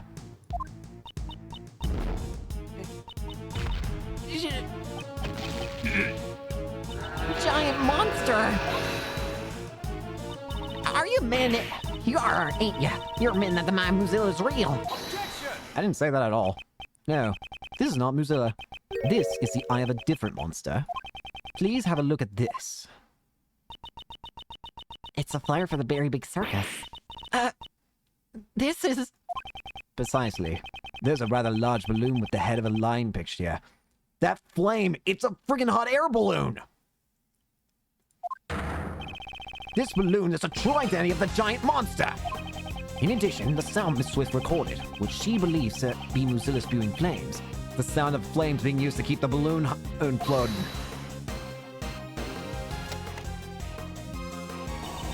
Mr. Prosecutor, don't tell me. You're gonna say something that'll shatter my dreams of a scoop. I'm sorry, but I'm after the truth. Our balloons fly up by using burners to heat up the air, right, sir? Precisely, Detective. The mastermind used this monster of his to bring Kay to the rooftop of the Grand Tower without using the elevator. Yep, my God! It all goes back to that damn clown! Would that mean the mastermind is somehow connected to the circus? He's a member of the circus, Natalie's friend, and Dean Gustavia's son. Who would have thunk it? An apprentice beast tamer? He's no amateur. He's quite the mind, huh? For the beast he has tamed is none other than this entire case. Simon Keys. He is the mastermind behind this whole incident. Mr. Keys? What's really behind it all? No way. I don't believe it. I mean, we trusted him. Yeah, and that bastard backstabbed us. How could it all have been a lie? It's just heartbreaking. Okay. What is it? Hey, you, stop! What do you think where do you think you're going? Oh, what? The boy with horns is rather perceptive. The good prosecutor has done a remarkable job. Now that I've heard that, I have no further business here. What? Wait, Dogen! Crap!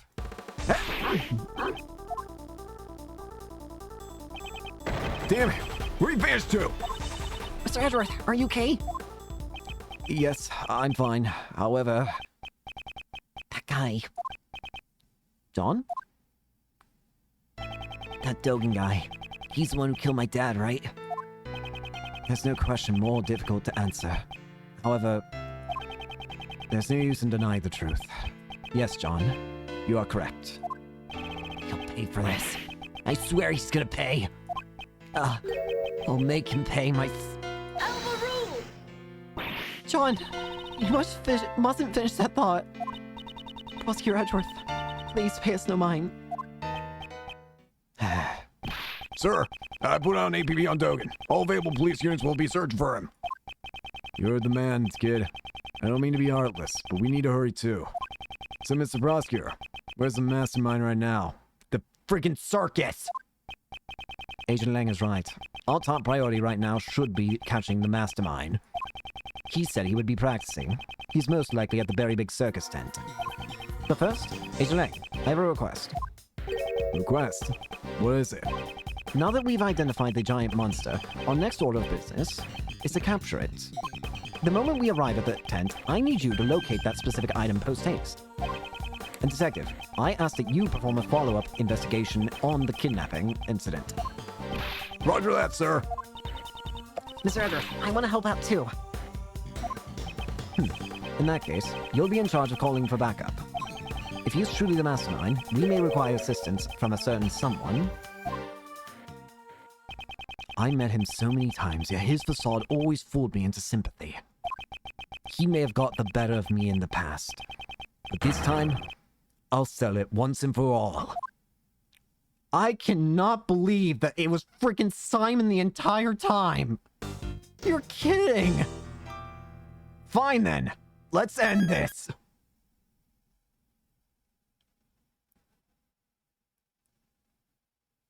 Where is he? April 6th, 5:30 p.m. Very Big Circus. Storage tent. There he is!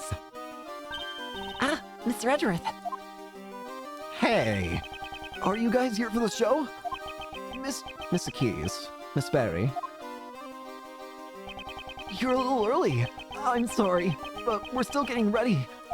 But I'm so happy you came. You remember our promise. Yes, I remembered. You asked us to come and see the show when you gave this to me. I'm so happy you came. Please, enjoy yourselves. I'm sure my performance will surprise you, Mr. Edgeworth. Oh, it's sure as shit surprised me, that's for damn sure. Your performance has already surprised me, Mr. Keys. But he hasn't formed anything. Regina, please have a look at this photo. Is this balloon the property of the Very Big Circus? It is. Did you see it out flying around somewhere? It's highly likely that this balloon was used by the culprit in the case we are investigating. Huh? Who is in charge of the balloon? Well, that would be Simon, but are you saying... I don't trust you anymore. Mr. Keys, you flew this balloon in the middle of the night. Did you not? I do occasionally practice alone at night. I'm not much of a pilot, though. I'm a little clumsy. So for practice, you'll do something as challenging as flying a balloon at night? Wouldn't that be rather difficult for someone who is clumsy and not much of a pilot? And what do you think I was doing, Mr. Edgeworth? Only one thing. You brought Kay to the roof of the Grand Tower in order to frame her for the murder of Jill Crane. Not a single security camera recorded Kay using the elevator. Therefore, the only way she could have gone up there was through flight. And the only one who could have flown her up there was you, Mr. Keys. No way. Mr. Edgeworth, how can you say that? That's not all. You drugged John at the garbage pickup and kidnapped him. Wasn't that why you were late when you came to watch the trial of Patricia Rowland? No way. I have no idea what you're saying. There's no way I can do things like that. Please, believe me. Mr. Edgeworth, please. I wanted to believe you. However, you have broken that trust yourself. That's horrible. Why would you say that? Didn't you once say that you would trust me? That you believe in me? Don't you worry about that. We're your allies. It's because we're like birds of a feather, right, Mr. Edgeworth? Birds of a feather, huh? I suppose that's true. We have sufficient information about your past. I doubt you have a motive for killing Knightley. Rather, you are probably the most affected by his death. And I doubt someone as timid as you could work up the courage to murder someone. The freaking mastermind being... This game is insane, man! The freaking mastermind has been freaking seen early on. Alright, I'll get you out of here. They'll believe in you. I'm so sad. Those words were all lies. You made them lies. It wasn't a lie. We really did trust you. Kay, even you? You said we were like birds of a feather, and yet...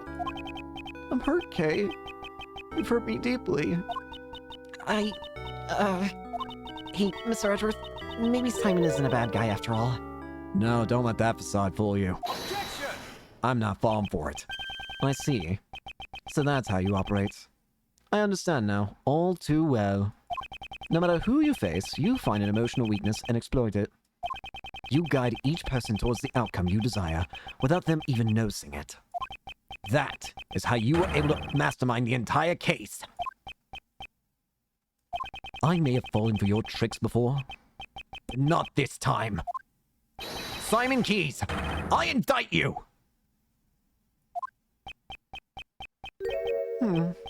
So, it's come to this after all. You're always so full of confidence, Mr. Edgeworth. But I rather like that. Because now... I can rip that confidence to shreds. Uh-oh. Huh? Oh, no! The real Simon.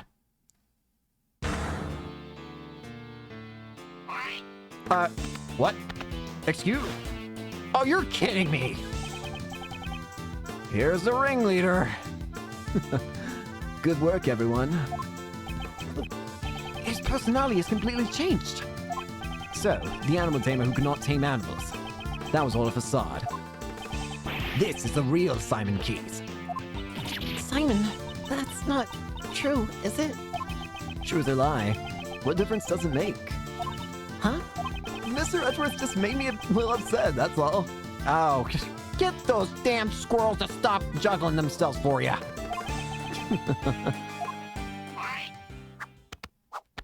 You're not escaping. You'll take responsibility for upsetting me, right? Balloon practice. That's true. I practiced with the balloon 2 nights ago. That photo must have been taken when the balloon and I passed near the building. I often fly around that area for advertising purposes. There's nothing unusual about that, right? You often fly around the Grand Tower in the balloon. Yeah, even the circus needs to advertise. Regina, is that true? Yep. It was Simon's job to advertise using the balloon. Most people who live around here should have seen it. That balloon was used in the crime we are investigating. Like I said, it's just a coincidence. I simply happened to pass by the Grand Tower when that photo was taken. I shall determine whether or not it was a coincidence after I hear your full story. Oh boy. This is awesome seeing how he really looks.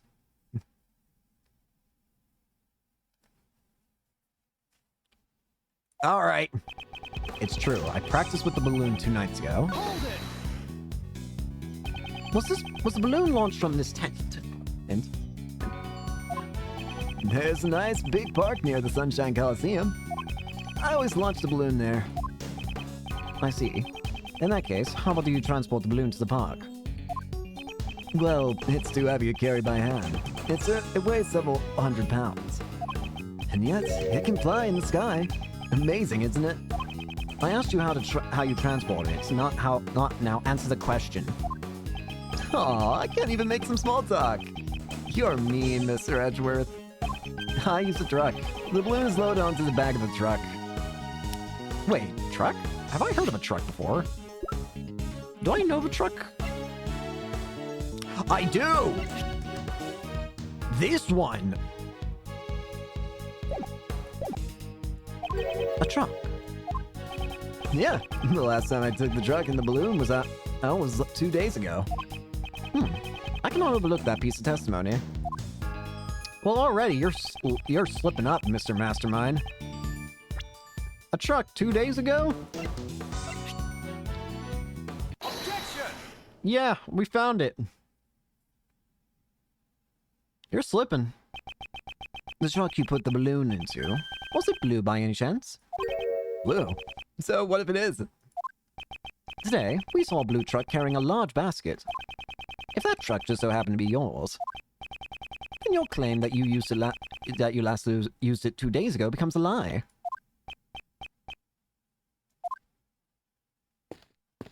Oh, footsteps. Yeah! Agent Ling! Emma!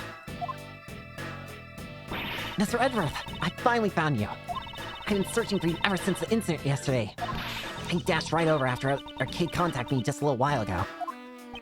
Prosecutor Edgeworth, the thing you were looking for, I've found it. It was placed in a blue truck at the dressing room parking lot. Perfect! Small hot air balloon used for advertising. Simon Keys is in charge of it. Placed in the truck. A blue truck, as I suspected.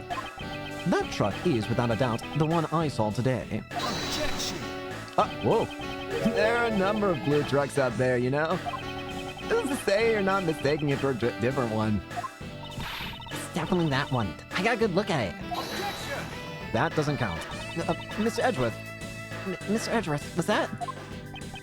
It wasn't me. Wait! Simon! You freaking copycat! Okay, words have no strength without evidence to back them up. That's Mr. Edgeworth's voice. Of course you can mimic. Evidence. Present evidence. Do I have any evidence to prove that this was the truck I saw today? Huh? What's wrong, Mr. Edgeworth? Why are you touching the truck? The truck's body is cold to the touch. It seems to have been parked here for some time. You can figure all that out just by touching it? I touched it. I touched it. What could prove that this is the truck I saw? Let me get some fingerprints. I'd like to dust the truck for fingerprints. Fingerprints? What for? I don't see any point in that. A certain person's fingerprints should be left on this truck. And these fingerprints will prove that this truck was parked in front of the Grand Tower today. Whose fingerprints proves this truck was in front of the tower? It's mine! Edgeworth? Your fingerprints? Indeed. Earlier today, I touched a truck at the plaza in front of the Grand Tower. I'd like to dust for my prints. Emma, might I request a scientific investigation? That's what I'm here for. Just leave it to me. We're doing this? Hey, we're all set. Go ahead, Mr. Edgeworth. Wait, you want me to do it? Of course. Who else but Mr. Edgeworth would be up to the task? Here, I'll show you how it's done. All right then. You're the scientist. Why don't you just do it yourself? First, we sprinkle some aluminum powder over the area you want to investigate. Like this. Touch the screen to sprinkle the aluminum powder. power will adhere to the fingerprints, so once you sparkle it up, you blow it away. Uh-oh. Blow it away. Yeah, just blow on it with your breath. Whoosh. Blow the powder away by blowing into the microphone. Got it? Yes, I think so. I guess we'll do it for real this time. Just so you know, the key point is to sprinkle the powder all over.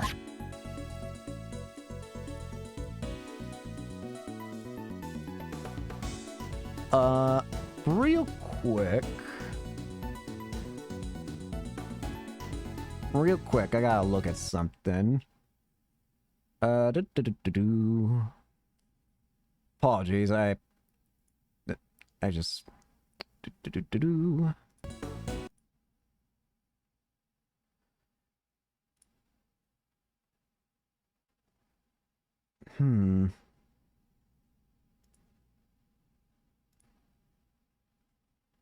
This is a problem. The microphone on my is a bit interesting, let's say that. Maybe we can do this.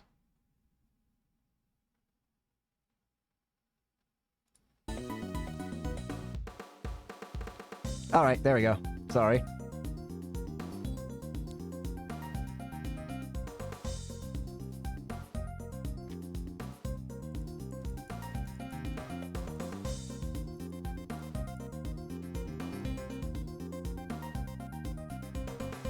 There we go.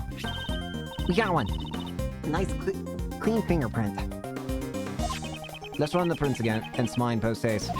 Hurry, just leave it to me. Bingo! So, These are definitely your fingerprints, Mr. Edgeworth. well, it seems to me that we have just proven your statement to be a lie.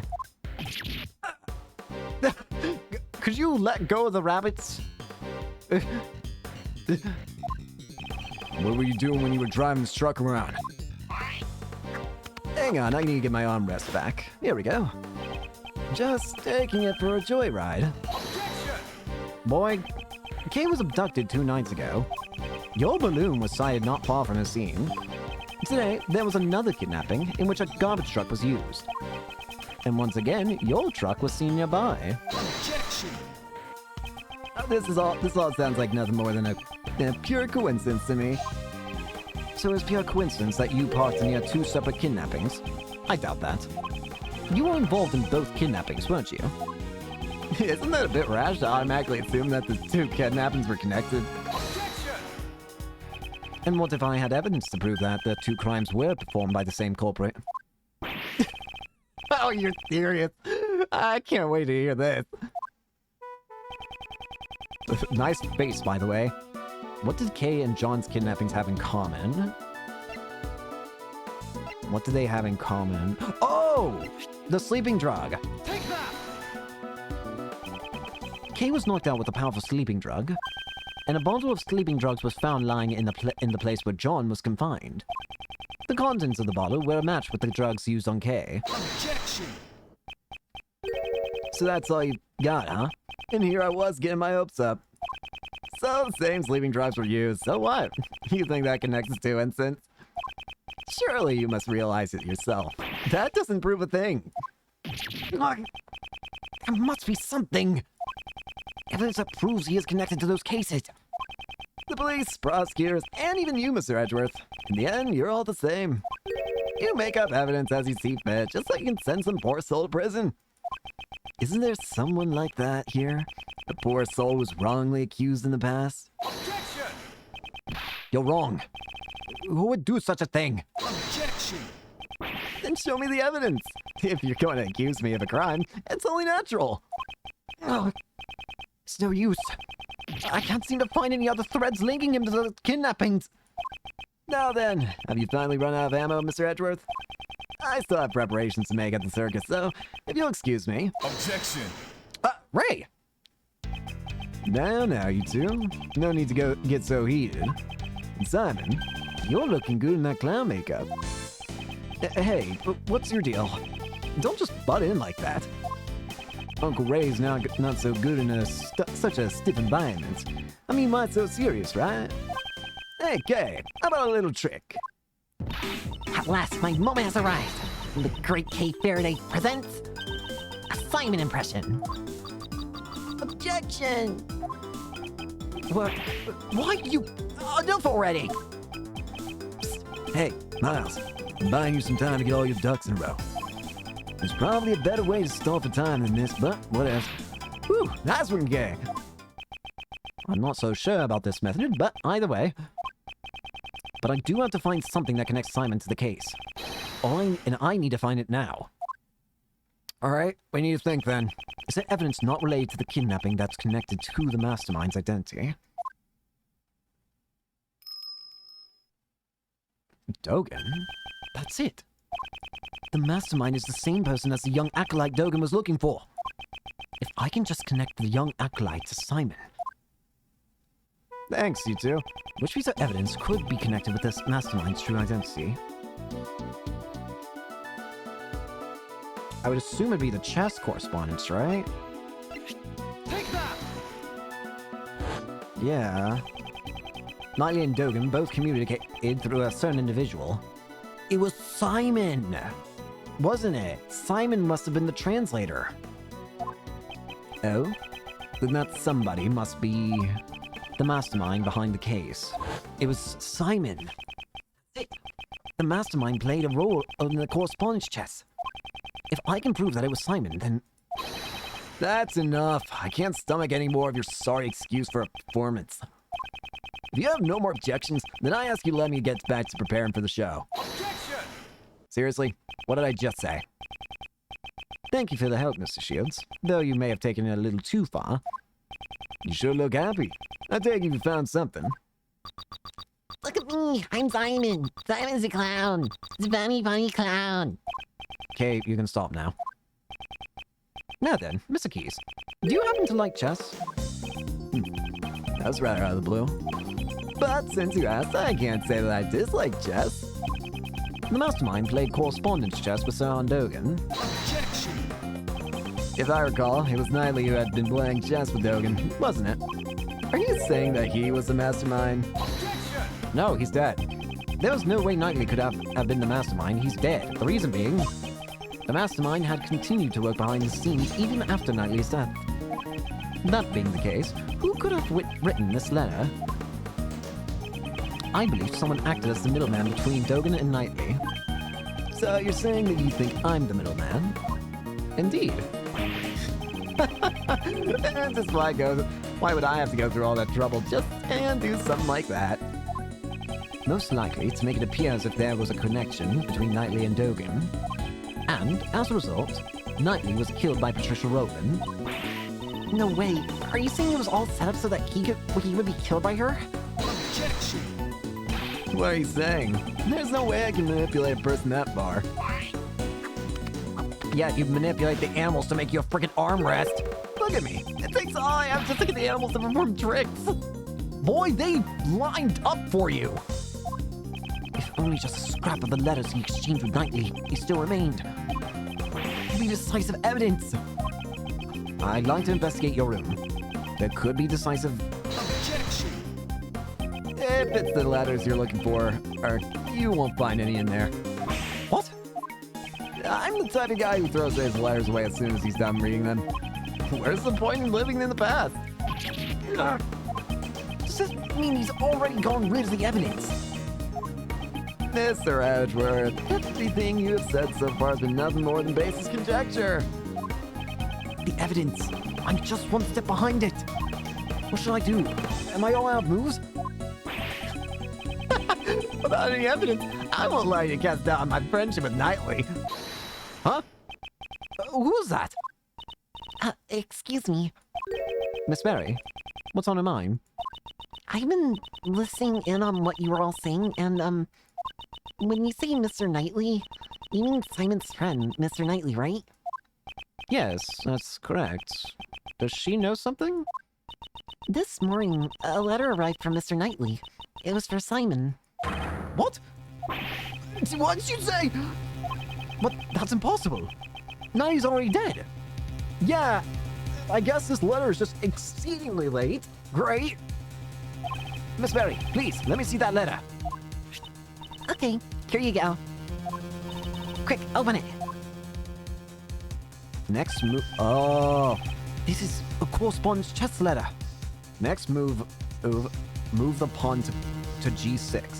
Now, can you see the path to checkmate? I can't wait to see the look on your face. You weren't expecting to lose at chess against me, right? This is a response to Dogen's last move. Now, can you see the path? Now, can you see the path to checkmate? Can't wait to see the look on your face. You weren't expecting to lose at chess against me, right? The postmark says March 26th, the day before Knightley's death. It seems the letter arrived late. Since the circus moves around so much, a lot of the mail people will send to us arrives late. Now, why was this letter addressed to you? This is proof that you were the middleman between Dogen and Knightley. Normally, you would transcribe the letter into Braille before sending it to Dogen. And in doing so, you create a connection between him and Knightley. Damn it! Curse you, Knightley! Why don't you continue to interfere? Simon, why? Wasn't Knightley your only friend? Don't be ridiculous. I stopped thinking of him as a friend 18 years ago. 18 years ago? Would that have been the day of the IS-7 incident? Yep. Thanks to Knightley, I nearly died that day in the snowstorm. While I was on my way to the contest venue, where my father was waiting, Knightley suddenly appeared. He held me down, tied up my hands and feet, and with tears streaming down his face, he kept apologizing. My dad's too scary, I can't disobey him, please forgive me, I'm sorry. Stop it, Horace! I promised my dad!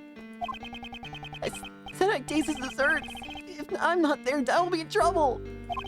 I'm gonna let everyone know my dad's desserts are the best in the world. After that, he locked us inside a car. It was so cold I could see my own breath. Before we knew it, the door had frozen shut. Not even he could get them open. Then, I lost my father. What? Your father? Horace Knightley was the son of the murderer who killed my father. Really? You think that? What could this mean? His confession runs contrary to the information we have. I don't know if he realizes it. But the name of the victim in the I-7 incident is Isaac Dover. Isaac Dover is my father's name. 18 years ago, my memories were muddled from a shock of my near-death experience. His memories were screwed up during that shock, and that's why he probably thinks that his father is Isaac. But we've already proven that his father has to be Gustavia. So it wasn't until later that I learned the truth. And that day, my father was murdered. The culprit of the IS-7 incident was a confectioner by the name of Dame Gustavia. So that was the name of Knightley's stepfather. That lowlife scum of the earth killed my father. Just the thought of him makes me sick. So you knew who the culprit was all along? Of course not. Had I known, I would have tipped off the police a long time ago. All I knew was that Knightley's father was trying to set up my own father. That's why I immediately knew that the one who died that day was my dad. Knightley had a hand in my father's murder. That traitor. He was the son of a killer. It's only natural that he ended up dead. It would appear that you are a victim of a very serious misunderstanding. Misunderstanding? Just what are you talking about? Isaac Dover, at that time, he was actively working as a sculptor in France, under the name Pierre Hoquet. Is that right? Well, I'm sorry to say, I don't remember that at all. It's only natural you don't remember. After all, he's not your real father. Huh? What? Is that supposed to be a joke? I am not amused. These squirrels in my hands are more amusing than that joke. You won't be able to laugh at all once I reveal the truth to you. This piece of evidence proves that you are not Isaac Dover's son.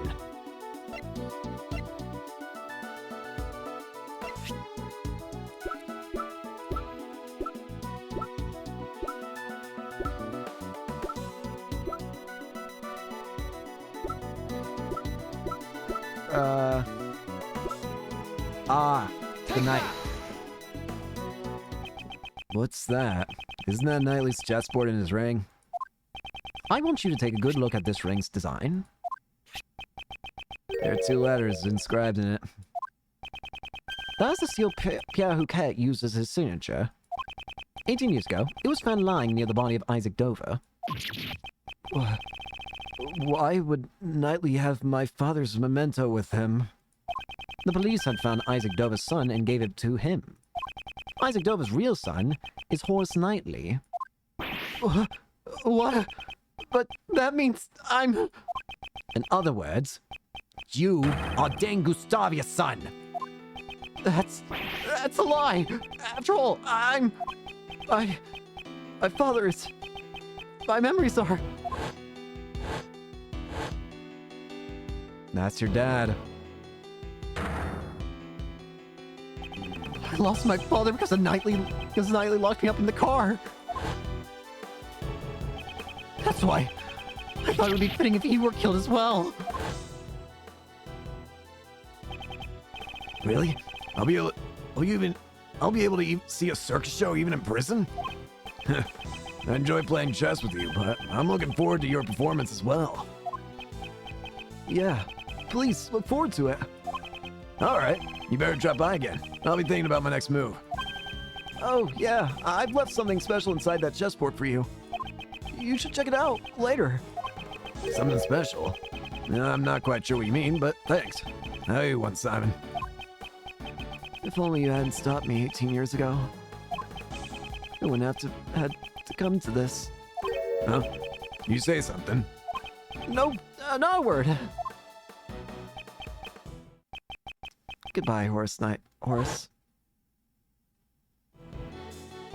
After all that, you're saying it was my father who killed Knightley's? Then that means it was all for nothing? I didn't want to become some weakling who could be killed by anyone. That's why I'm going down Dogen's footsteps! Really? This finally proves it. Simon Keyes, you are Dogen's correspondence chess partner. And the mastermind behind this case. Yeah! That's right. It was me. I'm mastermind behind it all. He's finally showing his true colors. As you all know, I witnessed the incident 12 years ago. President Huang's assassination. So the child who drew that picture was Simon Keyes. When I was found out, I was subjected to horrible interrogations over and over by that heartless Patricia. I'd spend the nights trembling in my bed, terrified of what the next day would bring. I'm sure you can understand why I'd want to sneak out of there, right? However, Blaze would have likely sent pursuers after you. Exactly. I was on the run from him every waking moment, 24 hours a day, 365 days a year. I couldn't even sleep at night. I'd jump at the slightest noise. And that's why I became a circus performer. Blaze the Best was the chief prosecutor, and Patricia Rowland was the warden of that prison. No ordinary person would be a match for those two. And there were no adults I could rely on. Furthermore, behind the scenes was the body double who had set those two in motion. I thought he was a fake. Though he was a fake, I was up against the nation's president. Talk about utter despair, right? My only ally was Mr. Dogen. He saved my life, after all. He actually helped me out, unlike Knightley. If this story is true... It's ironic. Dogen, the fiendish assassin, was idolized by the child he saved. If I followed in his footsteps, I no longer have to worry about Ian alive. That's right. Now it's my turn. My turn to devour those who would feed upon me. And I suppose you never thought to seek help from the police. No way. As long as Blaze was around, any evidence would be destroyed around him. Actually, didn't something like that almost happen today during Patricia's trial? I knew from the very beginning that things would turn out like this. The evidence from Patricia Rowland's trial So he's saying that he expected the evidence would be destroyed. I see. So that's why you kidnapped John. To force a guilty verdict even in the absence of evidence. Objection. Who's to say? But in order to expose the crimes of 12 years ago, there was no other choice. That's according to you. However, Lays also attempted to kidnap John in order to manipulate the trial in his favor. Your methods are no different than those of the people you so despise. Objection. That's only if I were actually the kidnapper. Oh, great. So you're still not going to admit it. But I would never do anything so evil. No, wait. I just simply couldn't. Besides, Mr. Edgeworth, I'm actually quite thankful to the real criminals for giving me the opportunity to extract such sweet revenge.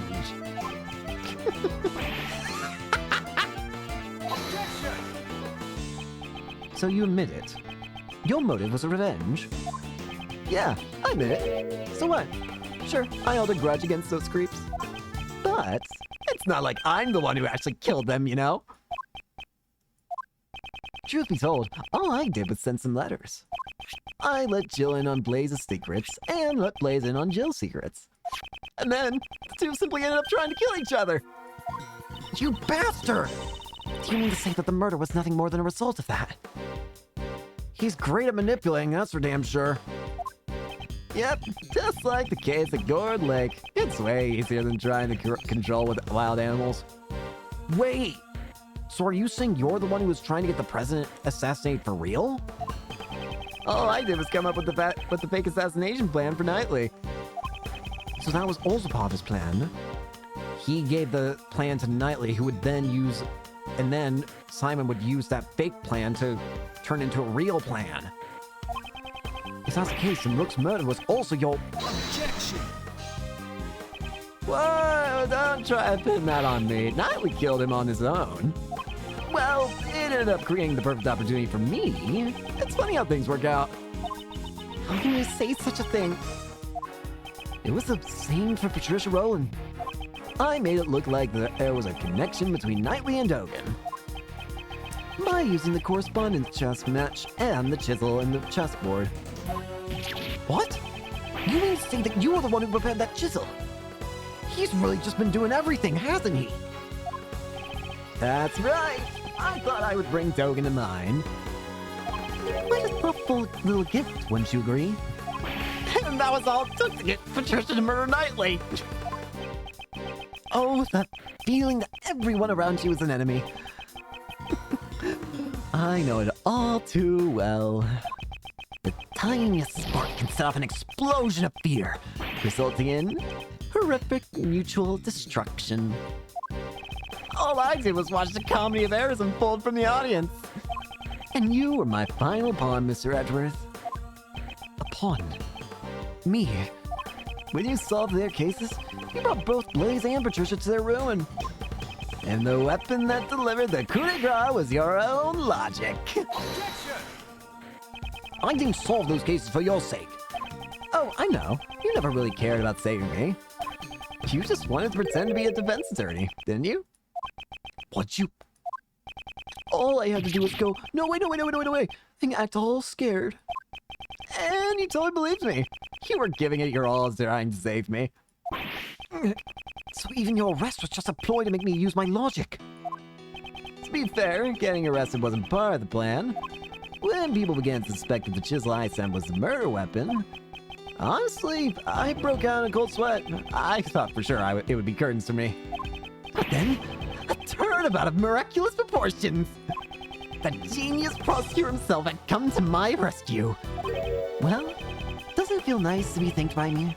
The one that you saved? You should be grateful! I gave you this chance to play the ace attorney! You're wrong. He wasn't pretending to be a defense attorney. Mr. Edgeworth is always serious about saving people. Even the times when he saved me in the past. Hey. Oh, is that so? Are you sure he's not just trying to emulate his own father, the one he admires so much? Absolutely not! That's not true at all! No, okay. The person he's talking about now isn't Miles, but rather Simon himself. Clearly, he's not able to trust others. The desire to save someone other than himself is something he cannot even comprehend. Say what you want, but make sure you think about it long and hard. Sure, all my targets for revenge got what they deserved in the end. However...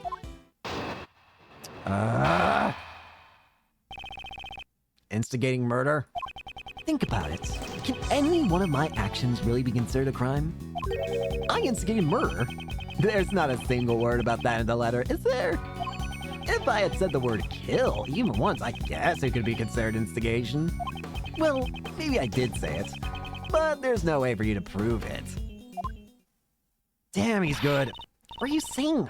You kidnapped me. I'm sorry, but that hasn't been proven yet, has it?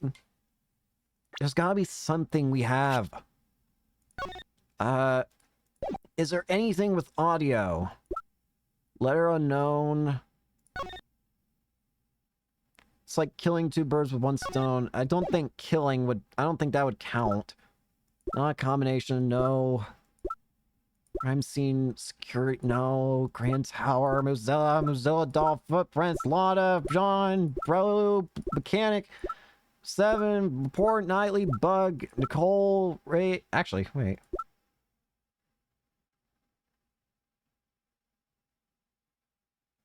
Wait, a recording of what was intercepted from the bug that was playing on K. The only thing I admitted to was sending the letters. Besides, those letters contain no threats or coercions. I simply conveyed information that each recipient would find beneficial. You crafty little... He's smart. He is incredibly smart. Can we do something about it? What is it he said? Integrating murder? Instigating murder is when a person directs someone else to commit murder. The person who directed the murder can be charged as if he committed the crime himself. So we just have to find proof that he directed those murders. You make it sound so easy. To be honest, it kind of pisses me off a little. You're all trying to frame an innocent person for murder. Don't you understand? I'm not obligated to waste any more time on this pointless discussion. Not so fast! Huh? The police are waiting for you outside this tent. You have nowhere to run. Really now?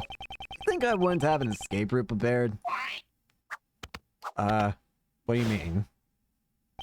For example, let's say... I gave an order so that all the animals here attacked you.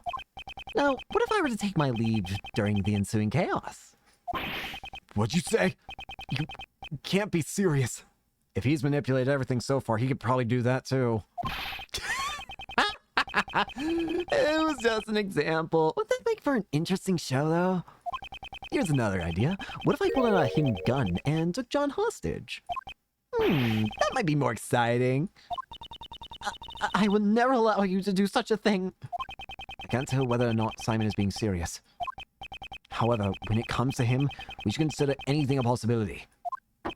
If you continue to bore me with your dribble, I'll end the show right here. I'd like you to keep that in mind before you make any baseless objections. I cannot make any careless remarks. Isn't there some way I can charge him with his crimes? There might be. Someone might have a recording, thankfully. I instigated murder, there's not a single word about it. If I had said the word kill even once, I guess it could be considered instigation. Well, maybe I did say it, but there's no way for you to prove it. There might just so happen to be a way. Nicole, you're up!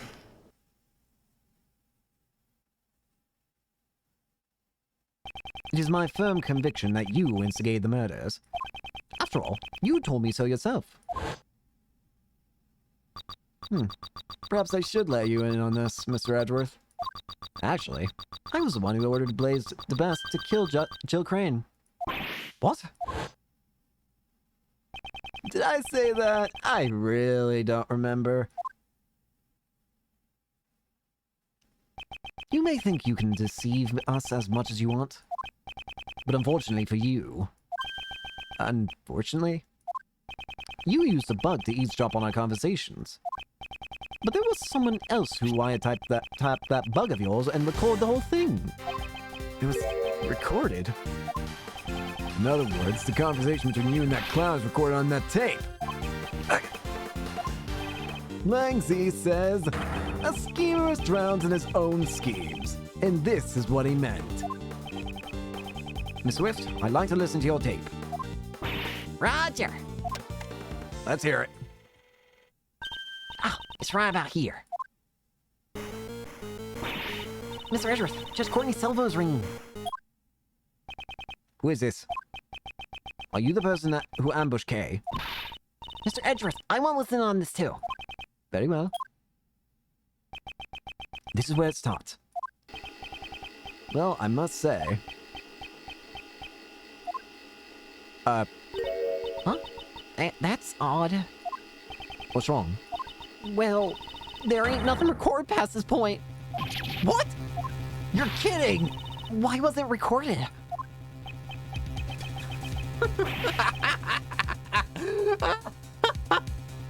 Too bad, so sad. Do you really think I'd leave behind any incriminating evidence? The bug I planned has a special feature. It can be turned on and off with a remote control. What? That sort of thing exists? Certainly, remote-controlled and listening devices do exist. However, Are you saying you switched off the device so that your own voice would not be recorded? damn! Precisely! Impossible! You couldn't have done that unless you knew you were being recorded. Objection! Isn't it obvious I know? I guess you just don't get it. You could call it a hunch. I had a feeling I was being wiretapped. Miss Swift, I figured things out because you knew about the kidnapping. Don't tell me you were listening in on that conversation. That's right. Though, come to think of it, I'm surprised you didn't realize it until now. Some genius prosecutor you turned out to be, Mr. Edgeworth. Oh my, and what was the end result of all this? Since you don't have any proof of the instigation charges, it's game over. Mr. Prosecutor, was my recording no help to you at all? Ain't there something, anything at all in my recording? Miss Swift. Okay, Yes? the bug was planted in your badge, right? Do you have any ideas? How do you expect me to come up with an answer right off the top of my head? You're the only one who came into contact with the culprit. Objection! How unsightly.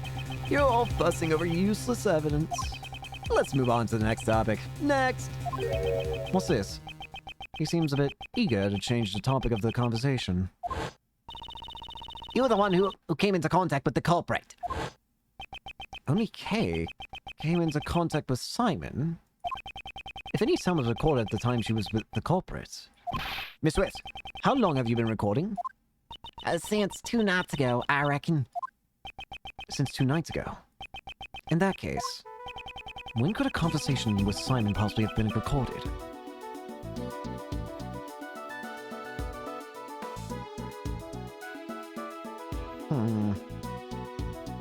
Last night. Nope, never mind. Can we listen to last night's recording? I don't mind, but Culprit's conversation. Miles, last night Kay was with you. That would make you seem like the culprit. I didn't mean that.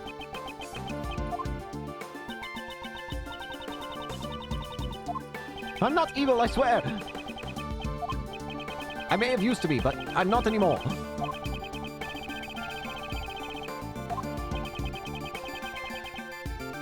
Two nights ago, Simon brought Kay to the roof.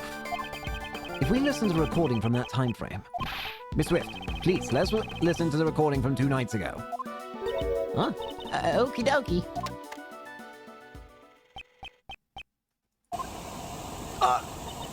This is the sound of a hot air balloon. That's right. At the time, Simon was carrying Kay in a hot air balloon. Ergo, he was near Kay. Isn't there anything recorded?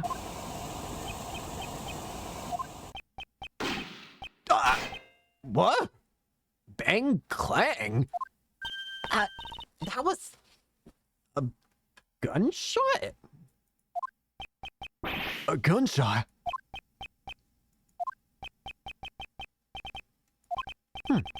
It seems you were quick to deactivate the bug. However, you were a little too late. You can't run anymore. That gunshot ties you to the case. Huh? What are you saying? There's no gun involved in this case, is there? Actually, there is. No, there should be someone connected to the case who fired a gun. And strike with the evidence that points to that person. Which piece of evidence connects the gunshot to the case? The crime scene photos, right? Because he has guns. He has a gunpowder residue on his hand. That means a gun was shot at some point. It's written right here in the body double's autopsy report. Gunpowder residue was detected on his right hand. Where was Kay at the time this gunshot was recorded? That's right, she was being carried to the roof of the Grand Tower in your balloon. And as it turns out, there were a few more people on that very same rooftop at the time. You mean the double and me? Certainly, after we talked for a brief moment. The body double noticed something and had me leave before him. Now, what if the gunshot rang out after that? We can clearly hear it in the recording. I thought that you wouldn't have noticed it. Do you intend to feign ignorance until the very end? That's nothing more than a mere conjecture. What we heard on the recording was not just a gunshot. What a claim. If you listen closely, you can hear the bullet hitting something. If the body double was aiming at Simon, then it would have to hit some... Oh! If he was in the hot air balloon, it would hit the basket, right? The bullet may have struck which piece of evidence? It would hit the hot air balloon, right? Take that! The body double likely fired the gun at the balloon, because if he was in it, it could only have hit that. If we assume that the bullet it hit something, it would have to have been the balloon's basket. Let's examine it neatly. Is it on the bottom? Bingo! Right there! This hole. It's a bullet hole. A bullet hole was found in the basket. You won't be able to talk your way out of this one. So, what is it now? How do you intend to explain the gunshot and bullet hole? So, you figured it out. You're good. I guess it's impossible to hide anything from you. Spit it out already. Okay, no need to be impatient. Hurry. 2 nights ago. It happened when I was riding the balloon up to the rooftop. I saw the body double and you, Miss Courtney, on the roof. Talk about a surprise. Only the body double noticed me. He told Miss Courtney to leave ahead of him.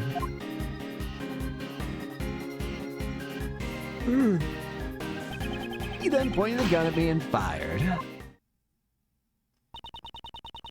Why do you want to shoot down the balloon? It's simple. The body double had intended to kill Miss Courtney. Kill me? That's right.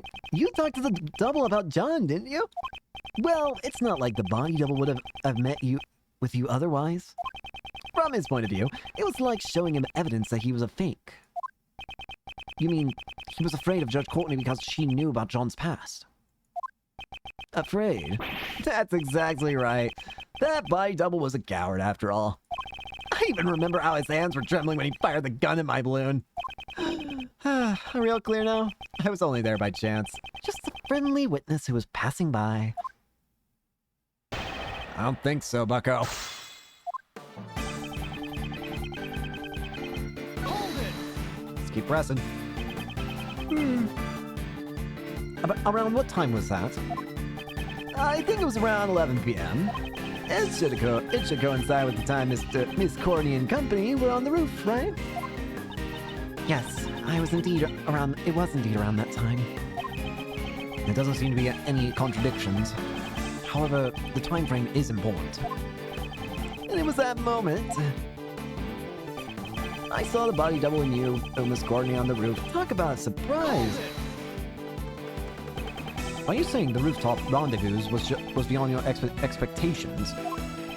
There's no way I could have known about that beforehand.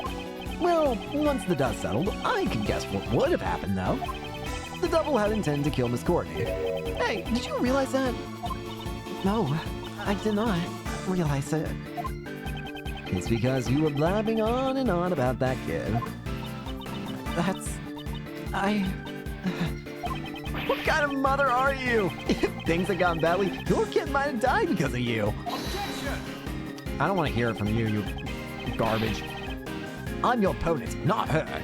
Don't change the conversation. Judge Courtney, I'd like you to please leave this to me. My apologies, Prosecutor Edgeworth. Oh, Constable, please watch over this man and grant him aid. You're making me laugh! So you didn't even notice the balloon! Only the body double noticed me. He told Courtney to leave ahead of him. He had to leave ahead of him? Didn't you say the body double had planned to kill her? Maybe he thought it would be bad if someone saw the scene of the murder. At the time, no one knew that the president was a fake, right? Once he got that info on John, he'd be able to kill both mother and son whenever he wanted. Thank goodness he's dead. Now you're both safe. You should be happy.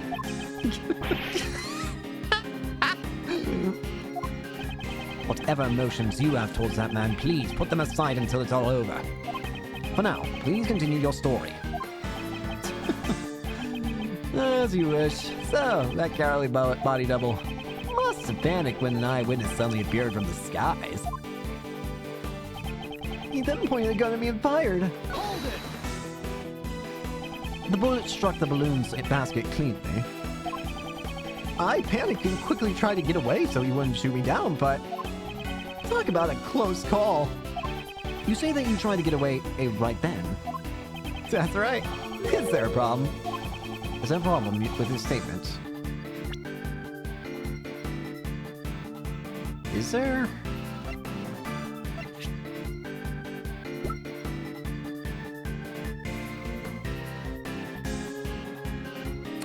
Oh, 2 nights ago, the president never passed through the 51st floor. Wait, hang on, there is. You must have placed K on the rooftop. You couldn't have gone away before then, correct? Yeah, that's right. I forgot. After the body double fired one shot at me, he entered the hatch on the 51st floor. I looked around for a bit, and then landed on the roof. Please, I'd like your statement to go testimony. Sure, I don't mind. After double fired one shot, he entered the hatch. No, he didn't. Because he would have met with one loud little lady. One loud little lady with a loud voice. Once again, you lied. Lied? The body double could not have entered the storeroom on the 51st floor 2 nights ago. Miss Hart's testimony proves it. What? How can you trust that sham journalist's testimony? What did you say? You can't insult my mentor like that. 2 nights ago, that lady was staking out the 51st floor. Given that, just how did that body double leave the rooftop? There's only one way he could have. Indeed, that is what we must now prove. If you do not use the elevator or the 51st floor to leave the roof, then only one route remains. Yep. How did the body double leave the roof without using the elevator on 51st floor? With a big old balloon! The body double flew. Well, Simon Keys, he rode in your balloon. Objection! Hey, stop joking around. Why would I have needed to give the body double a lift? The elevator had a security camera, and the 51st floor was being watched by Miss Hart. Your balloon was the only way the body double could have left the roof. Objection! At the circus, we often perform dangerous stunts in order to surprise the audience. You think you've got me cornered? Sorry, but the show ends here. What? Hey you, Lotta, was it? I'd like to ask you something. Are you saying you stood watch on the 51st floor the entire time without any breaks? Well, I reckon, course, 'cause there ain't no mistakes in my testimony. Objection. Really now? But didn't the sound of Mr. Edwards' assistant falling into the storeroom cause you to faint? Damn it, he's right. I didn't mention it before, but after that, I might have dozed off a little.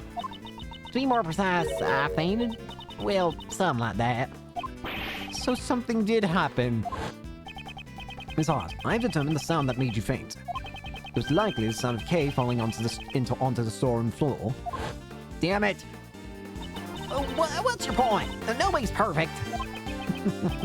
Look at her, Mr. Edwards. That's the kind of person you're relying on. Kay fell into the storeroom after the body double had left the roof. Objection. In that case, I have a theory on how things happen. After that cowardly body double fired a shot at me, he went and hid in the shadows until Kay fell into the storeroom. What? So what if he was hiding? Good grief, you guys still haven't noticed. What if the body double stayed hidden until Lotta had fainted? And then he went down to the 51st floor. That can't be. Precisely. The locked room mystery on the roof has been unlocked. You haven't said it in my voice! But wait, there's more.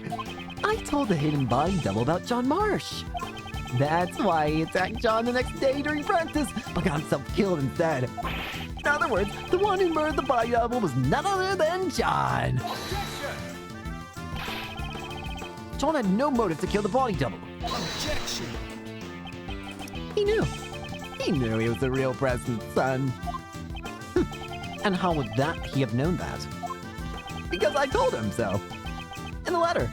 You bastard! What did you say? That's a lie. Yep, it's all a lie. Huh? But then again, maybe not. Maybe I really did tell him. Right, John? It's true that I caused Mozilla's head to fall. But I didn't know about my dad until today. I'm not lying. Oh, really? I wonder about that. I found out about the head falling thanks to the bug. Now, if you were the one who caused it to fall, and the body double was crushed to death, that sells it. You're the culprit. You successfully carried out your revenge. Congratulations! All the pieces of the puzzle are now in place, as Mr. Edwards would say. The logic fits. Now then, any rebuttals?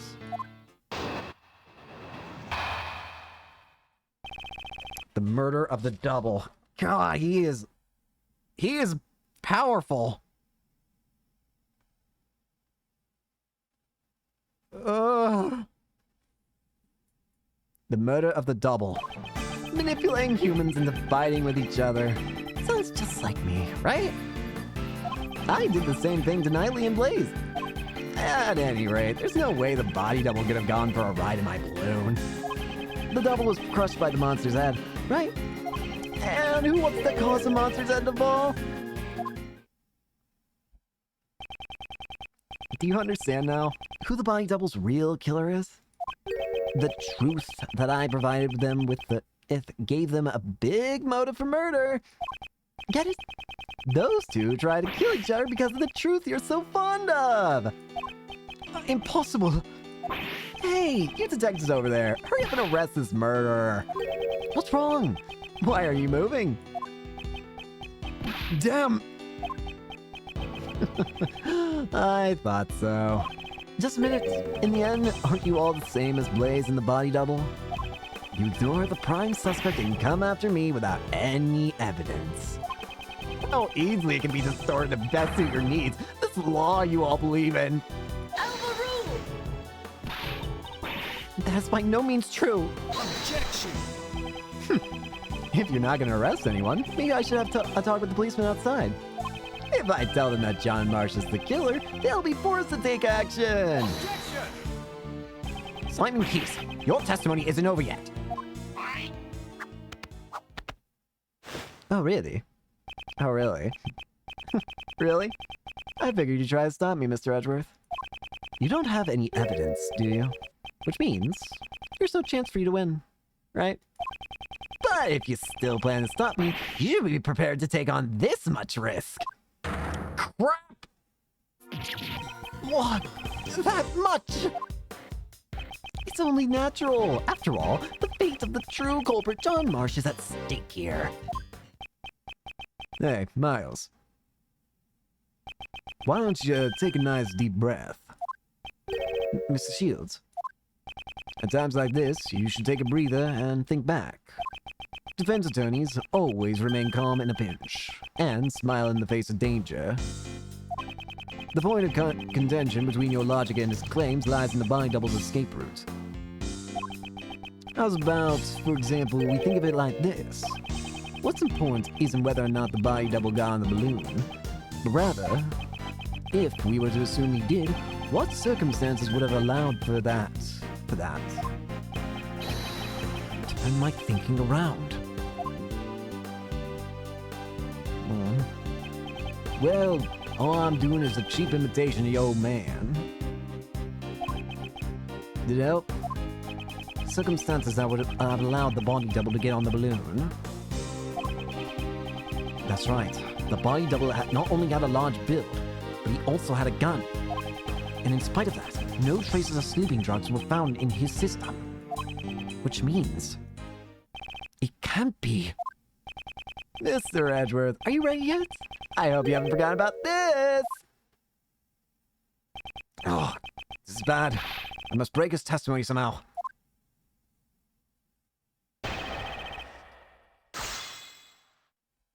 Does that mean pressing?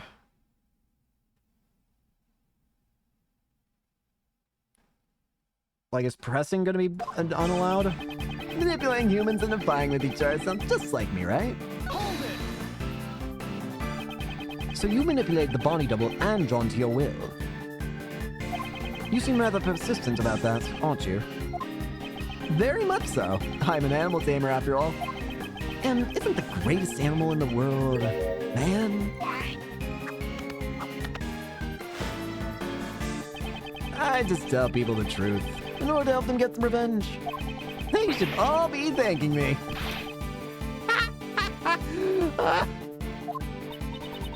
Mr. Edgeworth, I'm kind of scared. Steel yourself, Kay. One who so sees a revenge as a jest. This is an opponent we must stop at all costs. The sins of the past are scary, so scary. You'll never see your retribution coming. The same thing to Knightley and Blaze. Hold it! So you still intend to insist that you were not directly involved to the very end? Right! I never dirty my own hands. I just like to watch. As they hate and kill each other, never realizing that they were being manipulated all along. Spectating from afar, just like you did 12 years ago. You mean the SS5 incident? That's so funny. If I remember correctly, all your father's hard work amounted to nothing. Wouldn't you normally call someone like that Incompetent?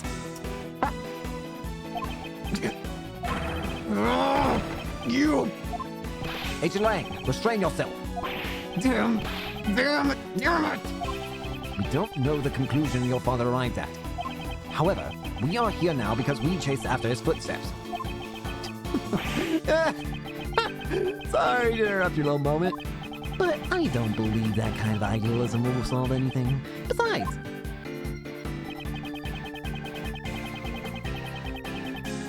There's no way you can go through my blood. oh. Gotta stretch, sorry.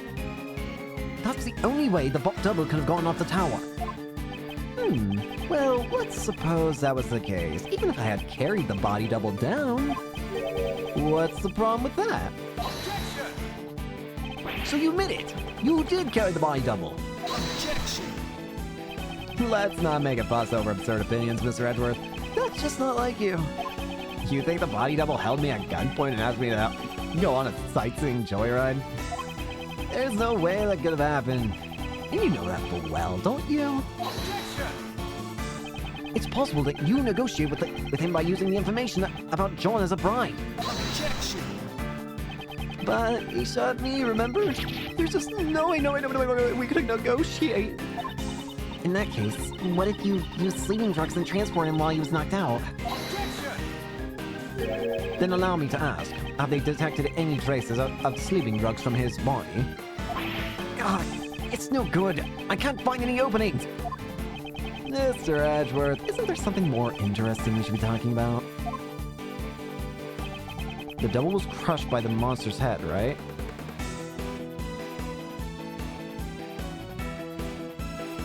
Wait. Really now? You're telling me that this is the murder weapon? Objection. Why'd you say that? That's a rather interesting point to say. John was not the one who killed the body double. He was crushed by a monster. Quit clowning around. This isn't like you at all. Oh, I get it. Since John is supposed to understand the heart of a monster. The one who understands the heart of monsters is you. Not even I have monsters for friends, you know? Objection. Stop being so modest. Didn't you have one very important friend? A monster you control at will? Simon Keys, you're the one who killed the body double. That's... Lime balloon. A monster made of cloth that expands when filled with hot air. It suits you quite well, wouldn't you agree?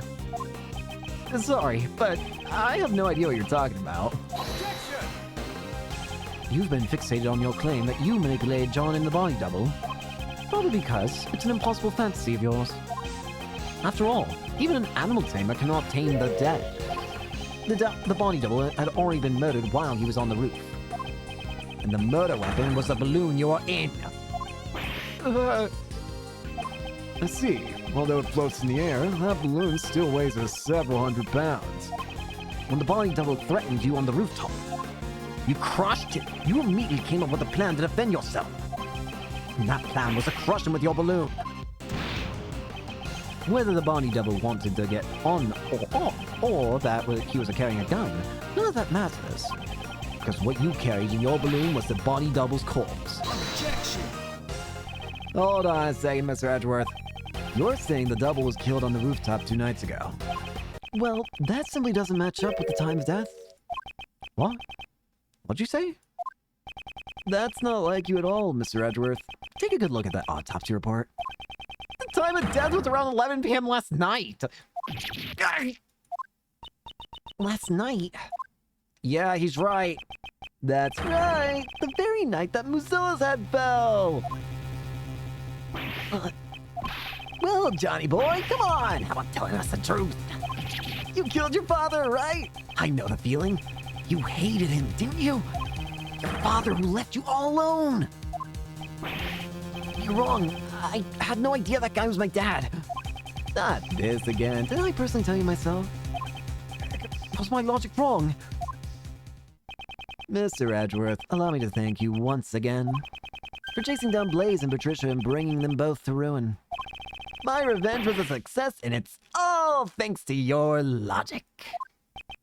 If only the time of death matches up, then my logic would fit. Perhaps he did something to throw off the time of death. And what's more, Dane Gustavia, was it? You even took down the culprit of the I-7 incident! Dane Gustavia? The I-7 incident? That's it! Gustavia killed Dova and hid his body in a block of ice. Oh, you did the same thing!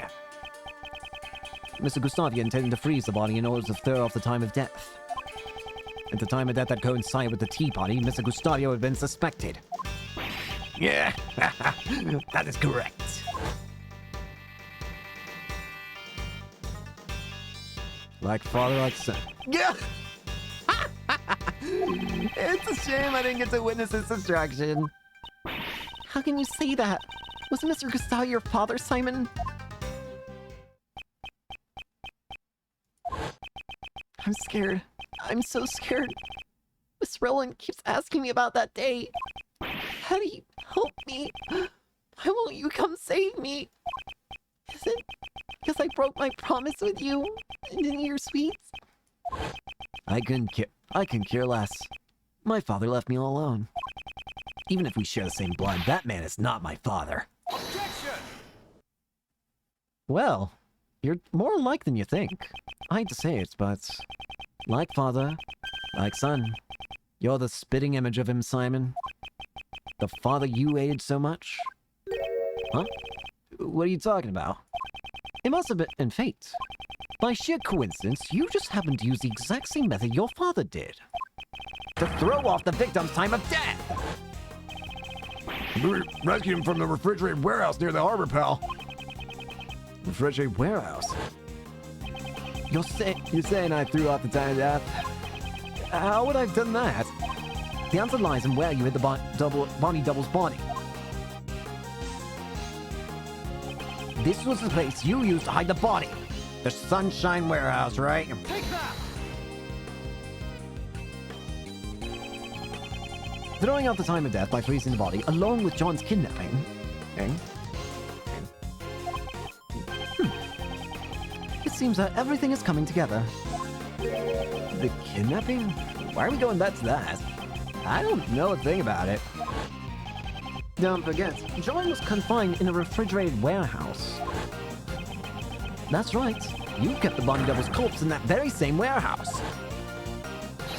18 years ago, your father hid a body in the same way.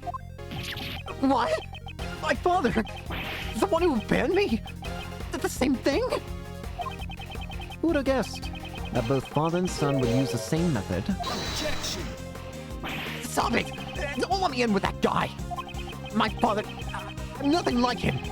There's not a single connection between us! Objection! You may think so, but even now, your bond with Mr. Gustavi still remains. Didn't you say once before, I don't like sweets? That may have come from the shock of losing your father, don't you think? You guys have no idea what you're saying! Even if you deny your father, aren't your thoughts and actions the same?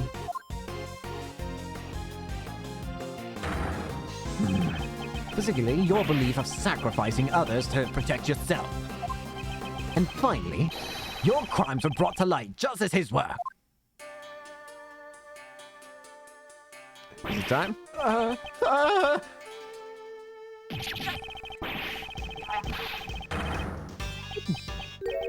Just kidding!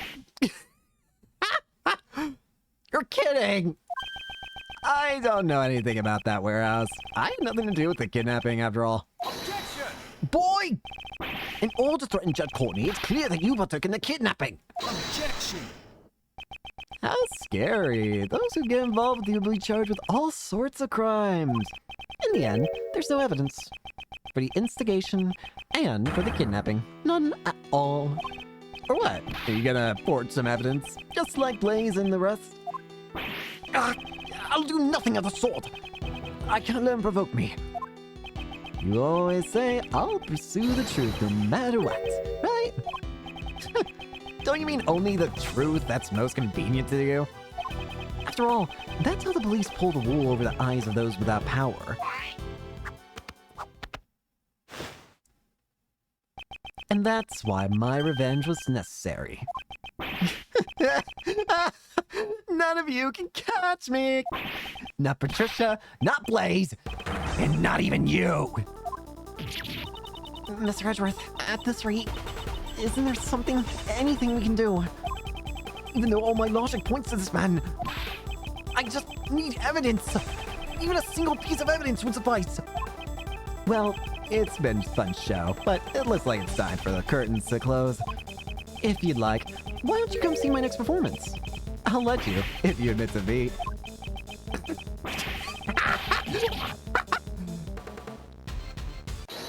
Huh? Who?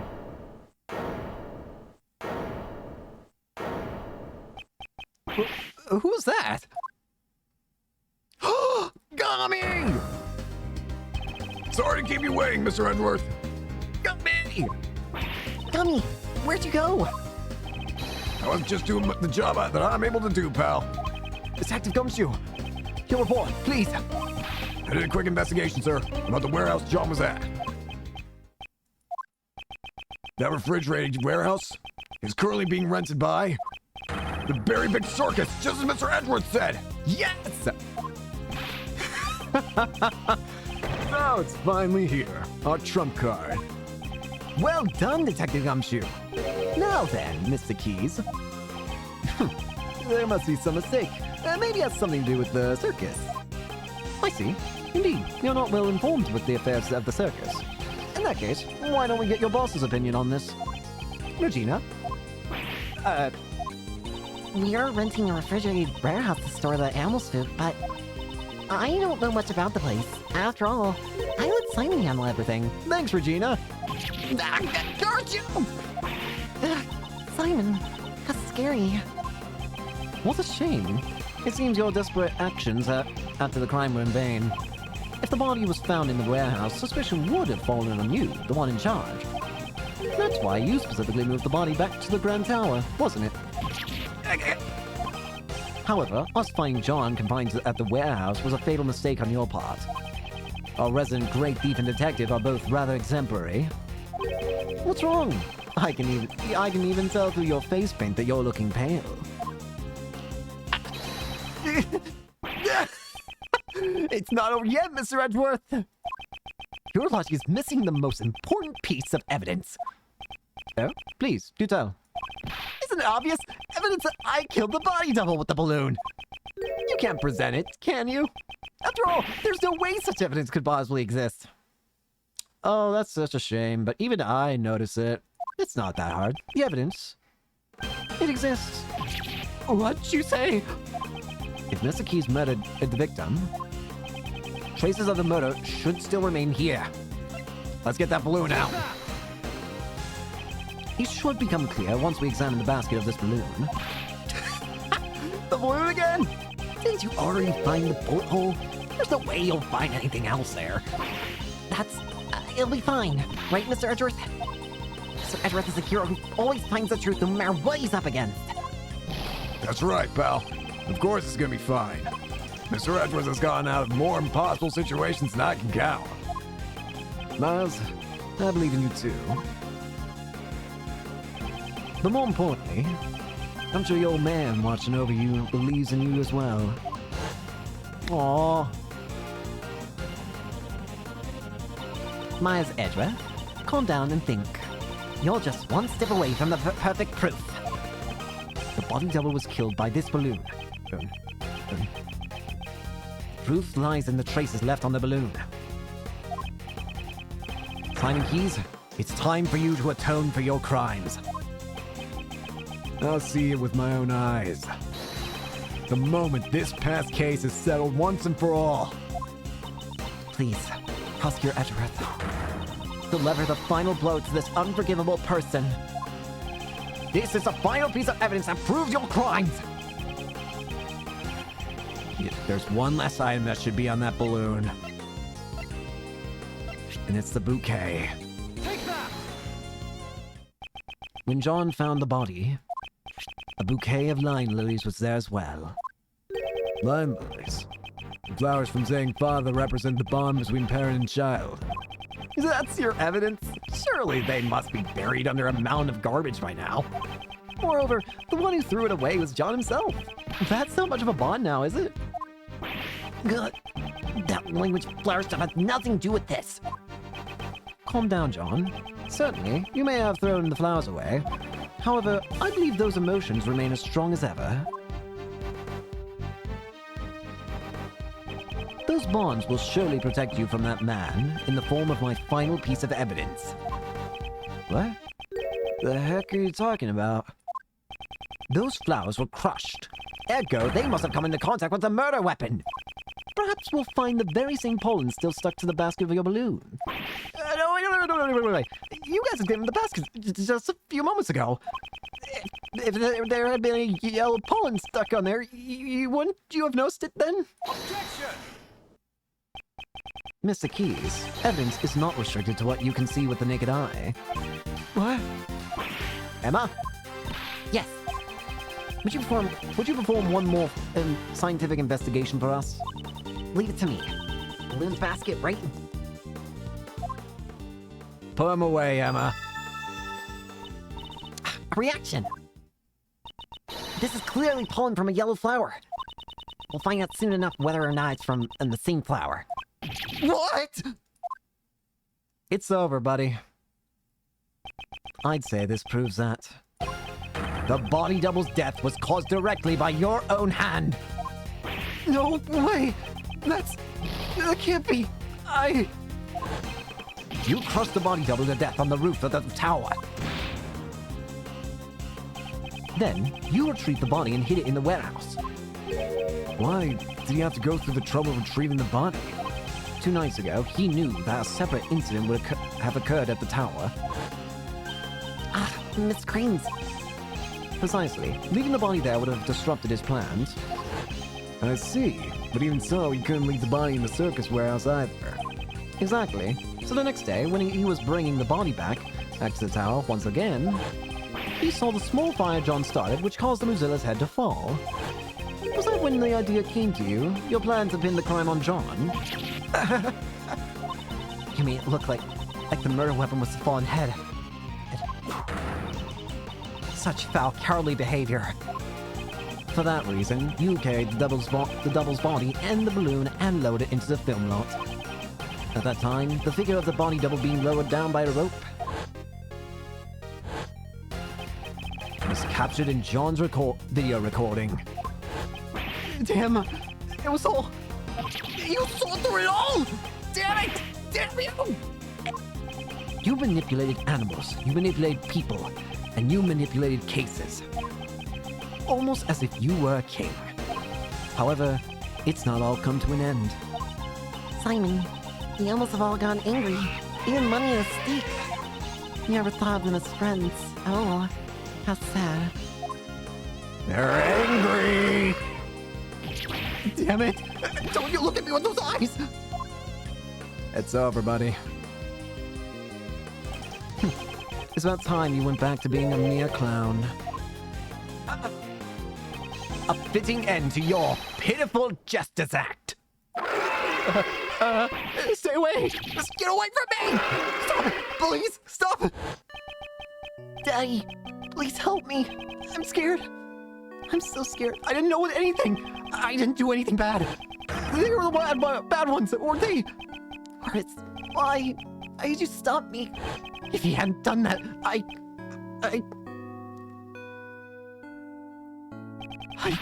couldn't even trust the police. Nobody would help me. And then Dogen. But that man, back then he saved me. The only one who helped me was Dogen. So I used everyone else. What's wrong with that? Stop it! Don't get me closer! Stop! I'll burn out! Oh God! Oh God! The circus! Oh God! Ah!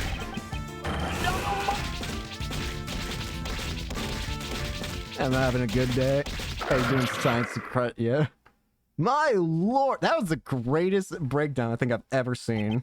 It was like a gesture from Darkest Dungeon. And I'd have to take a look myself, but I can believe it. It seems the game is finally over. Who's saying this? Okay, hi! Shelly the Killer. Why are you here?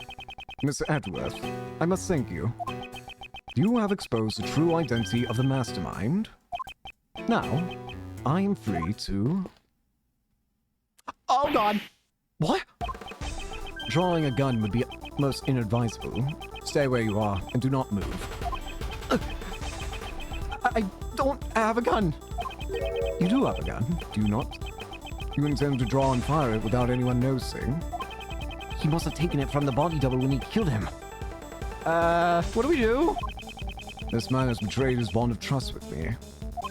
He would have me kill the president while knowing full well he was the body double. Lying about the target is an extremely dangerous thing to do to an assassin. Not having all the cards on the table can seriously jeopardize an assassination. However, what is even more unforgivable is your deception and your attempt to manipulate me. The time has come for your retribution. Stop! Help! Dogen! You are... It has been far too long, Shelley. Please step aside. That man is my prey. I must ask you to spare his life. Really? Please permit this young acolyte to receive his proper punishment in prison. Well then. And if I refuse? His is the first life I have saved. I would not allow it to be taken away so easily. You saved a life. The assassin, Sir Han Dogen. Ironic, is it not? That I, the one who has taken countless lives, am making a plea for this young one's life. He saved my life, just as I have saved his. Before I knew it, I grew quite fond of the lad. You may laugh at me as much as you wish. However, I must ask that you spare the life of the boy. From one assassin to another, please make the allowance. I understand. If you are willing to go that far. Wow. You have my thanks. I am in your debt. No need for thanks. I simply felt there would be no merit in a fight to the death with you. That is all. And with that, I must take my leave. Shelly! Damn it! Wait! It is sad the only reliable father figure he had was an assassin that he ran to by chance. It is sad. Still shouldn't have manipulated and caused domino effect of innocent people dying. I mean, this domino effect ended up leading to some innocent people dying, being like Jill Crane died, Rook died. It's like innocent people still died, but it still sucks for him. Prosecutor Edgeworth, I must thank you as well. It was necessary for this young acolyte to be put in his place. And that you have done. Now then, it's time for me to return to my humble cage surrounded by iron bars. Right, Anubis? Right, boy.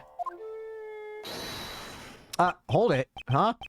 Oh, look who's here. Hey, priest guy, you killed my dad. Oh God, John, don't become a murderer all of a sudden. Stop. Wait. Indeed. I'm not the one to forget those I have slain. I see. You must despise me, boy with horns. In that case... John!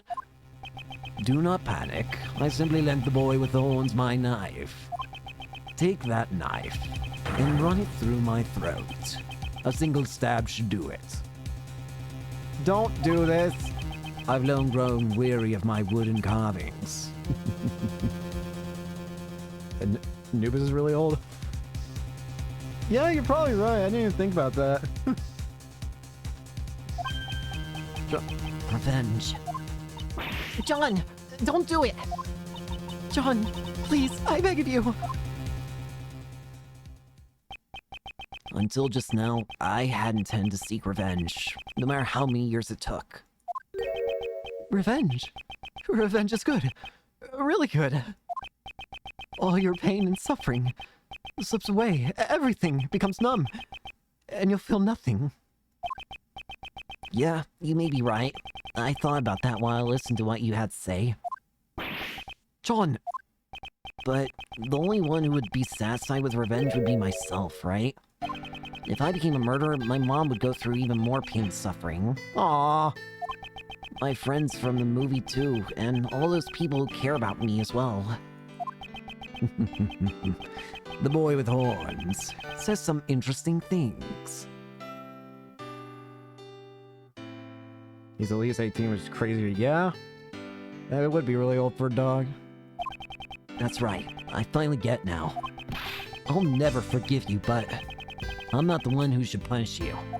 After all, isn't that what my mom and that prosecutor guy are here for? John, You said some really profound stuff just now. Okay, perhaps you should study a little more yourself. Is that so? Well then, young one, it's time for us to depart. where to? The prison, of course. That place will be our home. Our home?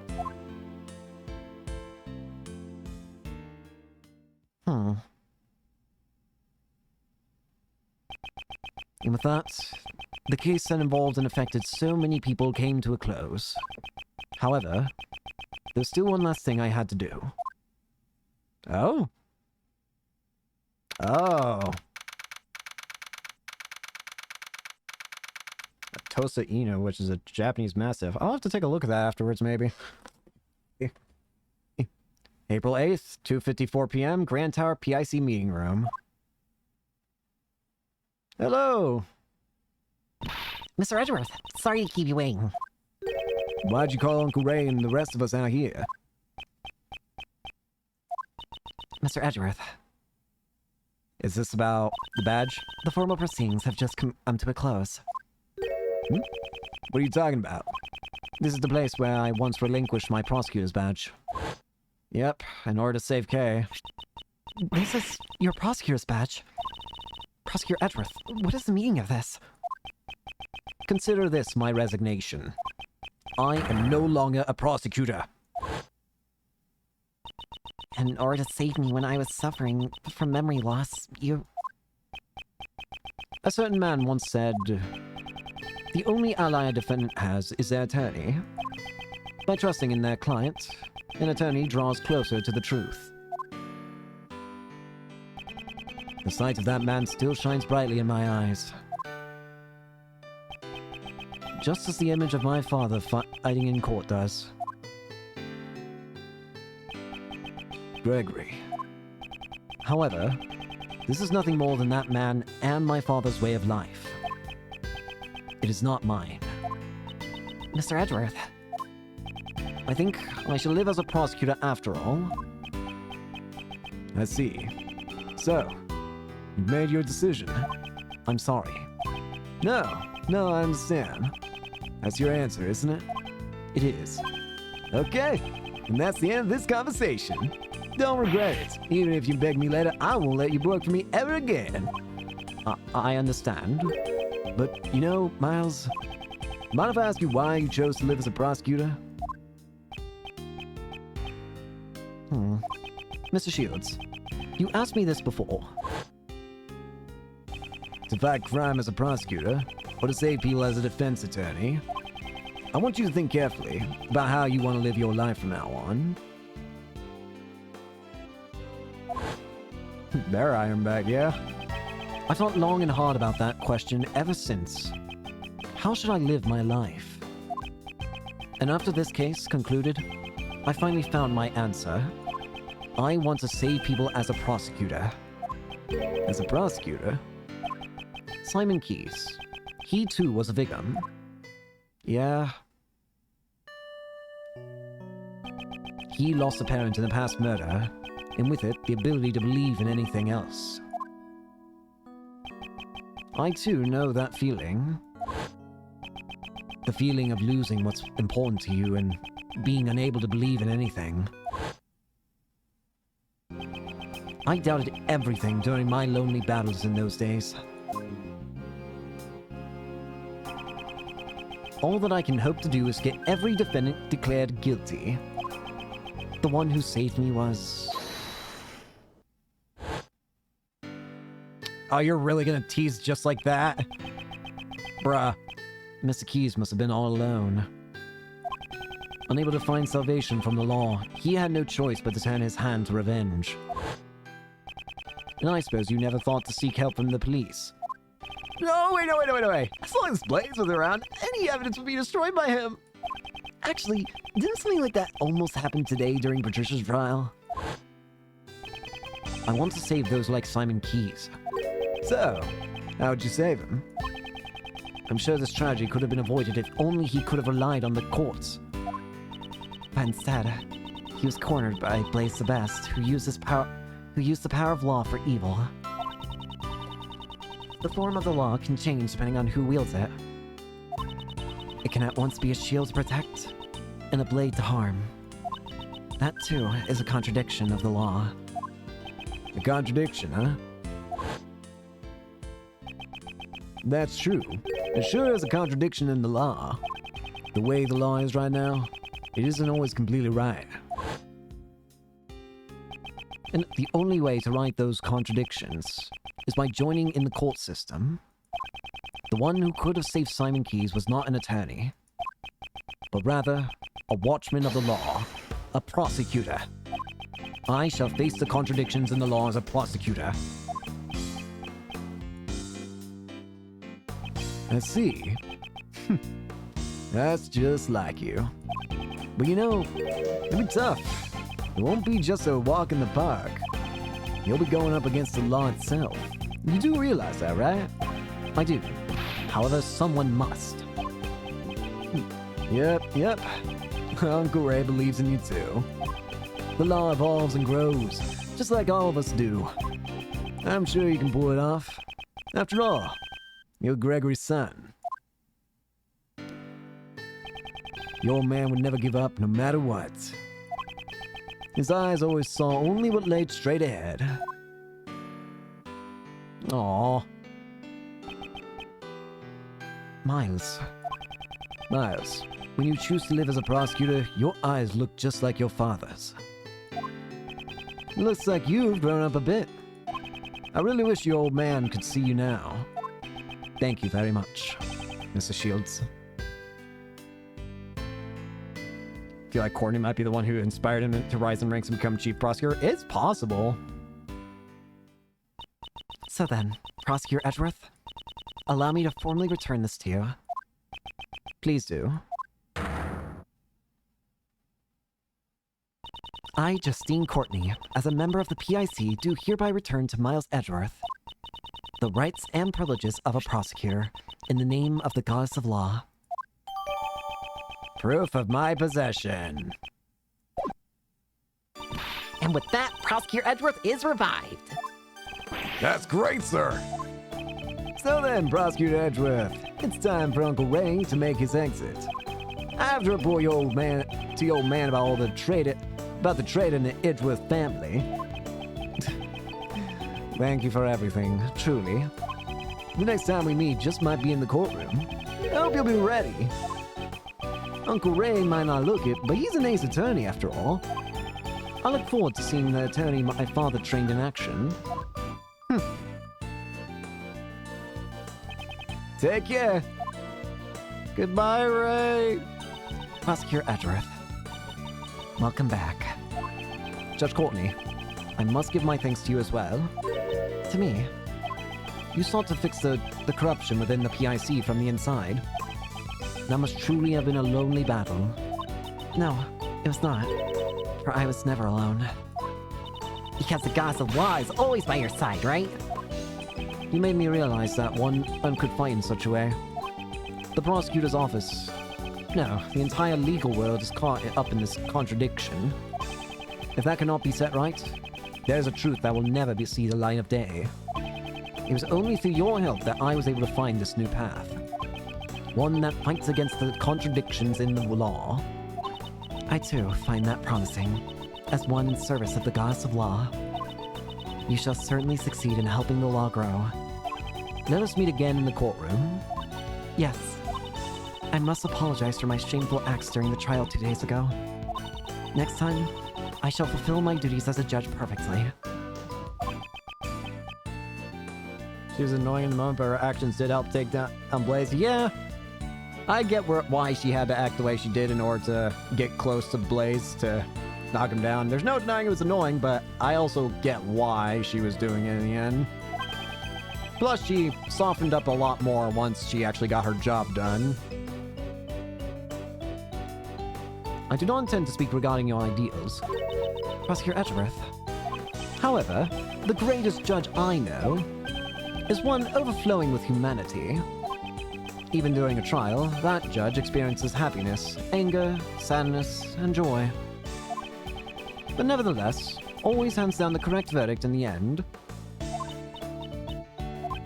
It's difficult to say, but sometimes I feel that perfection is not always correct. So a judge too has the right to behave in such a manner. Like her as a character. I liked all the characters. I'll get into that once we actually get to Cresta. Thank you very much. Prosecutor Edgeworth, when I pursued and fought against Blaze the Best, the goddess of law was not the only one by my side. Ah, it's John! When I have this cut out with me, I feel a strange sense of courage well up from within. No matter how painful things become, no matter how strong the foe, when I remember that I'm not alone, I'm able to keep moving forward. Wrongs must be put right, for John's sake as well. John too lost his father in a past crime. That's more important to me than even the words of the goddess of law. Though I'm sure the goddess would be angered by those words. Your bond with your son is the secret to your strength, I imagine. I don't have to be perfect. I just want to grow little by little. Both as a judge and as a mother. That is how I feel. It seems there's much each of us has yet to learn. Agreed. We are still but children before the world. Let us grow in our respective paths until we meet again. I shall look forward to that reunion. May the blessings of the goddess of law be upon you as you follow your new path. Goodbye, Courtney. Yeah, I liked her as a character too. I liked all the characters, really. Though I once lost my position as prosecutor, I have now reclaimed it. So that I may tread a new path as a prosecutor, I shall surely reach the truth waiting at the end of this path, no matter how difficult the path may be. If any seek to stop me on my path, they shall receive no mercy. No matter who they may be, I will shout with just one word.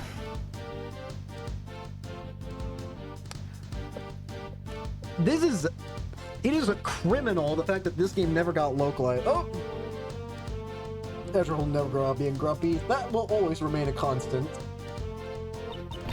Chief, what sort of scoop are you aiming for next? Hey, ain't you a journalist? Hey, there ain't nothing more important than information. And you may be my apprentice, but you're still my business rival. I ain't gonna tell you everything. That's my mentor, alright. I reckon you're even more prepared than me. I understand. I'll get my own information and use my own 2 feet. Yeah, that's the spirit. By the way, would you mind me asking what sort of scoop you're aiming for next? Huh? Chief? Ain't no need to be stingy. I'm your mentor after all. That's just heinous. Foul behavior. I really do hope this game gets localized at some point. It is a shame that it never got fully localized. Oh god, are we gonna see what happened to Shelly? Where did Shelly go after all this? I'm still bleeding. It seems that the wound on my left arm has yet to heal. The bodyguard who inflicted this wound upon me. His is a name I will never forget. Now then, shall I return to being a simple ice cream salesman? Perhaps this time I should try being a crepe salesman instead. For now, I shall live a calm life until my services are required once more. Shelly, just be careful not to get involved in a future case again. I also do just hope that they make more Ace Attorney games. Oh, guys being dragged away. I might have been knocked out once by that prosecutor named Edgeworth. But I'll keep on trying to escape. I won't let him dampen my fighting spirit. Ain't that right, Rocky? That gong sound that'll sound off my next escape will ring out soon enough. Till then, just keep working out. Or you could retire from being an assassin. The only problem with him retiring from being an assassin is I don't think any job, once they realize who he is, will never accept him and will instead instantly call the police. Are you inquiring into my studies to become a pet groomer? I'm working as hard as ever. I spend every day covered in mud. Perhaps this suits my true nature far better than the life of a newspaper salesman. Once I leave the prison, I hope to earn an honest wage as a pet trimmer. My sentence has been extended because I was Warden Roland's accomplice?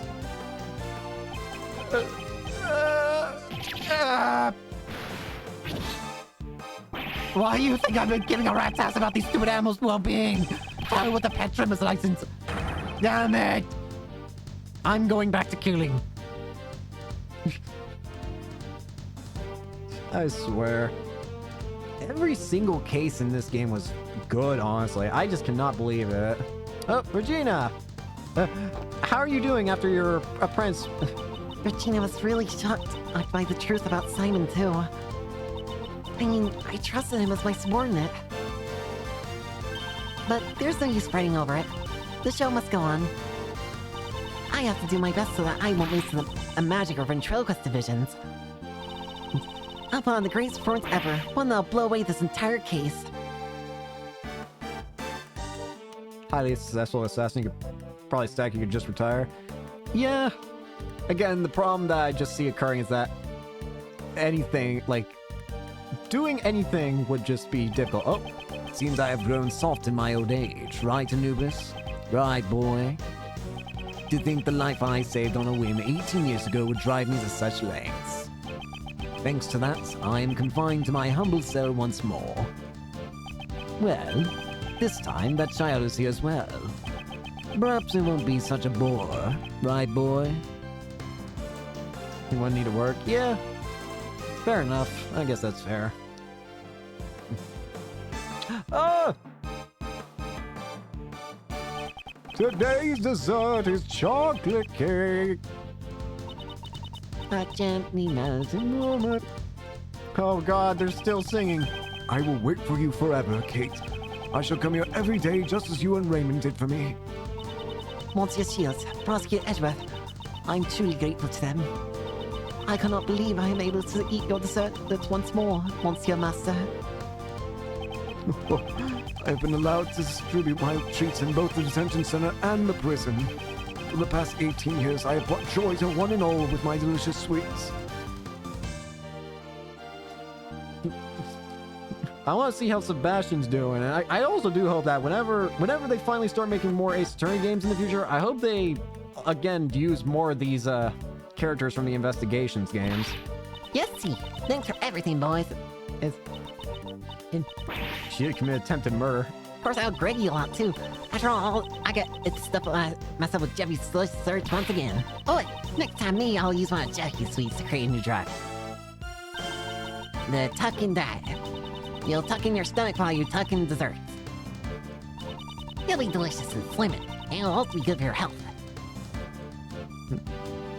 She did commit attempted murder. Yeah. The only thing that might help lighten her sense is the fact that it was against an actual murderer. Maybe. I don't know how it works. Man, I'm glad I get to meet and sketch so many beauties. But man, you caught a glimpse of my beauties in sketch. She had a misunderstanding and clobbered me in the face with my sketchbook. So in exchange for my sketch of beauties, I had one beauty walk out on me. Maybe it's time for me to start getting more serious about my life. Do I take the path of an artist, or do I follow the path of my heart? Oh, in my heart, I mean the heart of my new lady. Oh, Larry. Larry. Oh. Hey! What are you doing? Mr. Bad, thanks for all your help today. I'll testify about the IS-7 in as much as you need me to. Prosecutor Edgeworth seems pretty active, too. You chose not to take the same path as Gregory, but rather to live as a prosecutor. Well, I'm kind of sad that I won't get to work with him, but I'll continue to watch over him. Looks like you've grown up quite a bit yourself. I'm so happy. Mr. Bad actually praised me. If you ever need a hand from Attorney Raymond Shields, give me a call. Anytime, any place. Might give her a little slack, but since it was premeditated, maybe not. Yeah. My crimes are punished is far less were punished far more leniently than I expected. Once it was proven that I had been threatened, and ow. No crime is more heavy or light than any other. I'm sorry. Of course I regret what I did. However, I'm so glad I can still be together with you, Granny. Huh? You want to hurry back to work? That's right. The next corpse is waiting for us, after all. That is incredibly morbid. Great. The next corpse awaits. Yippee. Emma! I'm glad that my scientific investigation came in handy this time around as well. Good thing I rushed back here all the way from Europe. And now I have to leave again. That kind of takes the fire out of a girl, as you can imagine. But this is also that I can become an actual forensic scientist. So then, I guess it's time to go. If anything comes up, I'll be sure... or give me a call. The second I get the word, I'll dash right over. They are corners. Yeah. Still a bit morbid. Just... It is their job. Still morbid. It's a morbid job. The greater the father, the greater the expectations are for their children. Prosecuted the best. Was it? His way of life shall be tested henceforth. Just as mine was. Miles Edgeworth chose to live a different life from his father as a prosecutor. I suppose that too is an answer. I'm sorry. I did not expect forward-facing Edgeworth.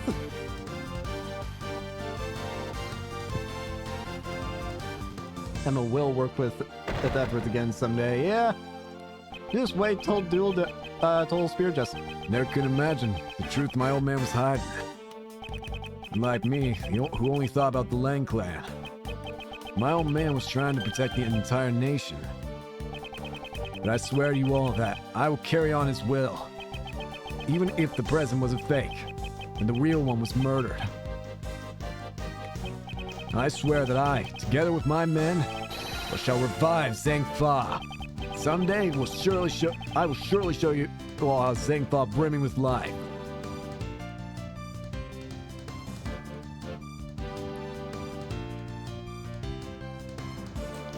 Pro CD for that? Huh. That's a name I recognized. Oh, we gotta see what happens to Sebastian? Let me know. I've asked everyone to stop calling me the best.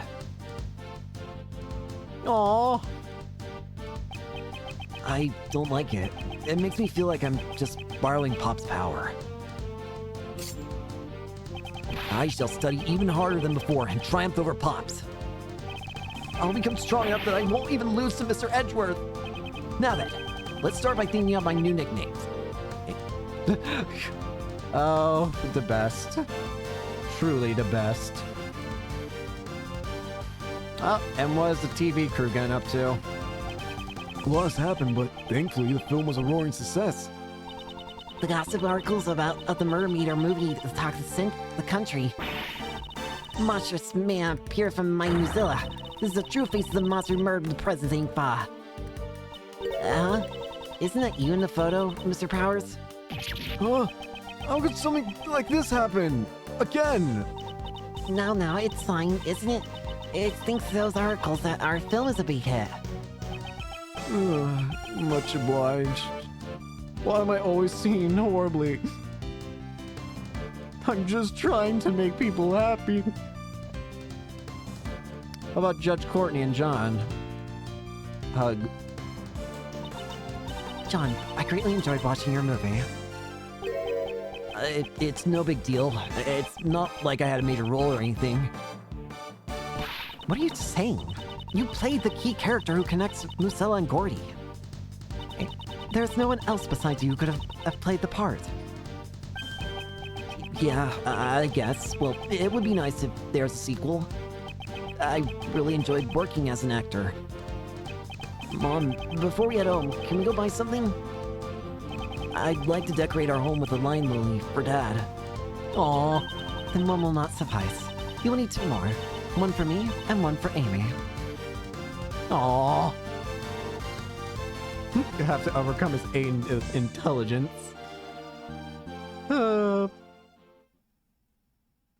Up, and now what are we 3 doing here?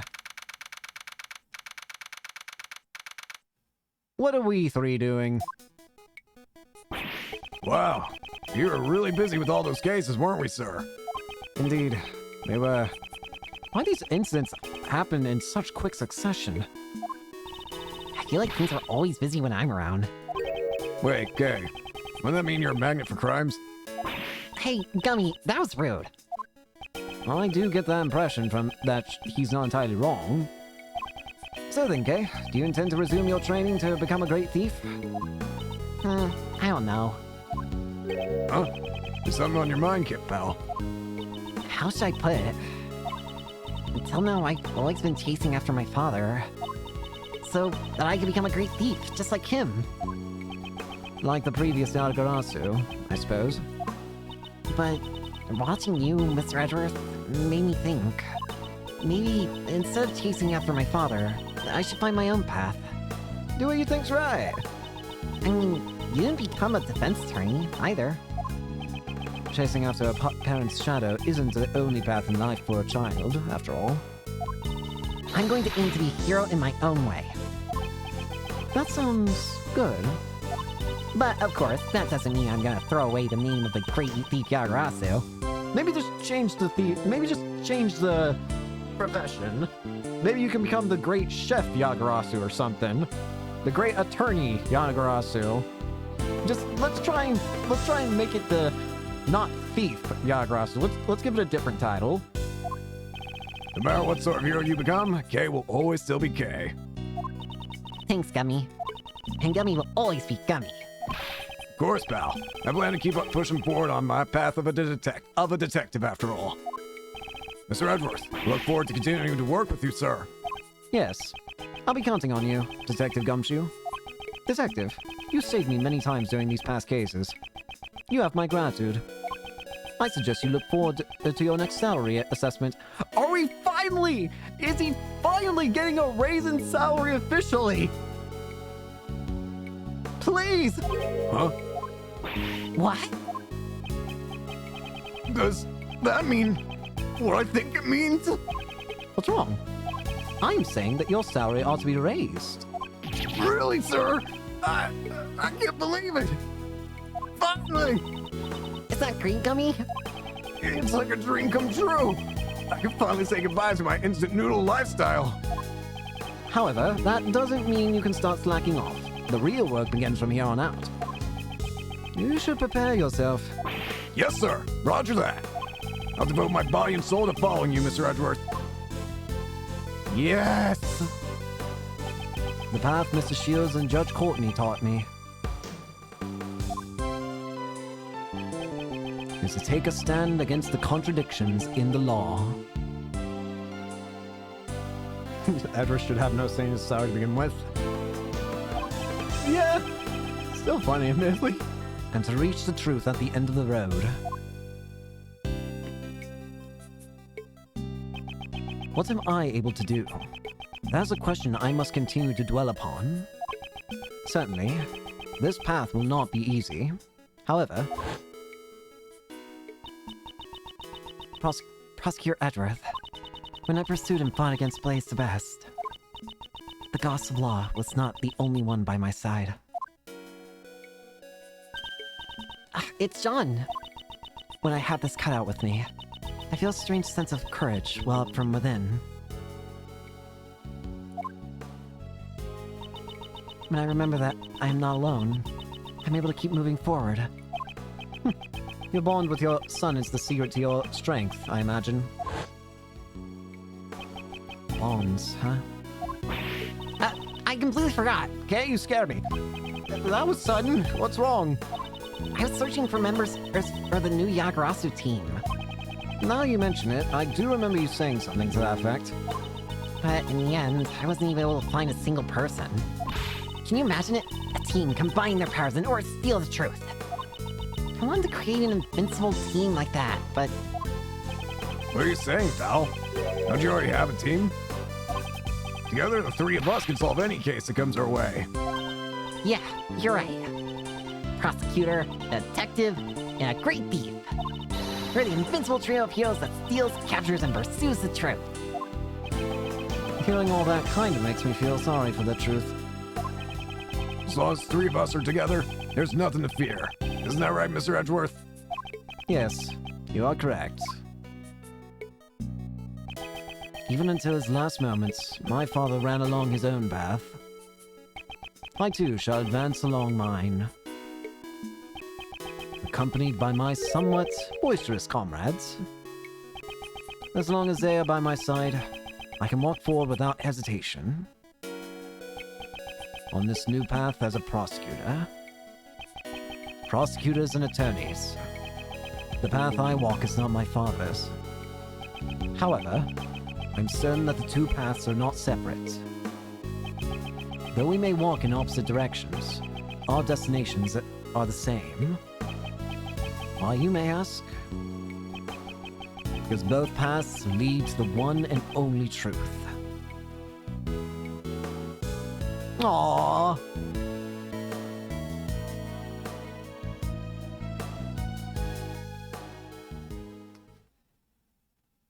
And that's it. Holy crap. And with that, that is basically every Ace Attorney game. There's only really one Ace Attorney game that I have not played now, which is the Professor Layton the crossover one. Maybe one day I'll figure out a way of doing that, but for now, that is going to be all for it. I may or may not stream for a day or two because I do have to get things ready with college and stuff. So if I don't stream for like the next day or two, that's why. As for what I want to stream next, I am thinking maybe I'll do Danganronpa, since it's also a story game like that with mysteries and stuff. But I'll think about it. I think Danganronpa seems pretty interesting to do because I mean I also played Raincoat a while ago when that came out, and I know that the people that made Danganronpa made that, and I liked it. So, but again, I'll figure it out. Oh, and Icy Unknown Ranger, thank you for the follow. I hope you enjoyed. But yeah, this was a insanely good game. Torrential Turnabout fan game. I'll consider looking at it. Sounds kind of interesting. I'll take a look. But yeah, for now, that game was this. I really do hope they localize this game in the future. If the Great Ace Attorney games could be properly localized, then I think there's a chance that this game could get localized as well. Because I'm pretty sure that the Great Ace Attorney games weren't in English until the duology was released like a year or two or whatever ago, I think.